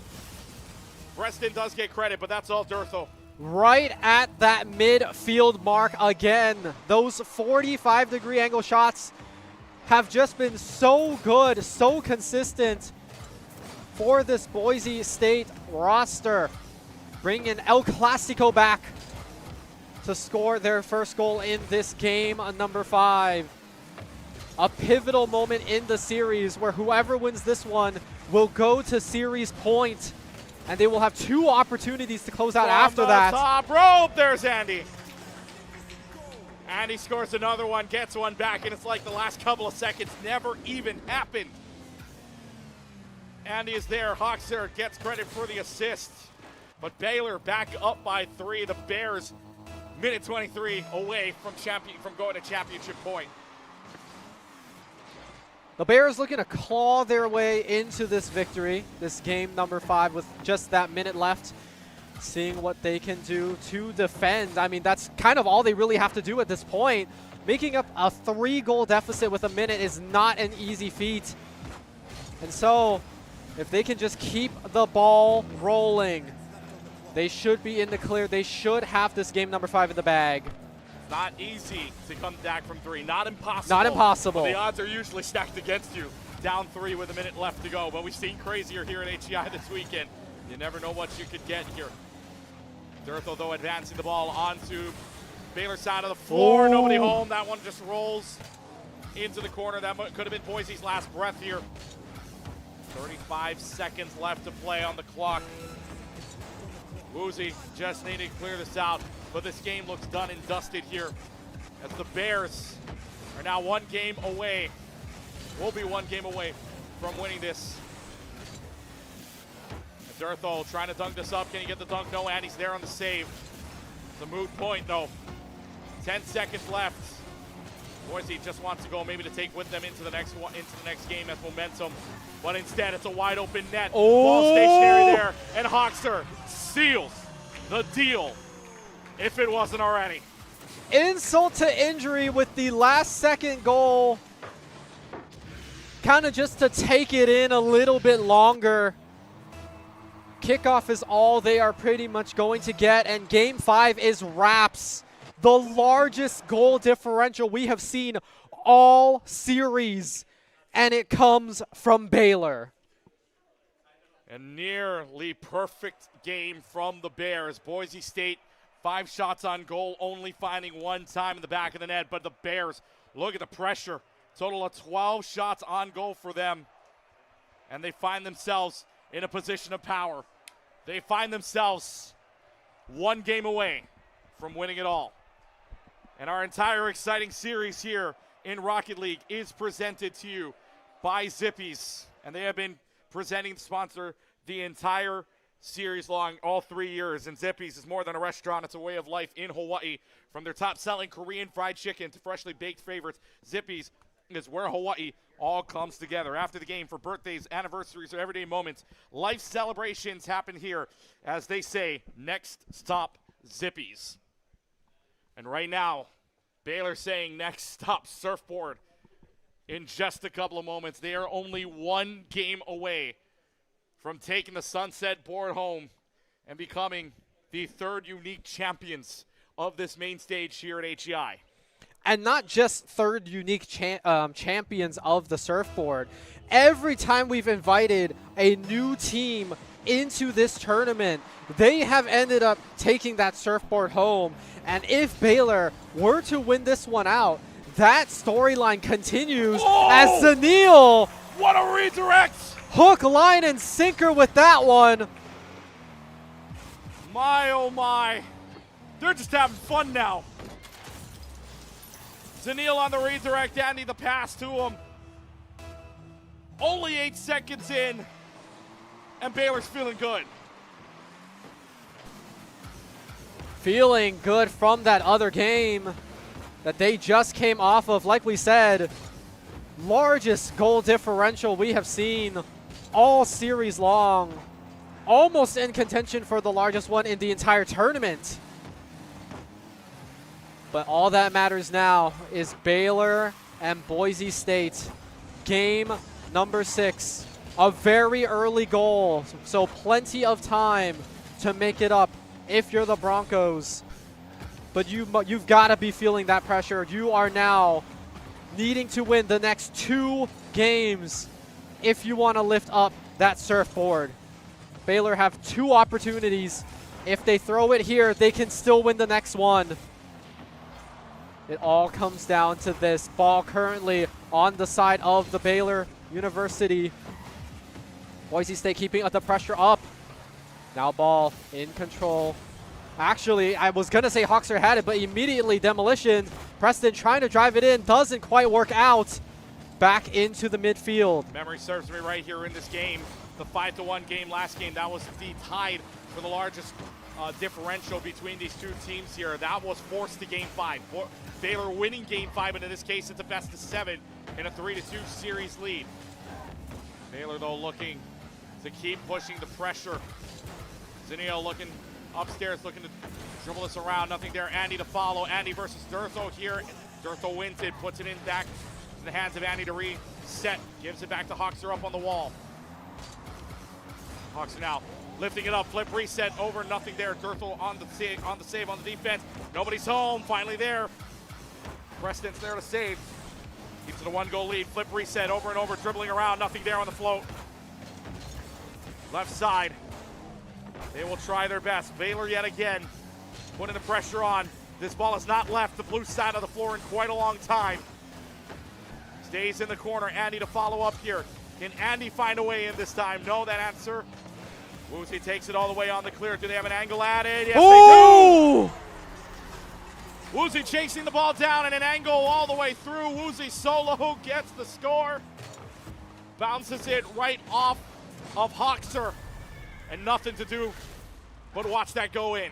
1-1 tie. Woozy literally turned that save into a play, coast to coast the ball, and ties up this game number 6 for Boise State. What a crucial moment for the team to be able to bring it back there. Like you said, it was a relentless pursuit from the Baylor Bears. The ball had not left Boise State's half in so long, and in a matter of seconds translates that into a beautiful score. And now still pressure mounting onto Boise State. They finally bring the ball back to Baylor, back again in the midfield. Durtho in control. 1 minute and 51 seconds left to go. Tied up at 1 apiece. Boise needs this to let us play 7. Baylor needs this to end it. Taking a surfboard back to Waco. Minute 35 on the clock now, all the way up to the ceiling. Zanil defending it out for right now. Back to the hands of Boise State. Woozy can get there. Woozy's going to be the first one to get here. Full set of boost as well. They're going to dribble this around, but a little bit too far to handle. Goes back down to Durtho. Durtho, though, now on the play here. Can Durtho find a way to score? Nothing doing there either. And now Woozy's got a chance at it. Woozy's going to go over everybody. Nothing there. Durtho now on the try. Can Durtho find a way to dribble this in? Bottom of the car, but it gets blocked out. Minute and 9 seconds. Yes, keeps going back and forth. Back and forth. A differential of over 2 minutes between each of the 2 goals in this game. This is where another one would need to happen in the final minute of play. 50 seconds left to go on the clock. Zanil trying to carry this around. Woozy taking it back out to the corner. Hoxer is there. Hoxer looking to turn this ball in the air around. Woozy's there. Now Durtho punching it in. Driving it in! On the left side and gets it! Andy scores! Another hero play from Andy. 2-1 Baylor, and they're only a couple of seconds away from sunsetting this entire series. And that was so close. The goalie from Boise State literally boosting forward, but it just wasn't enough. And hero play is the correct phrase for it. Andy coming up in these clutch situations when the pressure is at its peak. Durtho, though, gets a chance at it. Durtho going all the way in!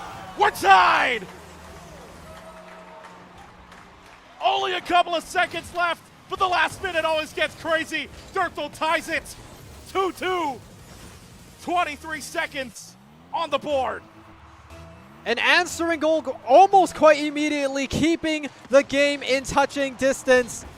20 seconds left. Plenty of time for a goal to happen. Boise State on the offense. 15 seconds left to go on the clock here. Now here comes Baylor. Baylor's going to push their try. Preston gets bumped out of the way momentarily, makes it a 2v3 scenario in the goal. Hoxer to lift, gets bumped around, gets another hit off. Puts it down to the ground for right now. Hoxer on the other side, trying to get a pass off. That gets going, and that's going to hit the ground. We play overtime. We play on. This ain't even game 7. If where you get one. This is not even 7. We're still playing 6. Durtho top rope, looking to carry this on over. Hoxer's there. Meanwhile, Preston brings it back out to the corner. Had so many overtime games. So many coming down to the wire. 1 goal makes the difference. Are we playing 7? Or do we have a champion? Zanil. Top rope side, nothing there. Woozy now controls it off the top wall. To the midfield, it'll play. Bumps around, Preston's there, stationary ball, nobody getting it, but Andy gets there first. 39 seconds. Andy looking to fly, Andy looking to be the hero. Nothing there, left side. Bumps around, Durtho, no boost to play with. Hoxer looking to lift.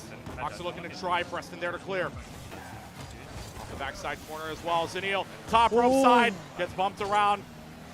Nearly there for right now. 1 minute remaining, or 1 minute gone, I should say. Here in overtime, it's an infinite clock till we have a winner. Somebody needs to blink. It's a staring contest. Nobody blinking. Everyone on the edge of the seat. Wide open. It's open! Side, and that's it. Sick of Bears. Baylor takes the victory and a new school etched into the surfboard at HEI 2026.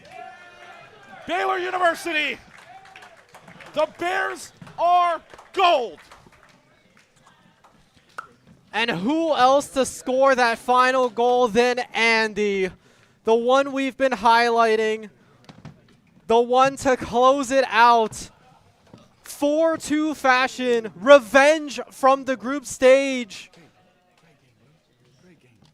Beautiful showing from them, well deserved here. Let's go, guys. Can't say much about that match other than intense and insane. A final series score of 4-2. Noting stats about that one. You were just watching all of that happen. But man, oh man, a series to not forget here. We had plenty of good series here in HEI back in 2024 when Michigan State won it. 25, Boise won it in Valorant. Both teams there. And now with a new game of Rocket League, guess what? A new game and a new school that takes home a surfboard trophy.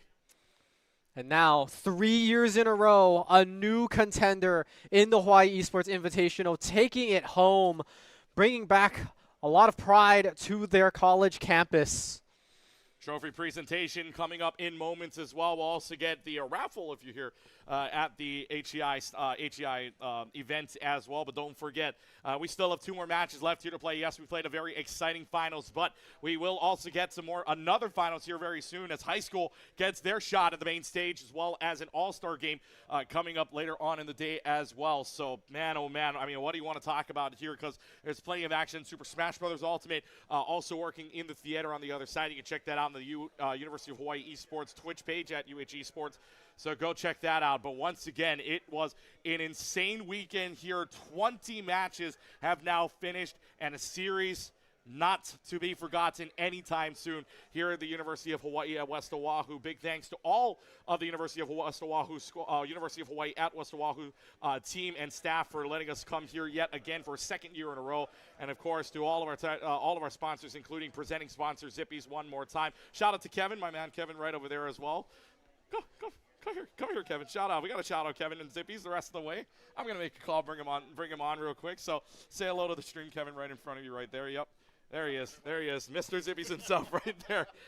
Thank you very much, sir, and thank you very much. Zippy's our presenting sponsor, 3rd year in a row, of course, to Vanta, as well as to GG Circuit and Prodigy Chain, as well as Southwest Airlines. Well, thank you very much to all of the sponsors here for HEI. They come out of the tunnel. They come out of the soundstage. Champions of HEI, the Baylor Bears do.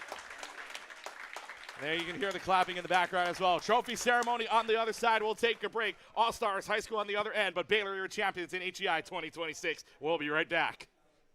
Fried chicken. Taste the perfection. Make your next stop. Zippy's. Gaming in schools is more than a pastime. It's a pathway to collaboration, competition, and growth. With GG Circuit, your school's esports program can lead the way. Introducing GG Leap, which integrates seamlessly with existing Active Directories, making student account management simple. Track individual playtime, monitor progress, and build engagement with leaderboards and rewards tailored for scholastic environments. Switch from the classroom to competition with GG Rock. Schedule PCs to boot into gaming or academic desktops while keeping devices secure and clutter-free with daily imaging updates. Whether it's scholastic leagues or collegiate level competitions, GG Circuit provides the tools to elevate your school's gaming program while keeping technology management effortless. And with GG Services, managing your program is hands-free. Remote updates ensure every game, driver, and plugin is tested, optimized, and ready to go, all without lifting a finger. Join the schools already powered by GG Circuit, connecting millions of players worldwide. From classroom to competition, we're building the future of gaming education. With over 16 years of expertise, building esports infrastructure is our passion. Level up your program with GG Circuit today.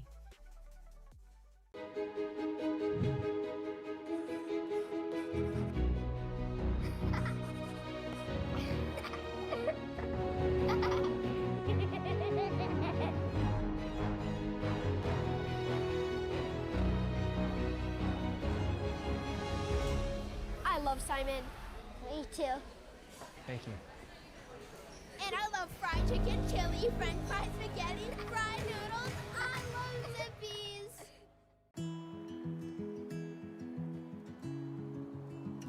It was her first day back. She just had that look. I asked her and she said college was hard.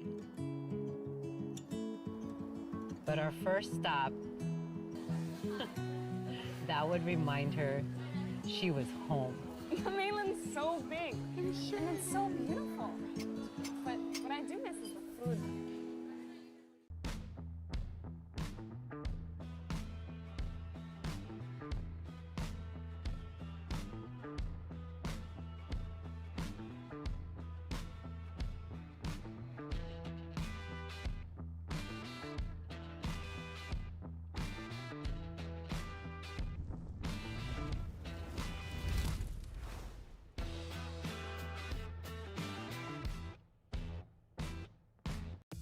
At Zippy's, every bite begins with a promise, a dedication to the perfect crisp. Each piece is a golden masterpiece, born from a heritage of flavor. Crispy, juicy, full of flavor. This is more than chicken. This is Zippy's Korean fried chicken. Taste the perfection. Make your next stop. Zippy's. Gaming in schools is more than a pastime. It's a pathway to collaboration, competition, and growth. With GG Circuit, your school's esports program can lead the way. Introducing GG Leap, which integrates seamlessly with existing Active Directories, making student account management simple. Track individual playtime, monitor progress, and build engagement with leaderboards and rewards tailored for scholastic environments. Switch from the classroom to competition with GG Rock. Schedule PCs to boot into gaming or academic desktops while keeping devices secure and clutter-free with daily imaging updates. Whether it's scholastic leagues or collegiate level competitions, GG Circuit provides the tools to elevate your school's gaming program while keeping technology management effortless. And with GG Services, managing your program is hands-free. Remote updates ensure every game, driver and plugin is tested, optimized and ready to go, all without lifting a finger. Join the schools already powered by GG Circuit, connecting millions of players worldwide. From classroom to competition, we're building the future of gaming education. With over 16 years of expertise, building esports infrastructure is our passion. Level up your program with GG Circuit today.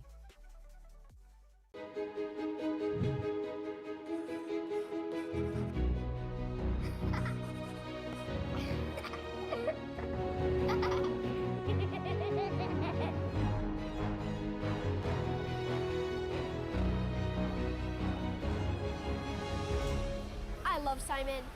Me too. Thank you. And I love fried chicken, chili, french fries, spaghetti, fried noodles. I love Zippy's.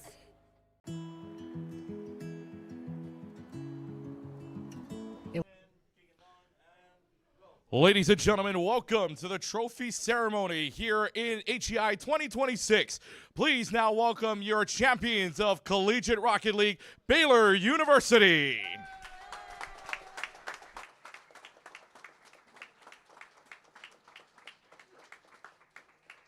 So I'm here to present the surfboard. VP of Marketing, Kevin Yim. Please welcome the Director of Marketing for Zippy's, Kevin Yim. Nico, sit down.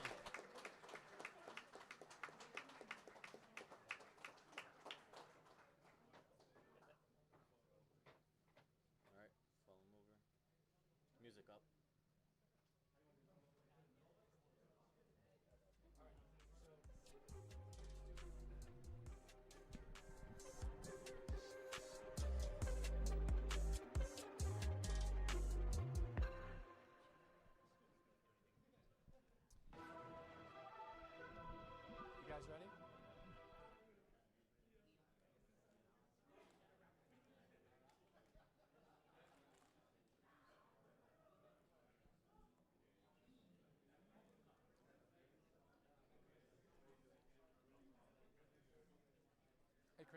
You have when we're ready, I'll look for you, and you can give me the gift cards. Kevin will be the one to hand the gift cards. Okay, when we're ready. We're doing Southwest first. Yeah. Really?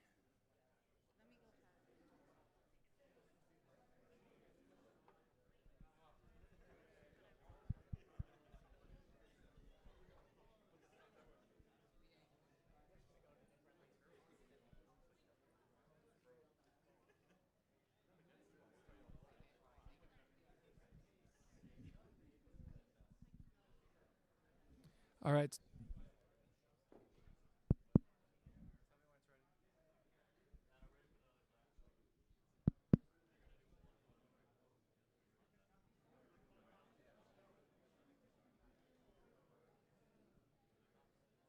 Is it okay to do it now with them singing? Is that fine? We're good? Let me wait until they're finished. Let me wait there.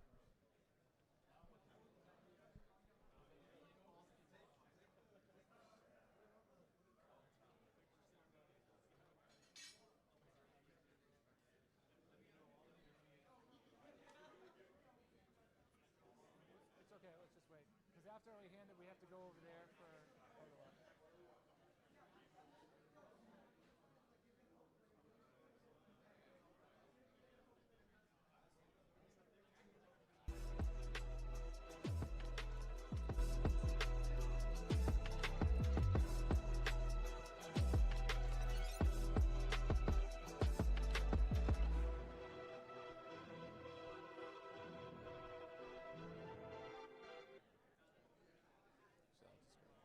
I'll make it easy. I'll stand over here.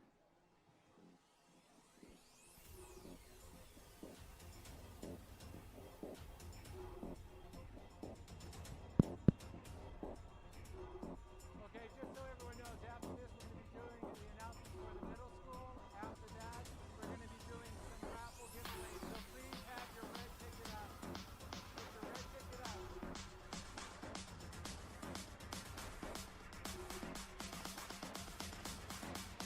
First drawing will be the Southland ticket. So get your red ticket out. And then after that, we do 2 drawings for $100 gift card certificate. So we have 3 raffle giveaways.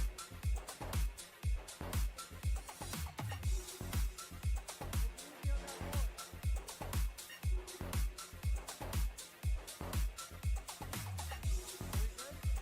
All right. Make sure they exit sideways because middle school is going right there for the photo op.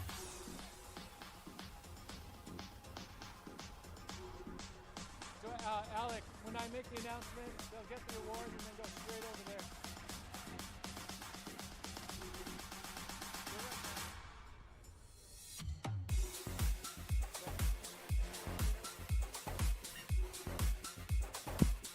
Okay, thank you. Congratulations against the Baylor. Hey. If you want the stand, you can put there. All right, next we are going to announce the middle school champion. And that goes to Moanalua Middle School. Come on up. Stand over here, Congratulations. Let me shake your hands. You're worthy champion. Great job. Stand right here. Good job. Oh, you want me there? Okay.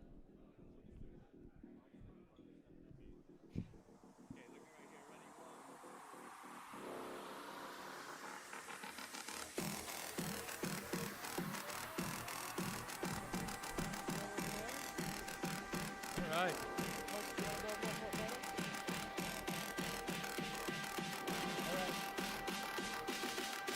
So while that happens,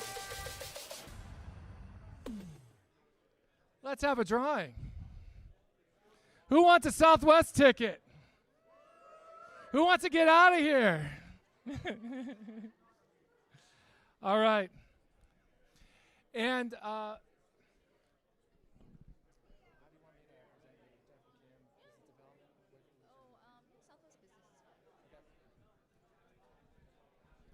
right. Please have your red ticket out. Presenting the award will be Jennifer Kim from Southwest Business. And the lucky winner is ticket number 334-3627. 334-3627. You got 30 seconds. Hey. No? 334-3627. Do we have a winner? Should I get another one? Next. All right. Here we go. Ticket number 477-7273. 477-7273. No. 477-7273. Hey! Come on down.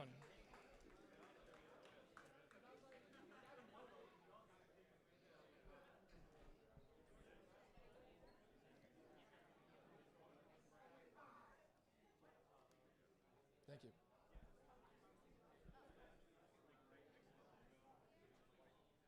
I don't need to be on it. I don't. Yeah.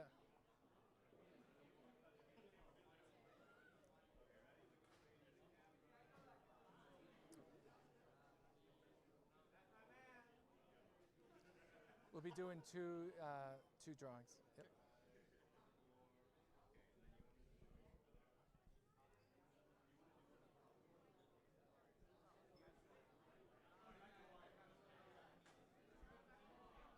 All right, next, keep your tickets. We got two more drawings. Presenting these awards, it will be Kevin Yim, VP of Marketing at Zippy's. Let's give it a hand to Zippy's. What an amazing event. Thank you, Zippy's. Amazing. All right. We are now offering two. The first drawing is for a $100 gift card at Zippy's. Is it good for Zippy's in Las Vegas too? Anywhere Zippy's is, it's good. Winning number is 477-7233. 477-7233. Anybody? 477-7233. Hey! You are a winner! All right. Meet the band.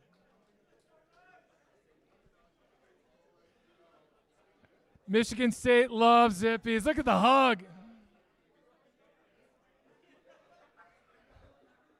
He just hugged the VP of Marketing. That's cool.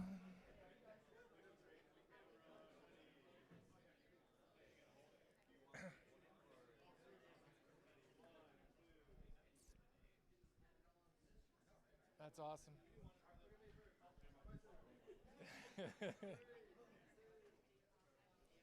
All right. Take the photo and we'll come back. All right. After this, we have one more, the final drawing of the day. There are a lot of tickets. One's the lucky winner. Could be you.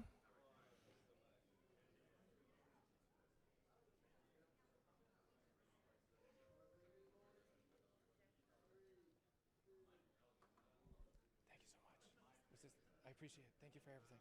Thank you. All right. Whoa. That doesn't count. No. All right. Here we go. Here it is. Winning number for a $100 Zippy's gift card goes to 477-7256. 477-7256. Hey, it's our crew member. Let's go. Yay.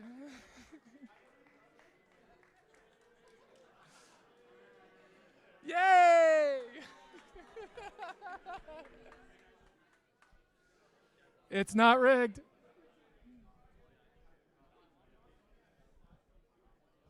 All right, thank you all. All right, coming up next is the high school finals between Roosevelt and Radford High. After that, we have an all-star match. So stick around. Thank you.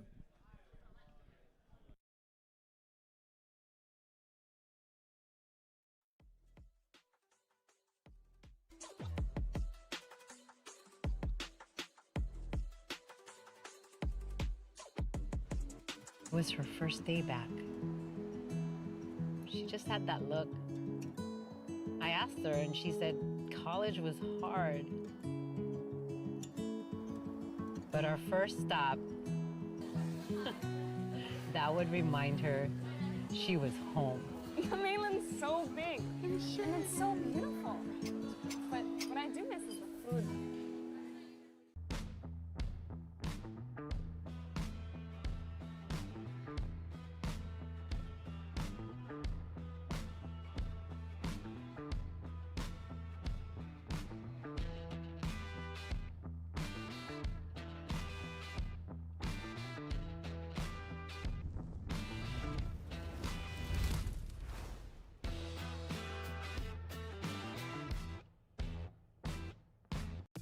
At Zippy's, every bite begins with a promise, a dedication to the perfect crisp.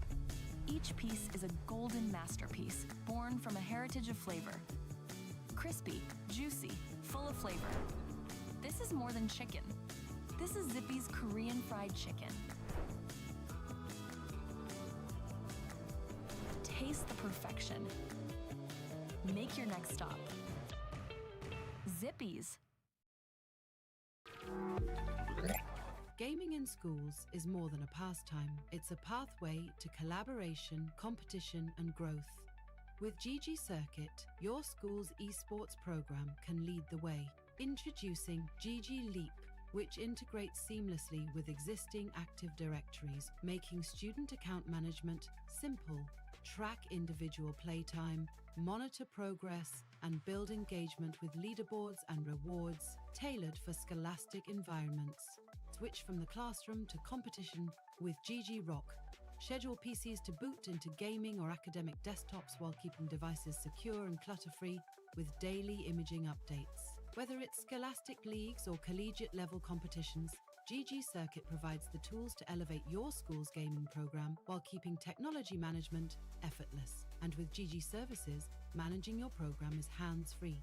Remote updates ensure every game, driver and plugin is tested, optimized and ready to go, all without lifting a finger. Join the schools already powered by GG Circuit, connecting millions of players worldwide. From classroom to competition, we're building the future of gaming education. With over 16 years of expertise, building esports infrastructure is our passion. Level up your program with GG Circuit today.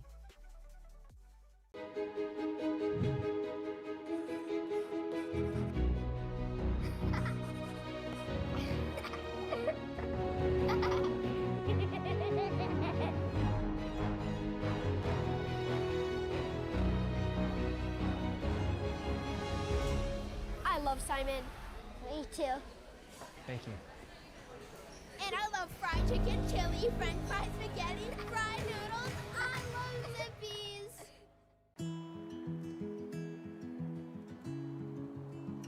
It was her first day back. She just had that look.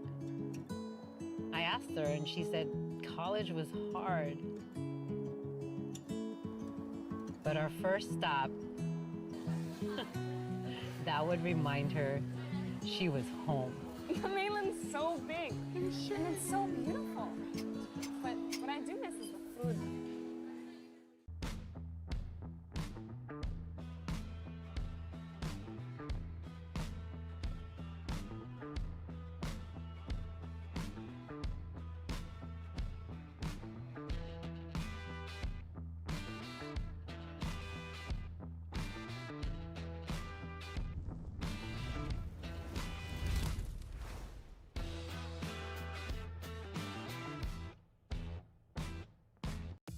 At Zippy's, every bite begins with a promise, a dedication to the perfect crisp. Each piece is a golden masterpiece, born from a heritage of flavor. Crispy, juicy, full of flavor. This is more than chicken. This is Zippy's Korean fried chicken. Taste the perfection. Make your next stop. Zippy's. Gaming in schools is more than a pastime. It's a pathway to collaboration, competition, and growth. With GG Circuit, your school's esports program can lead the way. Introducing GG Leap, which integrates seamlessly with existing Active Directories, making student account management simple. Track individual playtime, monitor progress, and build engagement with leaderboards and rewards tailored for scholastic environments. Switch from the classroom to competition with GG Rock. Schedule PCs to boot into gaming or academic desktops while keeping devices secure and clutter-free with daily imaging updates. Whether it's scholastic leagues or collegiate level competitions, GG Circuit provides the tools to elevate your school's gaming program while keeping technology management effortless. And with GG Services, managing your program is hands-free.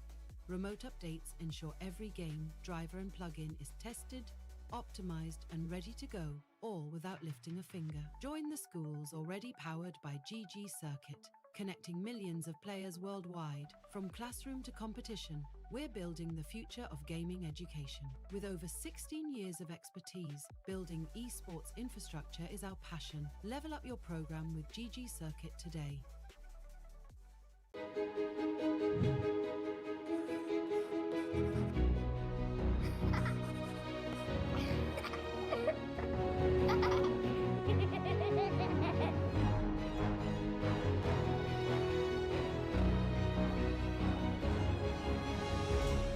I love Simon. Me too. Thank you. And I love fried chicken, chili, french fries, spaghetti, fried noodles. I love Zippy's.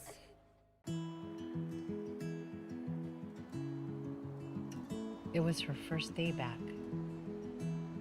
She just had that look. I asked her and she said college was hard. But our first stop, that would remind her she was home. The mainland's so big and it's so beautiful. But what I do miss is the food.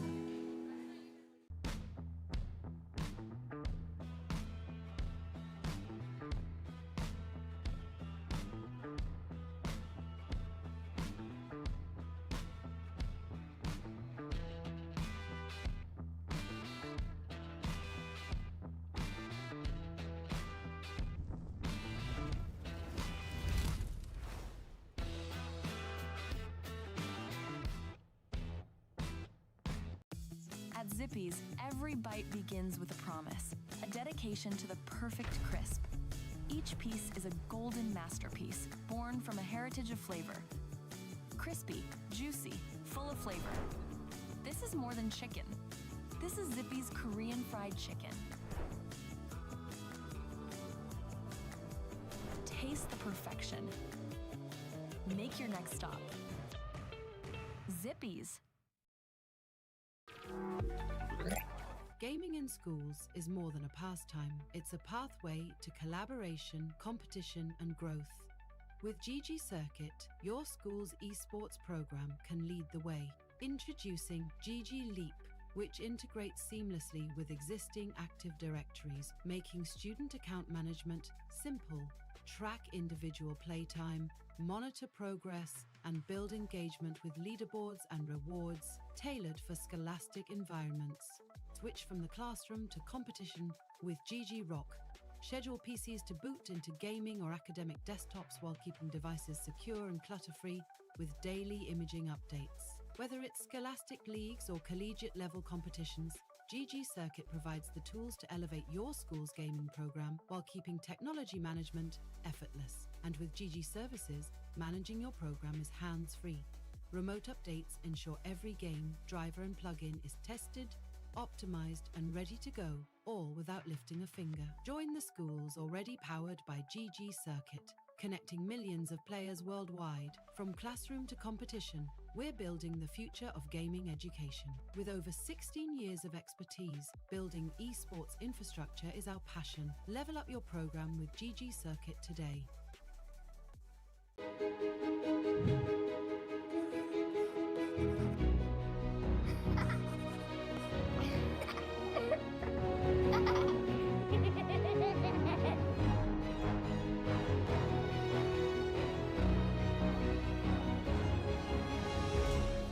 love Simon. Me too. Thank you. And I love fried chicken, chili, french fries, spaghetti, fried noodles. I love Zippy's.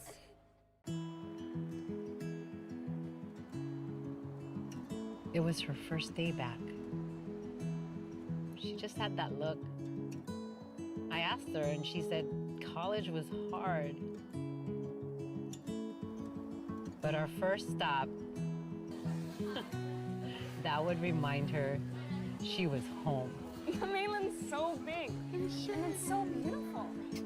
But what I do miss is the food.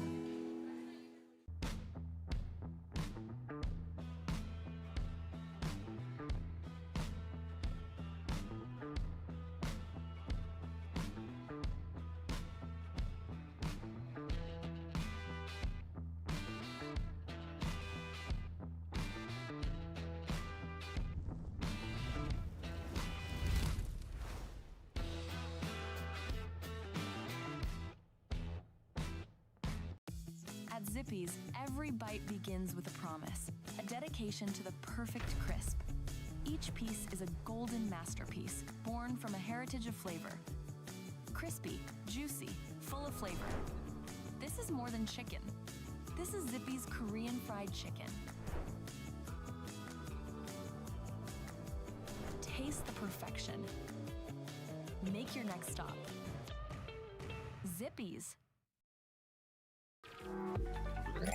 Gaming in schools is more than a pastime. It's a pathway to collaboration, competition, and growth.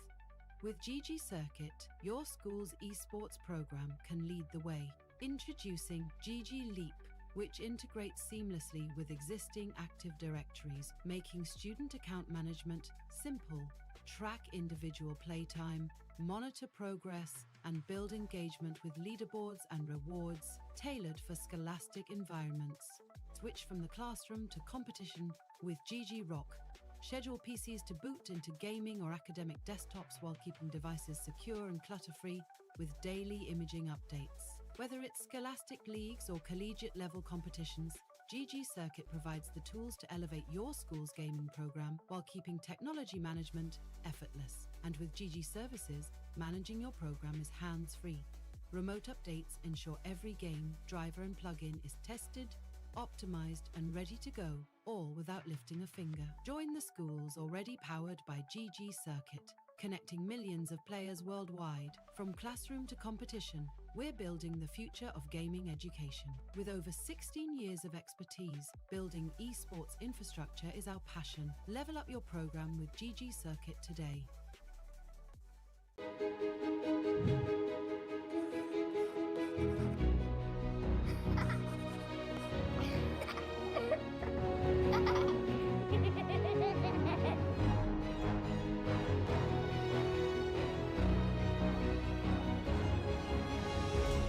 I love Simon.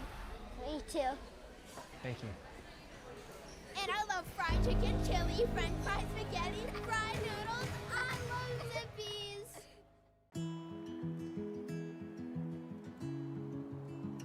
It was her first day back. She just had that look. I asked her and she said college was hard. But our first stop, that would remind her she was home. The mainland's so big and it's so beautiful. But what I do miss is the food.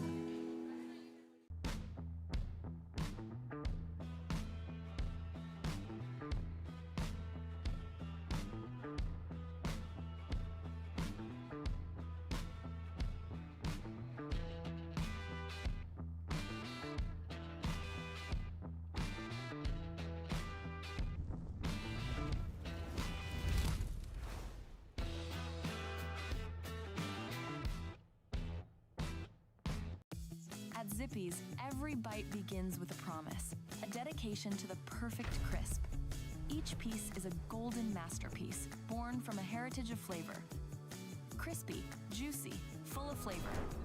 This is more than chicken. This is Zippy's Korean fried chicken. Taste the perfection. Make your next stop. Zippy's. Gaming in schools is more than a pastime. It's a pathway to collaboration, competition, and growth. With GG Circuit, your school's esports program can lead the way. Introducing Welcome back, everybody. We'll get to the high school side momentarily here from the Hawaii Esports Invitational 2026 presented by Zippy's. And speaking of Zippy's, my friend Kevin Yim here, Vice President of Marketing here at Zippy's. So, Kevin, first of all, welcome in. I mean, I know you joined a little while ago. You got to see the championship game. What did you think about it? Amazing gameplay. I'm just so happy with the level of gameplay that occurred this entire weekend here. This is a groundbreaking event for Hawaii, for esports in general. I'm looking forward to many more years of this to come. Many more years. All right, many more years. So it looks like you guys are locked in for a lot more to come here, doesn't it? As long as the price is right. So I want to know here, too, I mean, what keeps you coming back to being our presenting sponsor here for HEI? What keeps on giving here for Zippy's? What makes you want to come back? You know, Zippy's is about building community. When you come to Zippy's, you're there to spend time with your mom, your grandma, your friends after a sporting event or whatever it is. And it's the same thing with the gaming community. The gaming community is here to build community around specific titles, around, you know, just all the different things that are just make this community so interesting to me, quite honestly. And so Zippy's is just proud to support any which way we can build community. And so now you guys are also celebrating here 60 years since it first opened back in 1966 on King Street, and now celebrating 60 years of local food being the staple. Like I tell you what, every single time we talk around here, the only place that some of these players want to go to is Zippy's at the end of it all, which means, I mean, you've done your job well at that point. But what's celebrating 60 years? What do you guys have going on? You know, right now we're running a great promotion along with a Prime movie called The Wrecking Crew with a guy named Jason Momoa. And we're running that through March 1st. And then every month thereafter, we're going to be doing a different collaboration to celebrate our 6 years. So whether that's going to be a clothing product, children's product, toys, and some really interesting things to come. And all you need to do is just go to zippys.com to learn more about it every single month. So every single month. All right, so we're in the middle of February right now. We got to March. Can you give us anything coming up next month? Can you give us anything at all? Just a little tidbit? The only thing I can say is go to zippys.com to find out more. Kevin's no fun. Come on. We're special right here, no? But anyways, thank you very much. Now we have you guys local staple as well. So I got to ask the local question here coming up. Radford versus Roosevelt in the next game here in high school. Got to make a pick. Who are you taking? No, I cannot choose between two local teams. The best team's going to win. That's all I'm going to say. I stayed on the fence. Yeah, come on. All right, Kevin Yim, VP of Marketing at Zippy's. Thank you very much. How about a round of applause for Kevin here from Zippy's, presenting sponsor 3 years in a row. And from the sound of it, hopefully a lot more. We'll be right back. High school finals, Roosevelt Radford on the other end.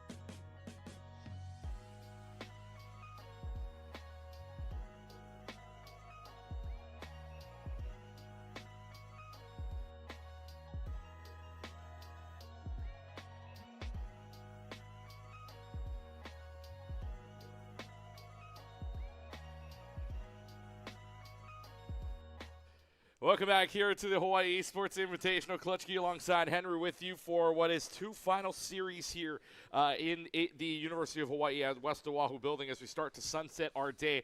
Day number 2, 4:17 p.m. local standard time. And this one's for the local kids. This one's for the local people because we've got Radford and Roosevelt, Rough Riders and Rams, about to go down here for this entire event. You can see them on the sound stage, on the main stage right now. Roosevelt on your left, Radford on your right. Both teams having their high school finals of the Hawaii Esports Invitational here on the soundstage. They got some cheers in the background as well. I was going to say, you can actually hear it. The GCU guys are in there. They've split themselves in half, and I fear there may be like a civil war going on in about 15, 20 minutes. We'll have to keep an eye on them.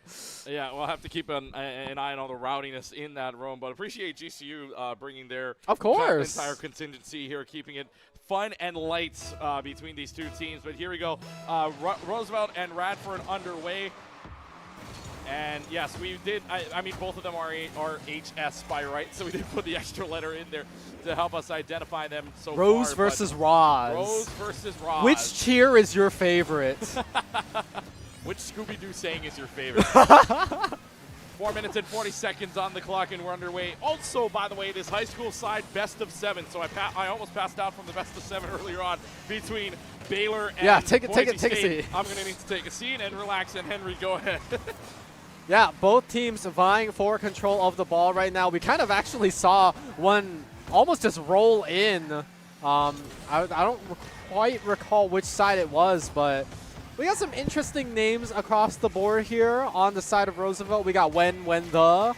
And then on the side of the Rams, we have Oreo. That's your favorite flavor, actually.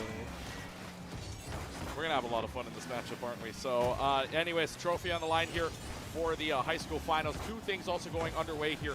Super Smash Brothers Open underway still. You can watch that live on the UH Esports stream, but and at Twitch at UH_esports. But in the meanwhile, here on the Vanta Esports stream, we have the high school finals going on. Roosevelt, Radford, both local teams here in Hawaii, and they believe do have a trophy up there for the high school side as well. One of the only 2 trophies left to play for here, and this is provided to you by Hardwoods. And basically a very nice design here as well for the trophy to take home, if you will, the localized style trophy. Oh yeah. So both teams off and about here. No goals just yet, and no goals to be scored. A little bit of a stare down between the 2 teams, and you will say here that it's a little more to the earth of a game. Oh yes. Because we had a lot of high flying aerials back in that Boise State game, and it will be Radford first up on the board. Oreos there to make it a 1-0 game for the Rams. And you're absolutely right. It feels much more grounded compared to the Collegiate series that we've been watching. Gravity a bit stronger in this one. Makes it a bit more telegraphed, but honestly, that might be what the high school scenes need. Sometimes simplicity is key, you know? Makes it a little bit easier. And for the Rams, that worked out for them. They get their first goal just shy of 2 minutes into the game. As I say that, Cud over there, KUD _ scores one in for Roosevelt. Rice with the assist on that, so Roosevelt gets one back, and the Rough Riders are back in the game with the tie. So it's a 1-1 game line here with 2 minutes and 49 seconds left to go on the clock. And just like that, 16-second differential from first to second goal underway here. And Oreo's going to go top right corner, nothing there. Second attempt from Potato God, and also off of the mark. So we play on to the reset, and here comes Roosevelt into the corner. Demolition keeps them at bay for right now. It's just the flyabout here. Potato God wants to make some noise. Nothing there to go up for Roosevelt, and back into the neutral it'll play. Yeah, and boosts actually looking pretty low for the side of Roosevelt. So even though they're able to save off a little bit of offense here from Radford, they're going to need to replenish if they want to go and try to be on the offense here. Ball going to hit the right post, trying for a second attempt, blocked out by when the. Now. And that's going to go over everybody. That's in. Roosevelt gets it past everybody. When the is there. Assist by Cud. But it's all when the here. Perfect placement of the small. Nobody home. Nobody there in time. And It's going to be the Rough Riders, 2 in a row with 2 minutes left to go on the clock. I've got to ask them after this what the origin of their names came to be. I can tell you what one of them was. What Oreo was? I can tell you that one. I wonder if it's, you know, they actually do just like Oreos and, you know? I think high schoolers have a lot of fun with their usernames. That's what I think so too. And speaking of fun, Oreo ties up the game 1-2 apiece, getting it in there. Both goals in his name, as a matter of fact. So, you know, early signs to Roosevelt who they should be looking out for in the rest of the series. Again, a best of 7, really testing their endurance. And I mean, honestly, it's training them for if they choose to advance this further than just, you know, the high school scene. Collegiate Rocket League very often goes up to that 7 game, as you saw in our tournament. Yeah, and we love the fact that here at the Hawaii Esports Invitational as well, the schools have helped out by putting out flyers for different schools, including GCU's one down on our left side, as well as Syracuse. Grand Canyon also had, Grand Canyon, Syracuse, I believe some Boise out there as well. Ooh. So there's plenty of good options to look at for esports schools and offering scholarships as well. I know all the Michigan State players are on scholarship right now. Nearly a goal in, by the way, for Roosevelt as we're talking about it. Potato God! Look at it, nothing there either. That's a block. This might get exciting. Yeah. 45 seconds on the clock. It is a finals after all. They are playing for a trophy, and Cud with the double touch, nearly a triple side. But Roosevelt's going to have to wait another time for a nice goal like that. Rice, on the other hand, meanwhile, holding on, turning it around. It's hit out. Oriole's going to hold on to this. We've got some exciting gameplay. 30 seconds left to go. High schoolers are making this interesting. We had one good best of 7. How about another one here? Cud's going to go up in the air, maybe to score that. That goes out to the right side. Too deep of an angle. Now Cud on the other end, misses that ball. Double miss! Who's going to get it here in the end? It's C-Dan that's there. It's going to be up for Rice. Rice doesn't find it. 10 seconds left to go on the clock. Up and about. This could go in. Cud's going to go up there. Gets the aerial up. Off to the left side. Runs up the wall now. 3 seconds left to go. That gets blocked. Ball goes into the neutral. Rice lifts it, and Rice will bring it down to the ground. And game 1 is OT. Game 1 OT for high school, as a matter of fact.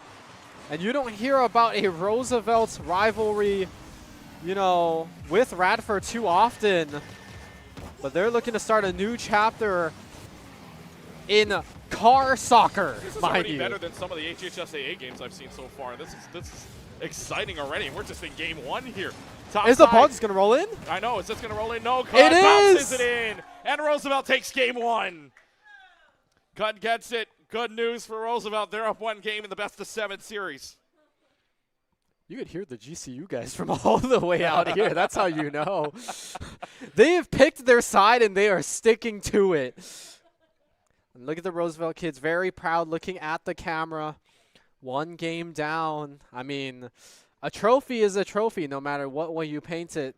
And Roosevelt would be very happy to be able to take that home if they can. Radford, on the other hand, now still need to win 4, but you can see it in the post game. Lot more shot attempts. Lot more goals for Roosevelt. It's very close. I was going to point out, Cud and Oreo, both 6 apiece. In terms of shots at the very least, but otherwise total goals. And for Roosevelt, that was 6 out of 10 shots total made by Cud. And on the other side, Oreo 6 of 8 on the other hand. So that was all Oreo scoring for the team from Radford. But Roosevelt's is the one that comes out in the end, an overtime situation as well. And by the way, somebody's still going to win at least 3 more. And we've already got overtime fireworks here between Radford and Roosevelt. So hang tight, because this game just got a little bit more fun here. It's got a little bit more tense. They're playing for a trophy here. And on a Sunday, not a bad way to go out for your weekend if you could win a trophy here from West Oahu. And both teams, I mean, they don't got school tomorrow. Think about that. I believe this might be one of the longest weekends I've ever heard for a school for schools, right? You had Friday off. We had Friday off. Saturday, Sunday, Monday. They yes. come back on Tuesday. The parents are All also the grateful, adults are man. No. The parents are grateful. That's 2 less days they got to wake up at like 7 in the morning to drive them to school, okay? But if I'm a working adult, I'm just wondering, why can't I have that schedule, that 4-day schedule? Why can't we have that 4-day week off? Oh, don't be jealous, Keegan. I am. This is starting to feel like projection. 4 minutes and 40 seconds on the clock, and we're underway here in game number 2 on the best of 7 between Roosevelt and Radford. Up in the air right now to go to the backside wall into the corner. They'll try to take this one out. Roosevelt awaiting in the goal right now. 2 misses by Radford players, and that's going to allow them. Good flip on over, jukes them, but Rice isn't fooled. 2 jukes, but a third ankle not broken. 50-50 ball won by Radford in the end, sending it back to Roosevelt's way, but Roosevelt gets the ball. When the trying to find a way in, gets the aerial, but doesn't get it up. Hits the top, not a crossbar quite yet. Gets blocked out, but it's still staying on this red half of the field in the Rams. Finally, Radford can breathe as it goes back down to the yellow side for just a couple of moments. Yeah, and a lot of exchanges back and forth for the time being. Like you said, some fancy footwork coming out from some of the players here. And honestly, high school may feel kind of early, but star-studded potential can come out of a lot earlier stages than you think. That's why, you know, Vanta started the pipeline from middle and high school, and now we get to have a tournament like HEI to show off what all of that investment has come into that collegiate level. So for both of these teams to have made it to this finals here, they ought to be very proud of themselves coming this way far. 3 minutes and 15 seconds left to go from the top rope. Nearly had it in on the right side. On the bottom end, though, Potato God is going to get it there. That's going to be a big roller, but that's going to go off to the right side. Even gets demolition for it. Just gets denied any more movement for the time being. Meanwhile, Cut is there, looking for the corner and looking to get the double tap. Another corner again, up on the air. 50-50 ball, one out by Radford. Blocked out for the moment. This will go up onto the wall. When thus centers it. Anybody home? Off the right side. Potato God saves it. That may or may not have bounced off the right post anyways, even if he had let that go, but better safe than sorry. Still off of the right side end. Looking for it. As Cud will just clear this out back to the mid side. Nobody home for Radford to follow up. Still 0-0. We're halfway through the game staring contest here between Rams and Rough Riders. Going to find a win in the end here. A little bit of a block. That's a fast-paced ball that goes backward. Potato God there to clear this out back to the yellow side. Cud will get it. Cud gets demolished in the meanwhile while trying to obtain possession, but instead he comes back on over to Roosevelt's side into the middle. Sedan will go for it, flying around, gets a save, and we're back to the middle and we're back square even. Back even. Any progress that either team makes stifled out within a little bit. Yes. And as I say that, when the finds the angle from the midfield. Pass from Cud. Center halfway across. Just enough to make it in. Putting Roosevelt in a 1-0 situation. 2 minutes left on the timer in this game. Number 2 kickoff actually flies towards the Rough Riders. Sends it back towards the Rams. Who's going to touch first? It's going to be Radford. Sending it all the way to the opposite side of the field now. Cud with control. Juking one. Is he going to pass 2? The answer is no. Who gains control here? It's Potato God. Now slowly dribbling it. But a kick back. Is anybody going to block? Answer is going to be yes. Now stuck on Radford's side. Stuck on Radford's side of the floor. Here comes Rice. Rice looking for it. Nothing there. Cud looking to back off the ball. Gets the 100 boost and backs off for right now. Just going to pass by everybody. No. Cud hits it. Cud will get the second touch. And it'll reverse back quickly to the other end. It'll be Potato God arrowing it out. Doesn't have a second hit for it. Sedan, though, can get the shot. Does he get the goal? He does! Sedan from midfield gives the Rams the tie. Potato God get credit for the assist. All Sedan, though, on this one. On the left side, Rice can't catch it. Neither can the Sedan, Potato God pair up for the goal. There you go, tied up just like that. As dynamic in a game as Rocket League can be, you can never let your guard down. A close reaction, like you said there, from Potato God playing goalie, but not able to get to that ball in time. And now, minute left on the clock, a potential second overtime in just 2 games thus far. 45 seconds remaining. And up and over and will go when there to cover. Potato God looking to add on to the pressure. Right side goal. Looking for the top of the wall. Cut is there. Clears it out. 35 seconds now.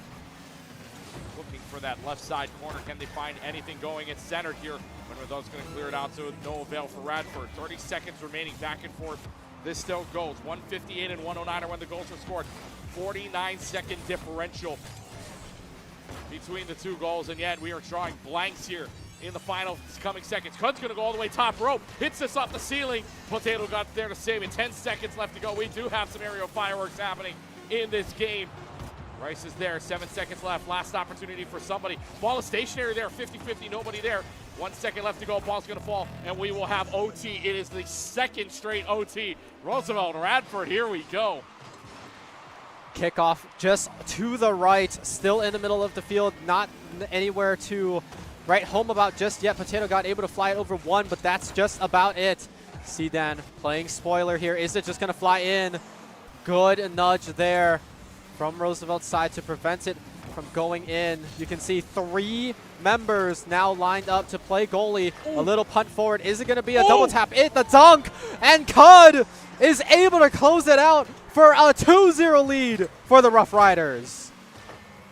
Wenwin putting it in a perfect position, and in overtime, Roosevelt takes it again. This time it's 2-1. And it looks like Radford's goal at this point should be don't take this to overtime.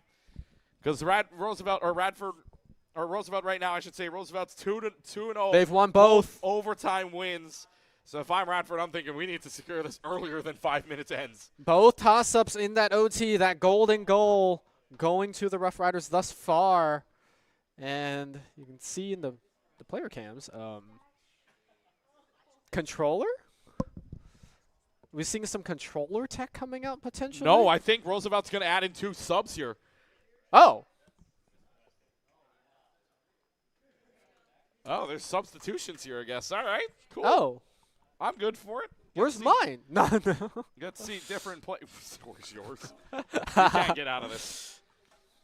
So, 2 substitutions coming in for the game here, and we'll see who they are momentarily as they get their stuff set up. But no stats here anyways for this game, but we'll just assume that it was back and forth already as it was earlier on. 2 overtimes, 2 subs in. Does this make a difference, though? It can. I think even the bare minimum that I will say that I'll give credit to Roosevelt for is that they're giving more players the opportunity to have that stage time. You know, it's always it's very difficult at times when you're super focused on competition to be like, okay, only our top 3 are going to get to play, only our top 5 for other games are going to get to play, and then anybody that is a substitute on the roster starts to kind of feel like the B team in some ways. But you know, giving more players the opportunity to kind of rise up to the occasion, show what they're capable of, more of that time on stage, I think it promotes a healthier environment, if you will, for the entire team. So let's see if this ends up working out for Roosevelt as well, or if Radford are going to take this and be like, okay, we now have a better time synergy advantage relative to this Roosevelt roster that we are now going to fight in Game 3, and see if they can come out on top. Well, since we have this break in the action, we also want to try and thank one of our sponsors here, Kevin Yim, coming up on board for a stream here, and we also want to thank Zippy's for their continued partnership here of the HEI. And if you're curious what tops the menu at Zippy's, it is the Korean fried chicken, baby. Yes, it is. The Korean fried chicken, baby. Crispy, tender chicken glazed in a sweet, salty, garlicky Korean-style sauce. Served plate lunch style with macaroni salad and 2 scoops of rice. Order yours today on the Zippy's app, zippys.com, or the Zippy's app available on the Apple Store or Google Play. So, yeah, the break in the action here again. Thanks to Kevin Yim, VP of VP of Marketing at Zippy's, I should say. So we appreciate his time. And I wish he had given us a tidbit of what next month would have been. And almost next month. Just look at zippys.com for all of their collaborations. Every single month, they're going to have something different. So if you're living here in the islands or if you're living in Las Vegas, it's a good taste of what's coming up soon for their 60th year of celebrations. I know they just had the Wrecking Crew pack, Yes. as a matter of fact, to promote the new movie. I was really hoping, I think last year for Chinese New Year, they had this thing called the Firecracker Chicken, which was basically the Korean fried chicken, but the sauce was a little bit different. It was kind of like the sauce you put on poke, you know, your Kewpie mayo and your sriracha kind of mix. It was a little bit spicier. I know, I'm sorry, Keegan, but it was so good. And this is my plea for them to bring it back. All right, well, Henry's plea has been thrown up into the air. Yeah, well, it's the out there Zippy's now. gods above, if listening, the Zippy's gods will hopefully answer your prayers. So we'll see.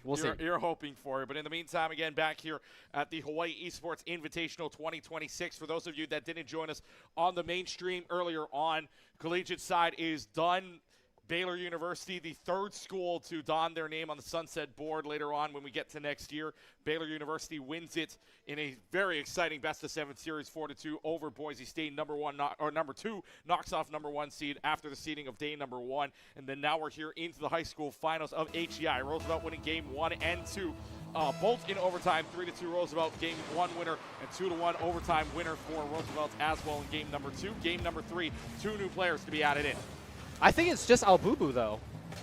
Oh, no, it is yeah, just one player, Cut yes. and Rice. One player to be added in. Yeah, and then I think there was a controller now in play. So a little bit of different play styles, and that's kind of one of the beauties of Rocket League, is if you're born from the console ages, then you still can play it. If you're born from the personal computer, the PC ages, you can still play with a keyboard and mouse. It's a very flexible game that way. Makes it a lot easier to access, I would say. And so, yeah, different play styles can amount to different strategies also. We're going to have to see. So far, Roosevelt, again, in the lead 2-0 in terms of games, both eking it out in that overtime, tied all the way through both of the 5 minutes, able to get both golden goals. And to be honest, that first game, we talked about it, lots of shots between both sides, 18 in total, 5 goals connecting out of those 18. Game 2, a lot tamer, I would say. Only 3 goals, and again, 1 in overtime. I think this is part of the thing that happens as you play on a series that happens in every professional or even, I would say, competitive game, is you start kind of figuring out the other team, and so you make plays a lot more strategically. Rice over there, finding an opening. Ball is pretty centered, I would say, right here. And then, yeah, kind of just punts it in.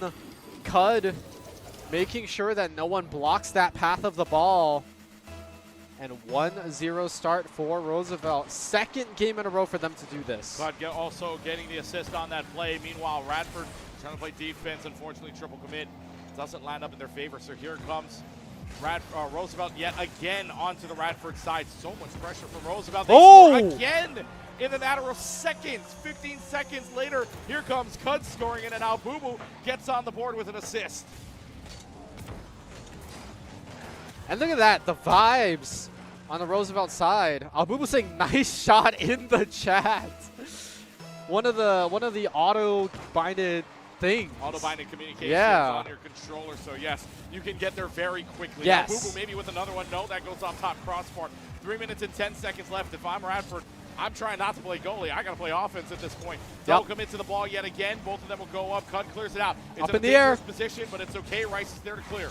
Here comes Radford again. Sedan's there, trying to get Boost, but Boost is limited here on either side. Get back to the middle, it goes, and into the air, it'll play out. Demolition now. This ball is stationary momentarily, but Rice does clear that out. Goes back to the middle. And it will be played out here by Roosevelt, still sticking to the mid area. Now it'll be Potato God trying to push this in. Nothing doing there. Down to 2.5 minutes remaining on the clock. Rice trying to get it through everybody, but still off the wall and out. Oreo bounces this around and will take it out to the corner. Here comes Potato God on the 50-50 ball. Cud keeps it in play to the middle, and here comes Roosevelt on the other end. 20 left to go on the clock. Rice all the way to the wall, clears it out, but still no breathing room for the Rams whatsoever. They are continuing to play defense and maybe even get a goal Punts here. it in. Thanks to a move by Albubu, gets on the board not only with an assist, but now gets a goal to play with. Cud on the assist line as well, and Roosevelt has taken this game over. 1 apiece for each player on this Roosevelt roster thus far, putting in that tempo. And now that 3-0 lead. 2 minutes left. It's not a lot of time, but it's not impossible either. Radford with many avenues to come back. We saw a lot more aggression after that second goal coming out from the Rams. They just have to try to keep that up so that they can turn that into more opportunities to shoot and potentially score. Oh, good pinch by the Radford guys. the Radford players, they at least bounce it out for right now. Sedan's there. May get credit for the save. That was just off the left post, if anything. Orioles got to play 1 versus 1. Albubu not there. Gets bumped around. Still in a dangerous position. Left side. Still holding on for right now. Radford's got to find some way to score here. A minute 26 on the clock here. Otherwise, they're in sweep situation. Down, even if it's down 2-0, going down 3-0. Very hard to come back from. Radford's got to make a run at it here. Down to the middle. It'll go to the left side. Very stationary ball. Cut there. Cut off the wall. Dribbles this around. Keeps on going. On wheels here. Cut's going to keep this going here. Potato God puts it right in front of the goal. Nobody home. Just a little bit of a whiff. I believe that was Rice that was there to try and score this. Albubu now gets the ball knocked out of a dribble. Here comes Cut. Cut's been good on the aerials. Off to the corner of goal. Back to the center. Hit by Potato God, but right into Albubu's hands. It comes back to the corner. Albubu now, this time the center, gets a triple try. Oh! But instead lets the Rams score it for him. This is all Albubu. 1 touch off the wall, a second one. But this one goes right off of Sedan and in, and no more work needed. Albubu makes it 4-0. Yeah, probably thought the ball would land a little bit differently and then he could just bump it further out, but unfortunately that's not what happens. Radford Rams looking at a 0-4 deficit here. And at this point, it might just be a little bit of a mental reset heading into that 4th game. The way I would put it is, it really doesn't matter how many goals were scored in that previous game. Your number just has to be bigger than your opponent's. And so, right now, 5-0, 1-0 wouldn't make a difference if you head into the rest of the series, but the implications for Radford would mean that this would have to be a reverse sweep of 7 in that, or a 4 in that best of 7, I should say, in order for them to win the high school division here. 10 seconds left to go. It's all but over here. Roosevelt's going to go up 3-0. They're on sweep mode. Bring the broom out of the closet momentarily. They can peek it out, but it's not just secured yet, but they will get it out. 3-0. Roosevelt leaves after a 5-0 line. Albubu comes in, no damage done. Guess what? It's even more damage done to Radford. Absolutely so, and we might have to check his controller, you know? We don't know what's on there. But lots of shot attempts from Roosevelt. They played it aggressive, and they kind of just left no room for Radford to even play on their half, you know, on their side of the field. And so you see 12 shot attempts, 5 of them landing. That's almost a 50%, you know, success rate. Very, very high. And like we said, each member from Roosevelt having their little piece of the cake there in terms of scoring the goals. Radford not finding too much success in this game number 3, but they are not out of it yet. It is a best of 7, like we said, but it would have to be the 4-0 in favor of Radford in terms of games if they want to win this one out. For Roosevelt, 4 second chances. And a reverse sweep isn't, it's not impossible, not likely, but you never know, right? Ask Michigan State. They were down 2-0 against Grand Canyon. They were a second off from being eliminated. They were a second off from being eliminated, but then they get the tie in the reverse sweep in the end. So it's not impossible, but Radford's going to need to do a lot of work to get there. They got to win 4, not 3. And here we go. Kickoff goal. Possible, but Oreo saves it. Near kickoff goal. Going to put Radford in a great position to start this game. Instead, Roosevelt's off and running. Taking it back to the midfield. Now Rams trying to put the pressure on. Instead gets blocked off back to the middle. This will be Radford advantage thanks to Sedan on the other side. Open net pushed around. Ooh. Careful positioning, though. Don't want to run it too low. That's an opportunity here. Freestyle both sides. 50-50. Won by Rice to push it ahead. Potato God also missing. That ball is stuck there inside of the corner. Running it around. No blocks there. Here comes the second touch from Cud. Off to the right wall. The rebank. Who's there? Albubu is there. Albubu has scored the last 4 straight goals going back to last game. And Roosevelt has the 1-0 lead. And if we're talking about streaks, this is the 7th goal in a row for the Rough Riders on a winning streak here with the goals. A winning formula for them that the Rams don't seem to have an answer to quite yet. They block one shot attempt. There's a second one coming. Almost like an artillery barrage Our production crew is having a lot of fun watching this game, and I think everybody's having fun watching this game as well. Two great high school teams coming up here. Nearly a good pass from Oreo to give Radford a board, but Radford has not scored since 1:09 left in game number 2. We're in game 4. They didn't score at all in game number 3. So you're thinking Radford can score here. Maybe they can. Off the corner of the wall, Rice is there to tip it. Up above the goal. No danger there. 3 minutes and 35 seconds. Radford getting 1. Potato God's able to stave that off for right now. Back into the central. Maybe a quick turnaround from Oreo. No cuts there before that. Oreo off of the wall. You can see the team here on the sound stage of the University of Hawaii at West Oahu for the high school finals of the Hawaii Esports Invitational and Rocket League, presented to you by Zippy's. 3 minutes and 15 seconds left to go on the clock. It is a juggle all the way in the air. Rice, what are you doing to them? Rice, what did you just do? Look at the dribble. Flip, dribble, and gets it in. Rice, unbelievable. Unbelievable. 8 straight goals now for the Rough Riders with 3:12 left to go. Colleges are here. They're starting to recruit, and man, you might be looking at anybody on this team in Roosevelt right now. I mean, if not, then a hibachi chef would work too, because the tricks he's doing is absolutely beautiful. Looking to do it again. Fool me twice, shame on me though, says Radford. Immediately with the contest. Oriole looking to line it up. Knocked out of his hands. Ball back in Radford territory. 2-0 lead. Half the time has gone away in this game number 4. Roosevelt just need this one to close that out. Radford needs the next 4. They would need 2 goals here at minimum to tie it up if they can. But Roosevelt keeping the pressure up. Keeps the pressure on. Radford trying to score here at all. They cannot buy a goal at this point because right now they're stuffed away. 2:10 on the clock and running. Even Rice is right there. Not a full boost though, can't do any more tricks, but along the wall they will go. Aliamanu off to the side here. Radford's got a chance at a run here, going to the corner, 1 versus 1. Cud will get there first. Cud's just going to lift this one away, not for anybody to reach. Maybe Radford does, but Oreo doesn't reach it in the nick of time. Off to the corner it'll play. Rice, not a full chance for boost though. Does get a flip reset, doesn't use it, but still didn't have a full tank of boost anyways. Cud though on the aerial. Double touch maybe. Does anybody follow up? No, blocked. 139. Radford has to buy 2 goals here if they want to see their tournament lives continue on and maybe into overtime. Radford low on the boost. Need to replenish, cycle those cooldowns on the pads. So far, still playing defense, looking to punt the ball all the way in half court, but Cud has an answer. Looking to potentially dunk it in. No, Albubu looking to receive.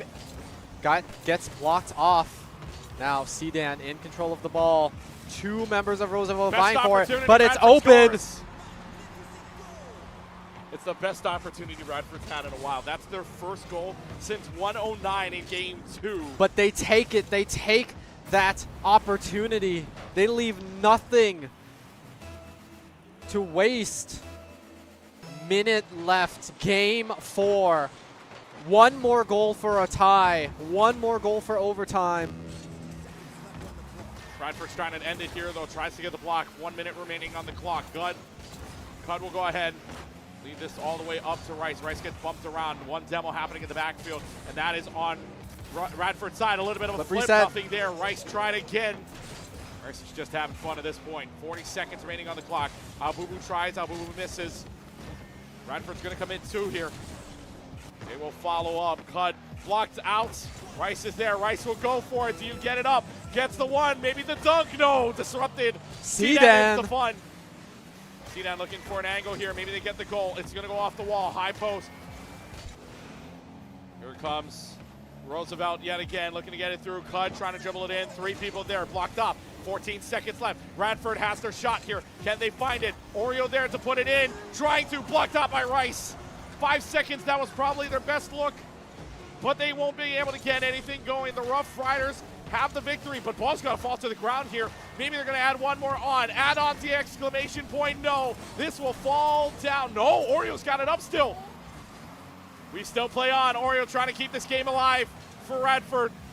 There's not a lot of boost to work with, though, for Radford. This ball is still screaming along the wall. Maybe an aerial's got to end it, but Rice is going to say no. Ends it. Oh, it's not on the floor. We still go. Potato God up there, hits it No, on that's the wall, it. and that's it. They finally ended after so long, but Roosevelt walks away with the championship of the HEI in 2026. Well deserved. It looked like there was going to be a little bit of circus action, we would say, towards the end. I think they made a whole lap around the entire Probably field. But you can see it. Fist bumps all around. GG's. All in good game. And all in good faith as well. They're doing a fantastic job. That was good fun here, even if it was 4-0. That was good fun for both of these teams. And I kind of wish we had the mics there at the end just to see all the confusion going on between the two teams. But they will handshake. And look, again, shout out to Grand Canyon University. The best all the way audience. From Phoenix, the audience inside of the sound stage, giving the kids a great time with fans in the crowd. So Grand Canyon's out here, and the Rough Riders will walk away with a bowl and aka the trophy here. So yeah. Good game, but I mean, hey, future of high school looking pretty good in Rocket League if that was the case for Roosevelt. They played some nice ones, and again, if you're going to talk about one play to talk about, how about Rice on the dribble in the air? Yeah, the air dribbles, absolutely that got this entire beautiful. front row excited the entire way through that goal happened. Typically, you only see Dolphins do that with the beach ball in Sea Life Park or whatever, but I guess it works for a car here, too. Yeah, it works for a car at that. So, again, congratulations to Roosevelt. We'll get to the trophy ceremony here momentarily for them. And then after that, we will get to our all-star game, bringing back some of our best players here throughout the weekend in Rocket League. But first, we want to tell you about Southwest Airlines, which is offering a new rewards program known as the Kama'aina Ohana Rewards Program. It offers quarterly inter-island travel discounts, and you can visit online southwest.com/Hawaii/inter-island-flights to get your next flight started with the new Kama'aina Ohana Rewards Program with Southwest Airlines. And I think they also now do assigned seating as well, which is kind of exciting as well. So check out Southwest Airlines for the, again, new Kama'aina Ohana Rewards Program. On the other side of the break, the All-Stars, and that'll wrap us up here in HEI. One more series to play, only a best of 3, but then HEI closing down right after that. You're watching the Hawaii Esports Invitational presented by Zippy's. We'll be right back.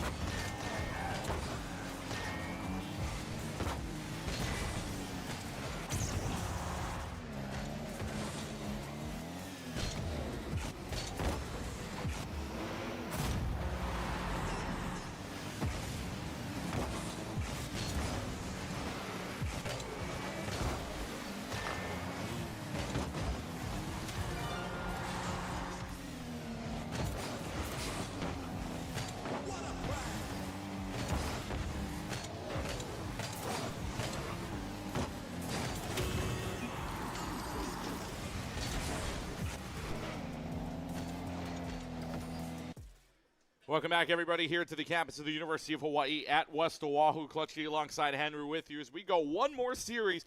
And all we're doing is at most 3 games, as it is a best of 3. But something kind of cool here to end our day, a all-star roundup, if you will, as we get some of the best players from the collegiate side alongside one of the high schoolers here in Radford and Roosevelt. Ooh. One player on each side. So guess who we're going to have here?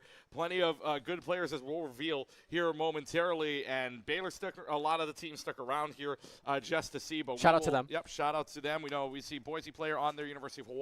We also have Tiz from Syracuse as well, and also Baylor as well sticking around. So we'll get to see the entire roster here momentarily. But Roosevelt, Radford, you can see the Roosevelt All-Star, quote-unquote All-Stars, taking on Radford All-Stars, quote-unquote, as well. So it'll be a combination of a few players here from the other 6. And yes, we had 6 schools here for the game, but 4 players here along mixed up with high school, but still a pretty cool concept if you ask me. No, I like it this way. It gives that high school college pipeline kind of interaction, you know? You can learn a lot from your mentors and stuff like that, so it's kind of nice. I do kind of find it funny that this could still be used as a school pride type of thing, whether Roosevelt or Radford win this one out.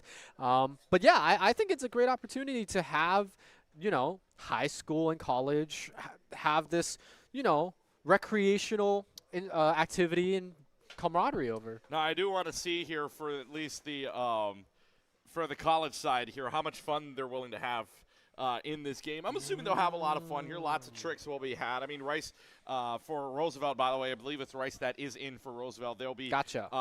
It already starting off tricking already starting off freestyling, so it's not like an unfamiliar territory for the high schoolers. Radford side, we get to see who was in there. Didn't get word of who it was, but we will get to see momentarily what these 2 teams do on stage. And we've had a good weekend so far. Again, a little bit of a recap here as we go through the entire weekend of HEI as we get set up for this final series in a best of 3 throughout our entire weekend. 20 matches played total between the 6 teams that are here. 3 newcomers in Baylor University as well as Syracuse. And then we also Grand Canyon. And Grand Canyon, thank you. My memory's going here. It's been a long day so far here. But yes, those 3 schools, newcomers here to the Hawaii Esports Invitational.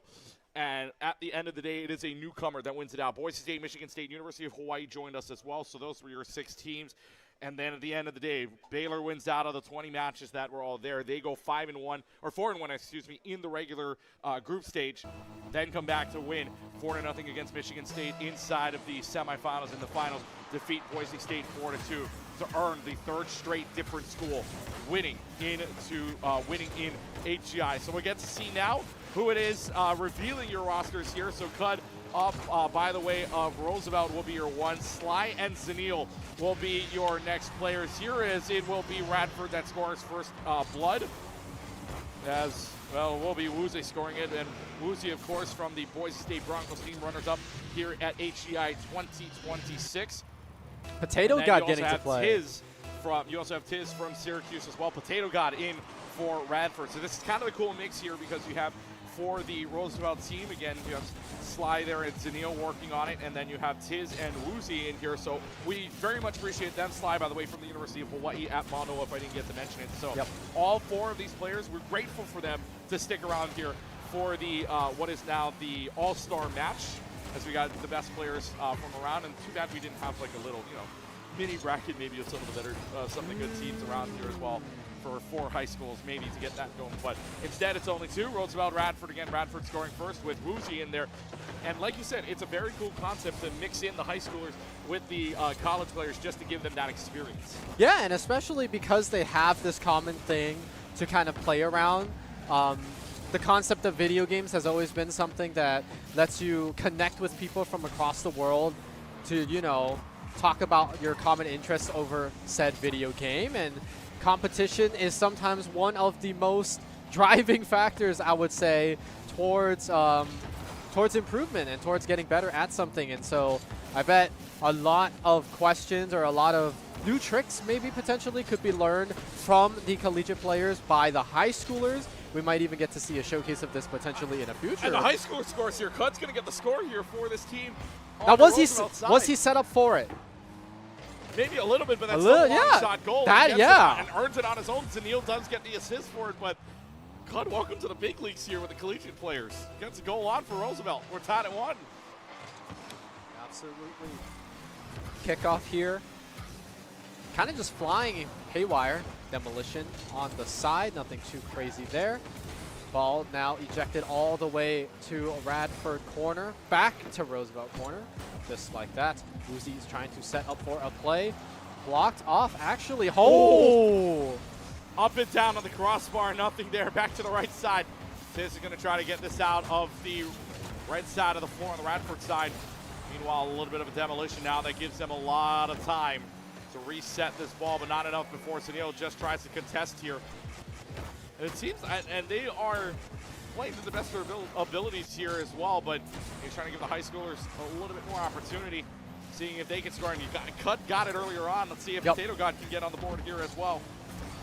As it will be back out to the left side wall. Tiz, go ahead and lead up, but slides right there from the University of Hawaii. And Manoa, and it goes in. UHE on the board here for Roosevelt, putting him up 2-0. Manoa making some noise. Absolutely, and who was sent? Potato God, yeah, actually tried to nudge Sly right there, but unfortunately, I think it was just a little too late. Sly had already bumped the ball towards the goal, but still a really good effort out here from Potato God, and it just goes to show, you know, high schoolers also able to read the plays that collegiate players are looking to make. Tiz going for an escort in, but no, the rebound. Gets the follow-up at the very least. Uzi's there. Tiz on the assist. This is all Tiz, though, leading this around under the car here, and Uzi able to follow up only on one strike needed. Slide too late to react. And a goal for Radford, making it 2-2, 2 minutes and 16 seconds left to go. Remember, only a best of 3, not a lot here in terms of gameplay here, but they're still making this pretty exciting. Yeah, and originally it was Cud with the inside-out block to prevent that first ball from going in, but after that, you know, a rebound coming in, and as I say that, Uzi preventing another goal. Cud on the offense. Again, Roosevelt player showing that they too can step up to the big leagues, actively participating in these touches. Looking at the scoreboard so far, Potato God and Sunil, the only two that have not scored one on either end. Slide tried another one, but not going to happen this time around. Maybe Sunil on this play. No, it would be taken out and back onto the golden side, the Radford side of the field. Here comes those Sunil, maybe looking to put the exclamation mark on. Cut to follow. Cut. No tap on the ball. Zanil, though, looking for it. Maybe a dunk. No, Slide a little bit too late to that ball. Zanil all the way to the other end. Cud defending that out. And making sure that there is nothing going there, but maybe a little bit of a hit from Uzi. Right to the hands of Tiz. It's the Boise State Syracuse connection. As Woozy gets the pass right onto Tiz, right into the hands. Broncos to orange. Yeah, the color scheme works out in the end here, both orange sides, and they'll get themselves a 3rd point for the Radford team. And Radford in the lead for the first time in a while. At first, they were just trailing and making up for lost ground with Roosevelt's goals, but now 1 point, 1 goal in the lead with a minute left to play in this first game in the best of 3. Our all-star show match at HEI 2026. Like you said, everybody getting their piece of the cake here, participating in this all-star, contributing to the goals or even the saves. Lots of shot attempts from both sides, and honestly, again, really happy to see the high schoolers able to keep up with the collegiate scene. High schoolers that came out making this exciting for the moment here. Tiz is going to try to redirect this all the way through and turn it around, but instead stays on the Radford side of the floor. 20 seconds left to go. Woozy looking to make this a sealed deal, kind of dribbling it around, but still, ball is right there. Can Potato God score the first? No, off the crossbar, off the left side. Tiz, maybe an attempt this time around. Trying to get it to the right side, off the left post again. Here comes Roosevelt. Roosevelt's got life in this. Trying to chase the ball down. 2 seconds left to play. Tiz looking to put this down into the ground. Can keep this up? Yes, he can. And now to be grounded by Potato God. Radford gets game 1 in the All-Star match.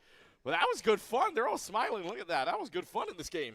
Absolutely so, and that's exactly what you'd like to see, you know, just a good time in video games, that positive atmosphere. Even when tensions can be high, they understand that this is ultimately just a great opportunity to kind of get to know each other, get to know each other's play style, as a matter of fact, and, you know, bragging rights, obviously, at the end of this, but good fun all around, and that's exactly what you'd like to see.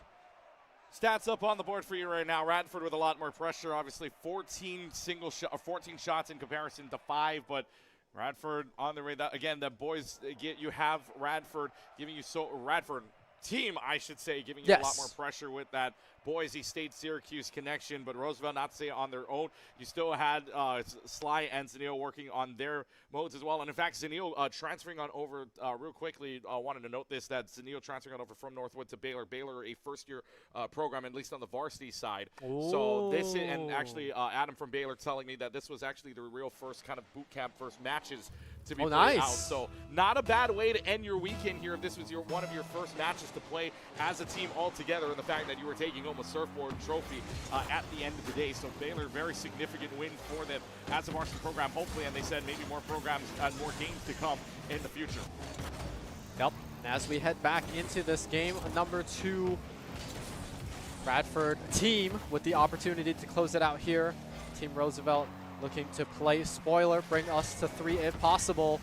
Potato God now driving a lot of the offense here, joining his other team members in making sure that the ball stays in Roosevelt's court so that they can start taking these shot opportunities. All 6 players, at least in the midfield now. Ball going back over to the side of the Rams, seeing if they can do anything with this. Sly trying to set up, but unfortunately just a drive-by past the goal here.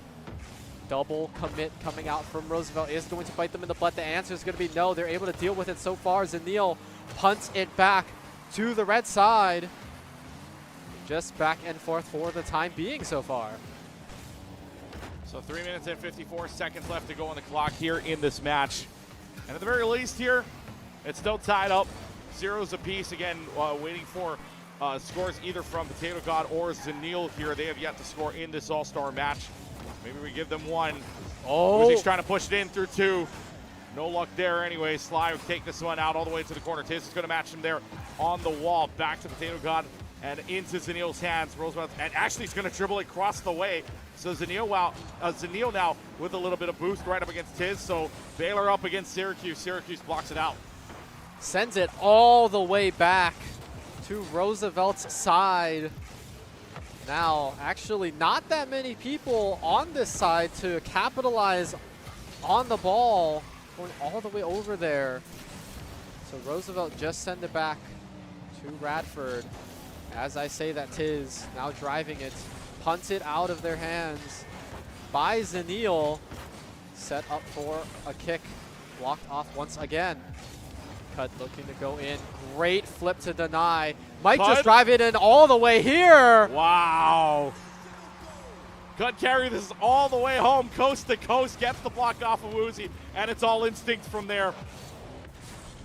Gets it in safely into the back of the net, and Cut scores his 2nd goal for the Roosevelt team. Just a circus trick for Cud here as we have a kickoff demolition. Tiz now looking to equalize the score, but a very aggressive block there. Sends it back to midfield before it's received once again by a member of Team Radford. Now, ball being driven by Cud, looking to steer it one more time, but a bit too far to the left there, and a bit too high also. Zanil on that rebound, seeing what we can do.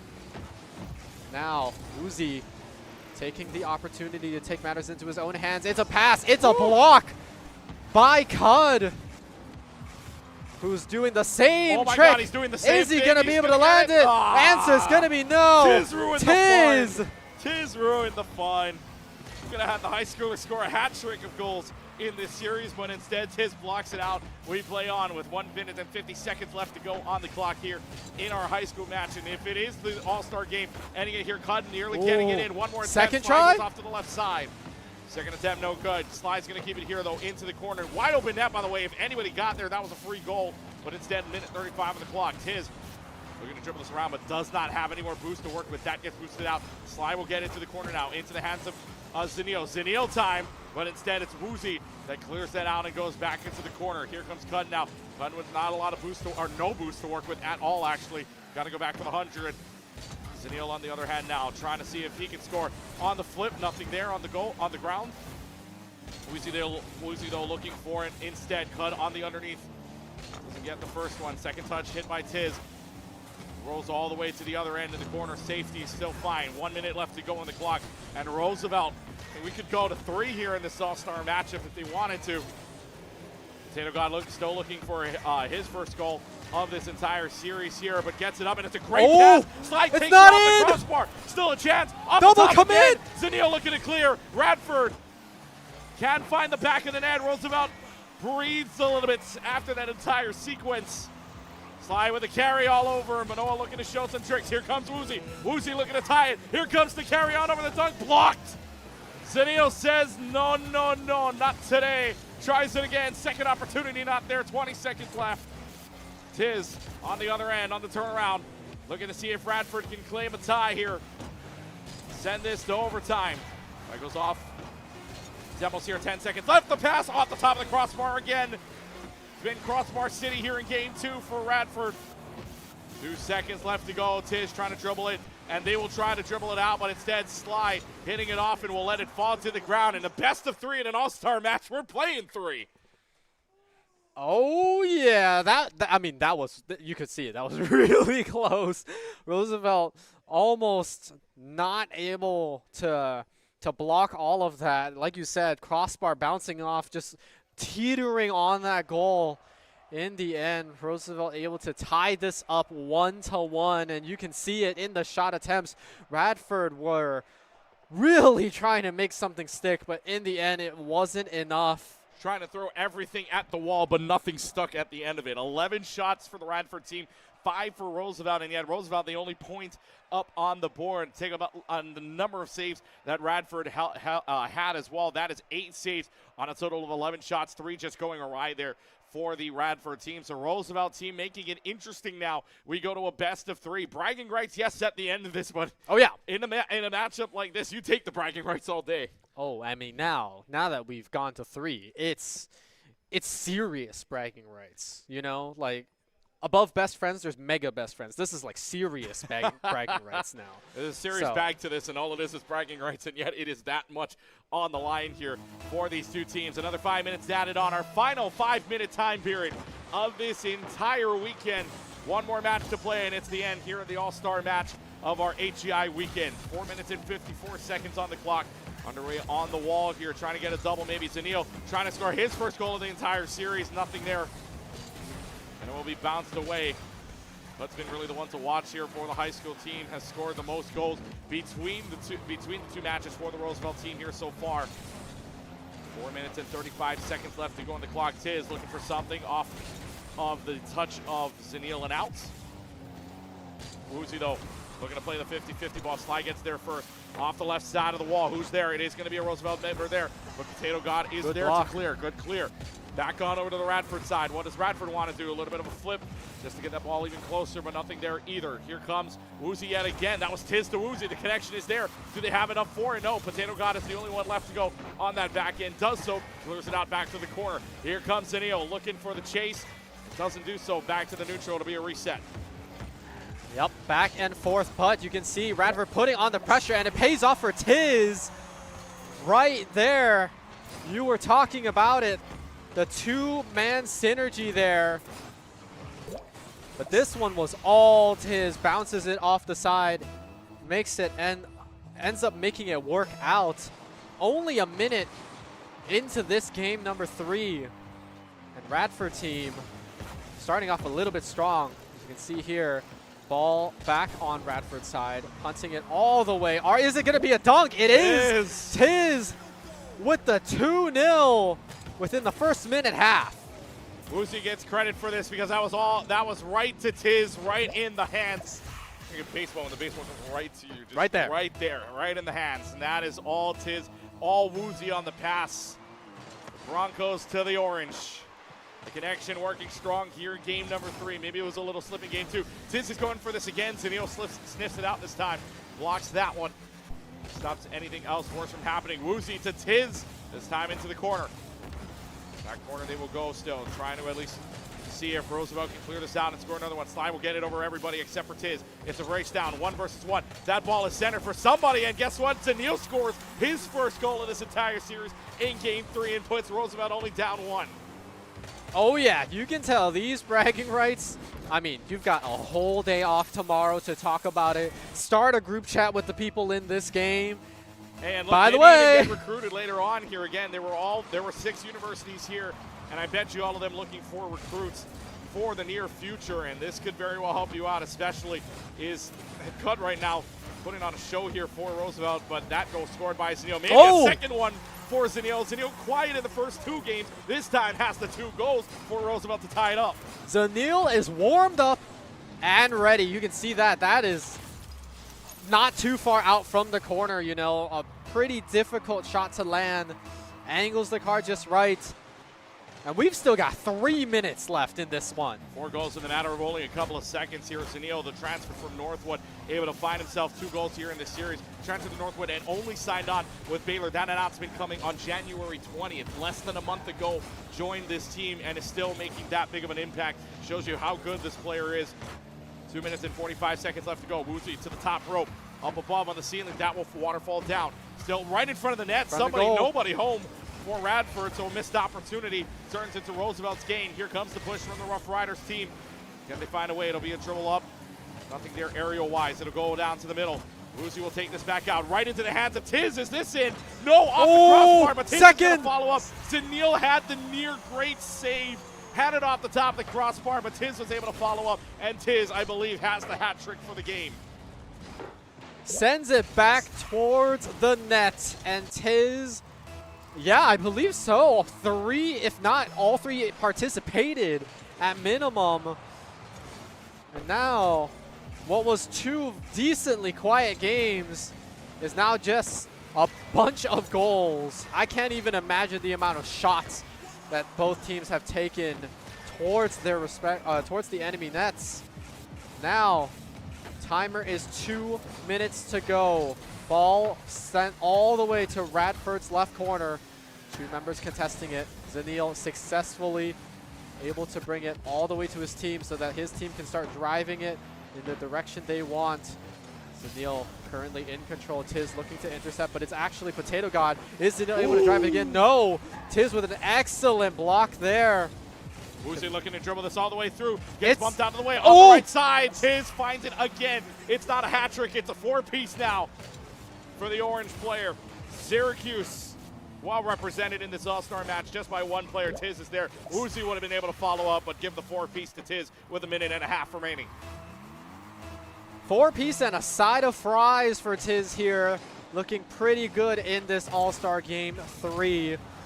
Team Radford looking to close it out in this minute half if possible. Roosevelt team, they've got ground to make up. They've got 2 points Tiz to again? bring it back. Tiz again? Tiz again? He had the meal. He had the fries. Now he's having dessert. 5 goals for Tiz, dribbling all the way coast to coast. And Tiz, Syracuse well represented, like I said, here in the All-Star match, and Tiz leading the way for this team. I don't think Tiz needs to be scouted anymore, though. So this is a little bit of a showboat ROCS performance. might be knocking on the door. That's all I'm saying right now, the way this is going. This might be a little bit of a showboat performance, but regardless, still a strong showing from Team Radford, making the deficit that Team Roosevelt have to make up more and more as time goes on. 1 minute left to go here in our HEI weekend in terms of gameplay. Down to only 50 seconds left. They are trying to bring the heat here for Roosevelt, but the Radford side playing defense very well. They know they need to end this. There's only 40 seconds left to go. Cud trying to get a goal here. Cud, I think, has, or one of the tied for, if not, has the most goals on the team here on the Roosevelt side. Tiz clearly leading that area here. Roosevelt try the shot, nothing there. 26 seconds left, and unless something quick happens here, Tiz maybe going for number 6. Nothing there. Back to Woozy's side. Woozy not getting there. Zanil gets there first. We'll try to dunk it down. Cud will try for another goal here. Blocked out by Tiz. 10 seconds left to go. It was a great weekend here in our Hawaii Esports Invitational. And this is going to end with the Radford team in the All-Star match winning it by a score of 5-2 unless this ball falls down to the ground. Potato God looking for something, maybe one more goal to pass. It will not happen. Demolition at the end, and that's the way we end the Hawaii Esports Invitational weekend with the All-Star match heading on over to the Radford team. They're having fun. They're smiling all around, but what an experience for the high school players here. Absolutely so. And you can see heading to the other side of the stage to give hugs, fist bumps, and more. Just showcasing that friendly nature that can happen in video games, especially, I mean, promoting it between the high school and collegiate scene is just more than you can ask for. Such a good thing to see. Yeah, that pipeline is going to be very, very strong here. Hawaii Sports Invitational building that. And again, last 2 years we've had Valorant. This year has had Rocket League, and yet all 3 years, so much excitement across the board, especially collegiate finals. High school also had some interesting ones as well in their games. But again, recapping the entire weekend here, 20 matches being played. Baylor takes home the surfboard at the end, 4-2. Super Smash Bros. Ultimate Michigan State will repeat champions there in crew battles, and of course the Super Smash Bros. Ultimate Open still going on right now. Last check, I believe they were in either lower finals or about to head into the grand finals. They're close. They are very close to ending it there. So our weekend is nearly done here, but on the mainstream at the very least, it is done and over. Baylor University winning this one. High school side, or middle school side, I should say first. Congratulations to Moanalua Middle for their victory. Roosevelt for winning the HEI High School division, and of course our all-star matchup won by the Radford side, by the Radford team. So it was a lot of fun here. I mean, what do you take away from this weekend? I think this weekend was just absolutely great. You know, we scaled up the amount of colleges that we invited, and we had a bunch of great competitions. We were able to do so much in these 2 days, and it was honestly just great. It was a great showing. I hope the audience loved it. I hope the players enjoyed it. And I heard a couple of them said they would be more than happy to tell their program to come back. I hope so. I hope we get a lot more fun. So again, a little bit of a award ceremony happening here very soon, assuming for the Super Smash Bros. Ultimate Tournament as we get set for that. So on the other side of the award ceremony, I will close things out from the Hawaii Esports Invitational presented by Zippy's.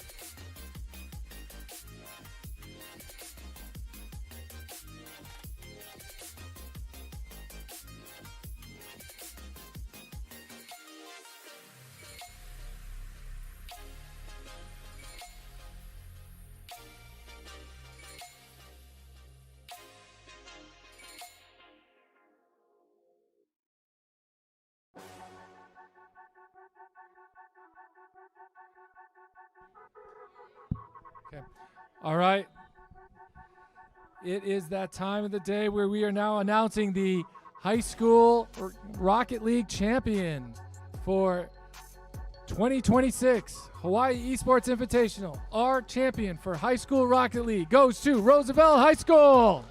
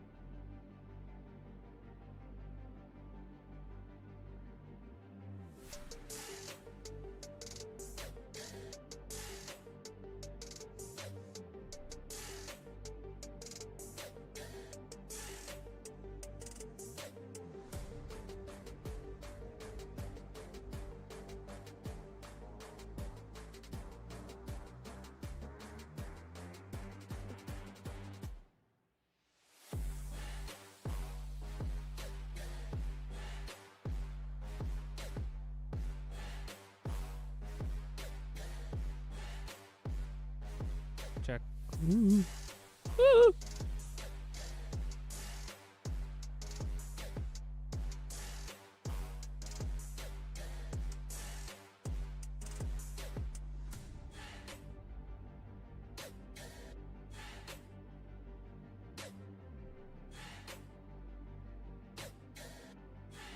Check, check.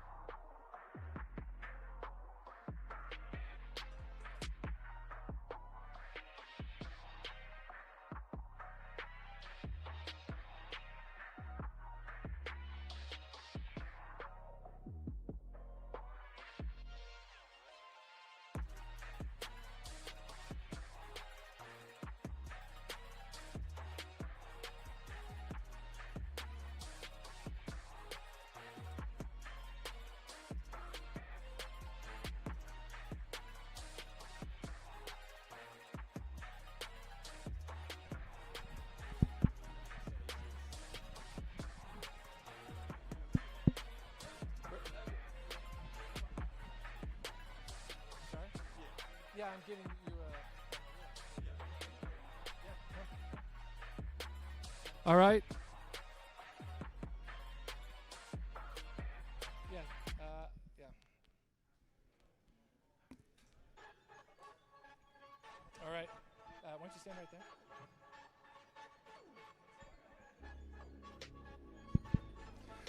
Okay, if I could have everyone's attention. We are now doing our final award presentation for the Open Tournament for Smash 2026 Hawaii Esports Invitational. The winner goes to Sarah. Congratulations. Sarah.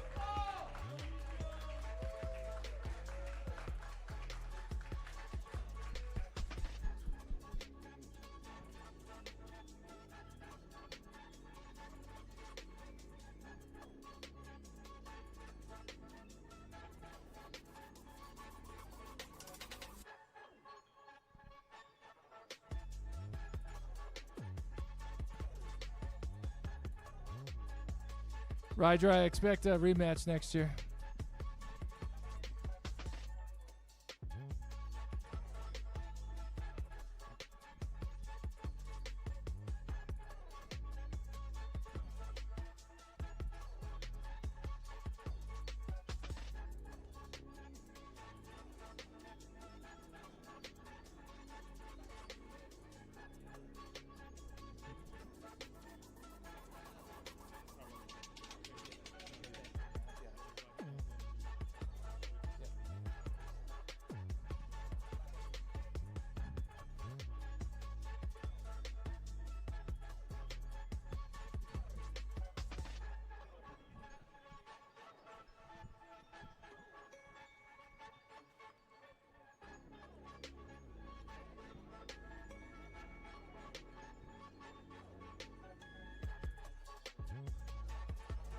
I'm just gonna say a thank you.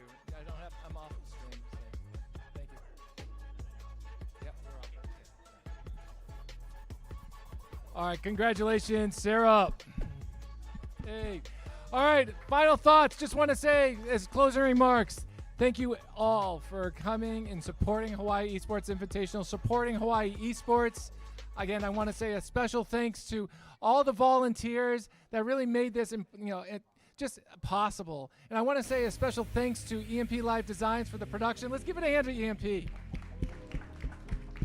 Great job, guys. Great job.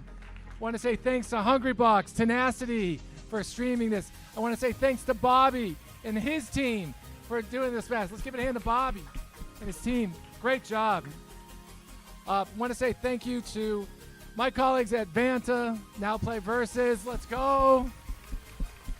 Thank you for UH Esports for all your support, man. Thank you, Sky. Thank you, guys. Awesome. Thank you.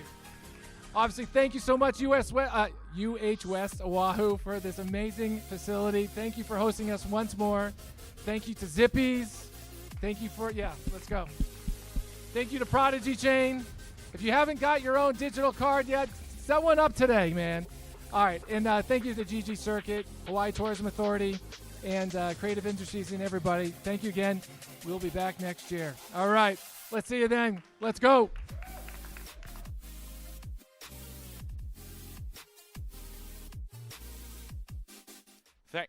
Thank you very much, Jed. We want to give our thanks once again to the sponsors of the Hawaii Esports Invitational, including GG Circuit, Prodigy Chain, Hawaii Tourism Authority, PAF Ohana, Bright Light Digital, Creative Industries Hawaii, UH Esports, the Academy for Creative Media System, the Maui Economic Development Board, Southwest Airlines, and of course, our presenting sponsor, Zippies, who none of this could happen without. A big thanks as well to Play Versus, who for running this entire event, and the University of Hawaii West Oahu for hosting us this weekend. One more time, we want to congratulate all of the winners here for this weekend. Congratulations, we just heard it, Sarah, from the Syracuse team. Also, congratulations to Baylor University for winning the Rocket League tournament, and to Michigan State for winning the crew battles. Both teams will be taking home the surfboard at the end. Also, a big shout out to the Moanalua middle teams, as well as the Roosevelt high school teams, for taking their trophies home in the Rocket League competition. So congratulations. And of course, for Baylor and Michigan State, they will forever have their names etched into that sunset board. So that wraps us up. For my partner Henry and our lead producer Kyler Tando, and our fabulous crew here at EMP Live Designs, we want to thank you for joining us for the third year of the event. So we say ahui ho, malama pono, and thank you for joining us at the Hawaii Esports Invitational, presented by Zippies. Good night, everybody.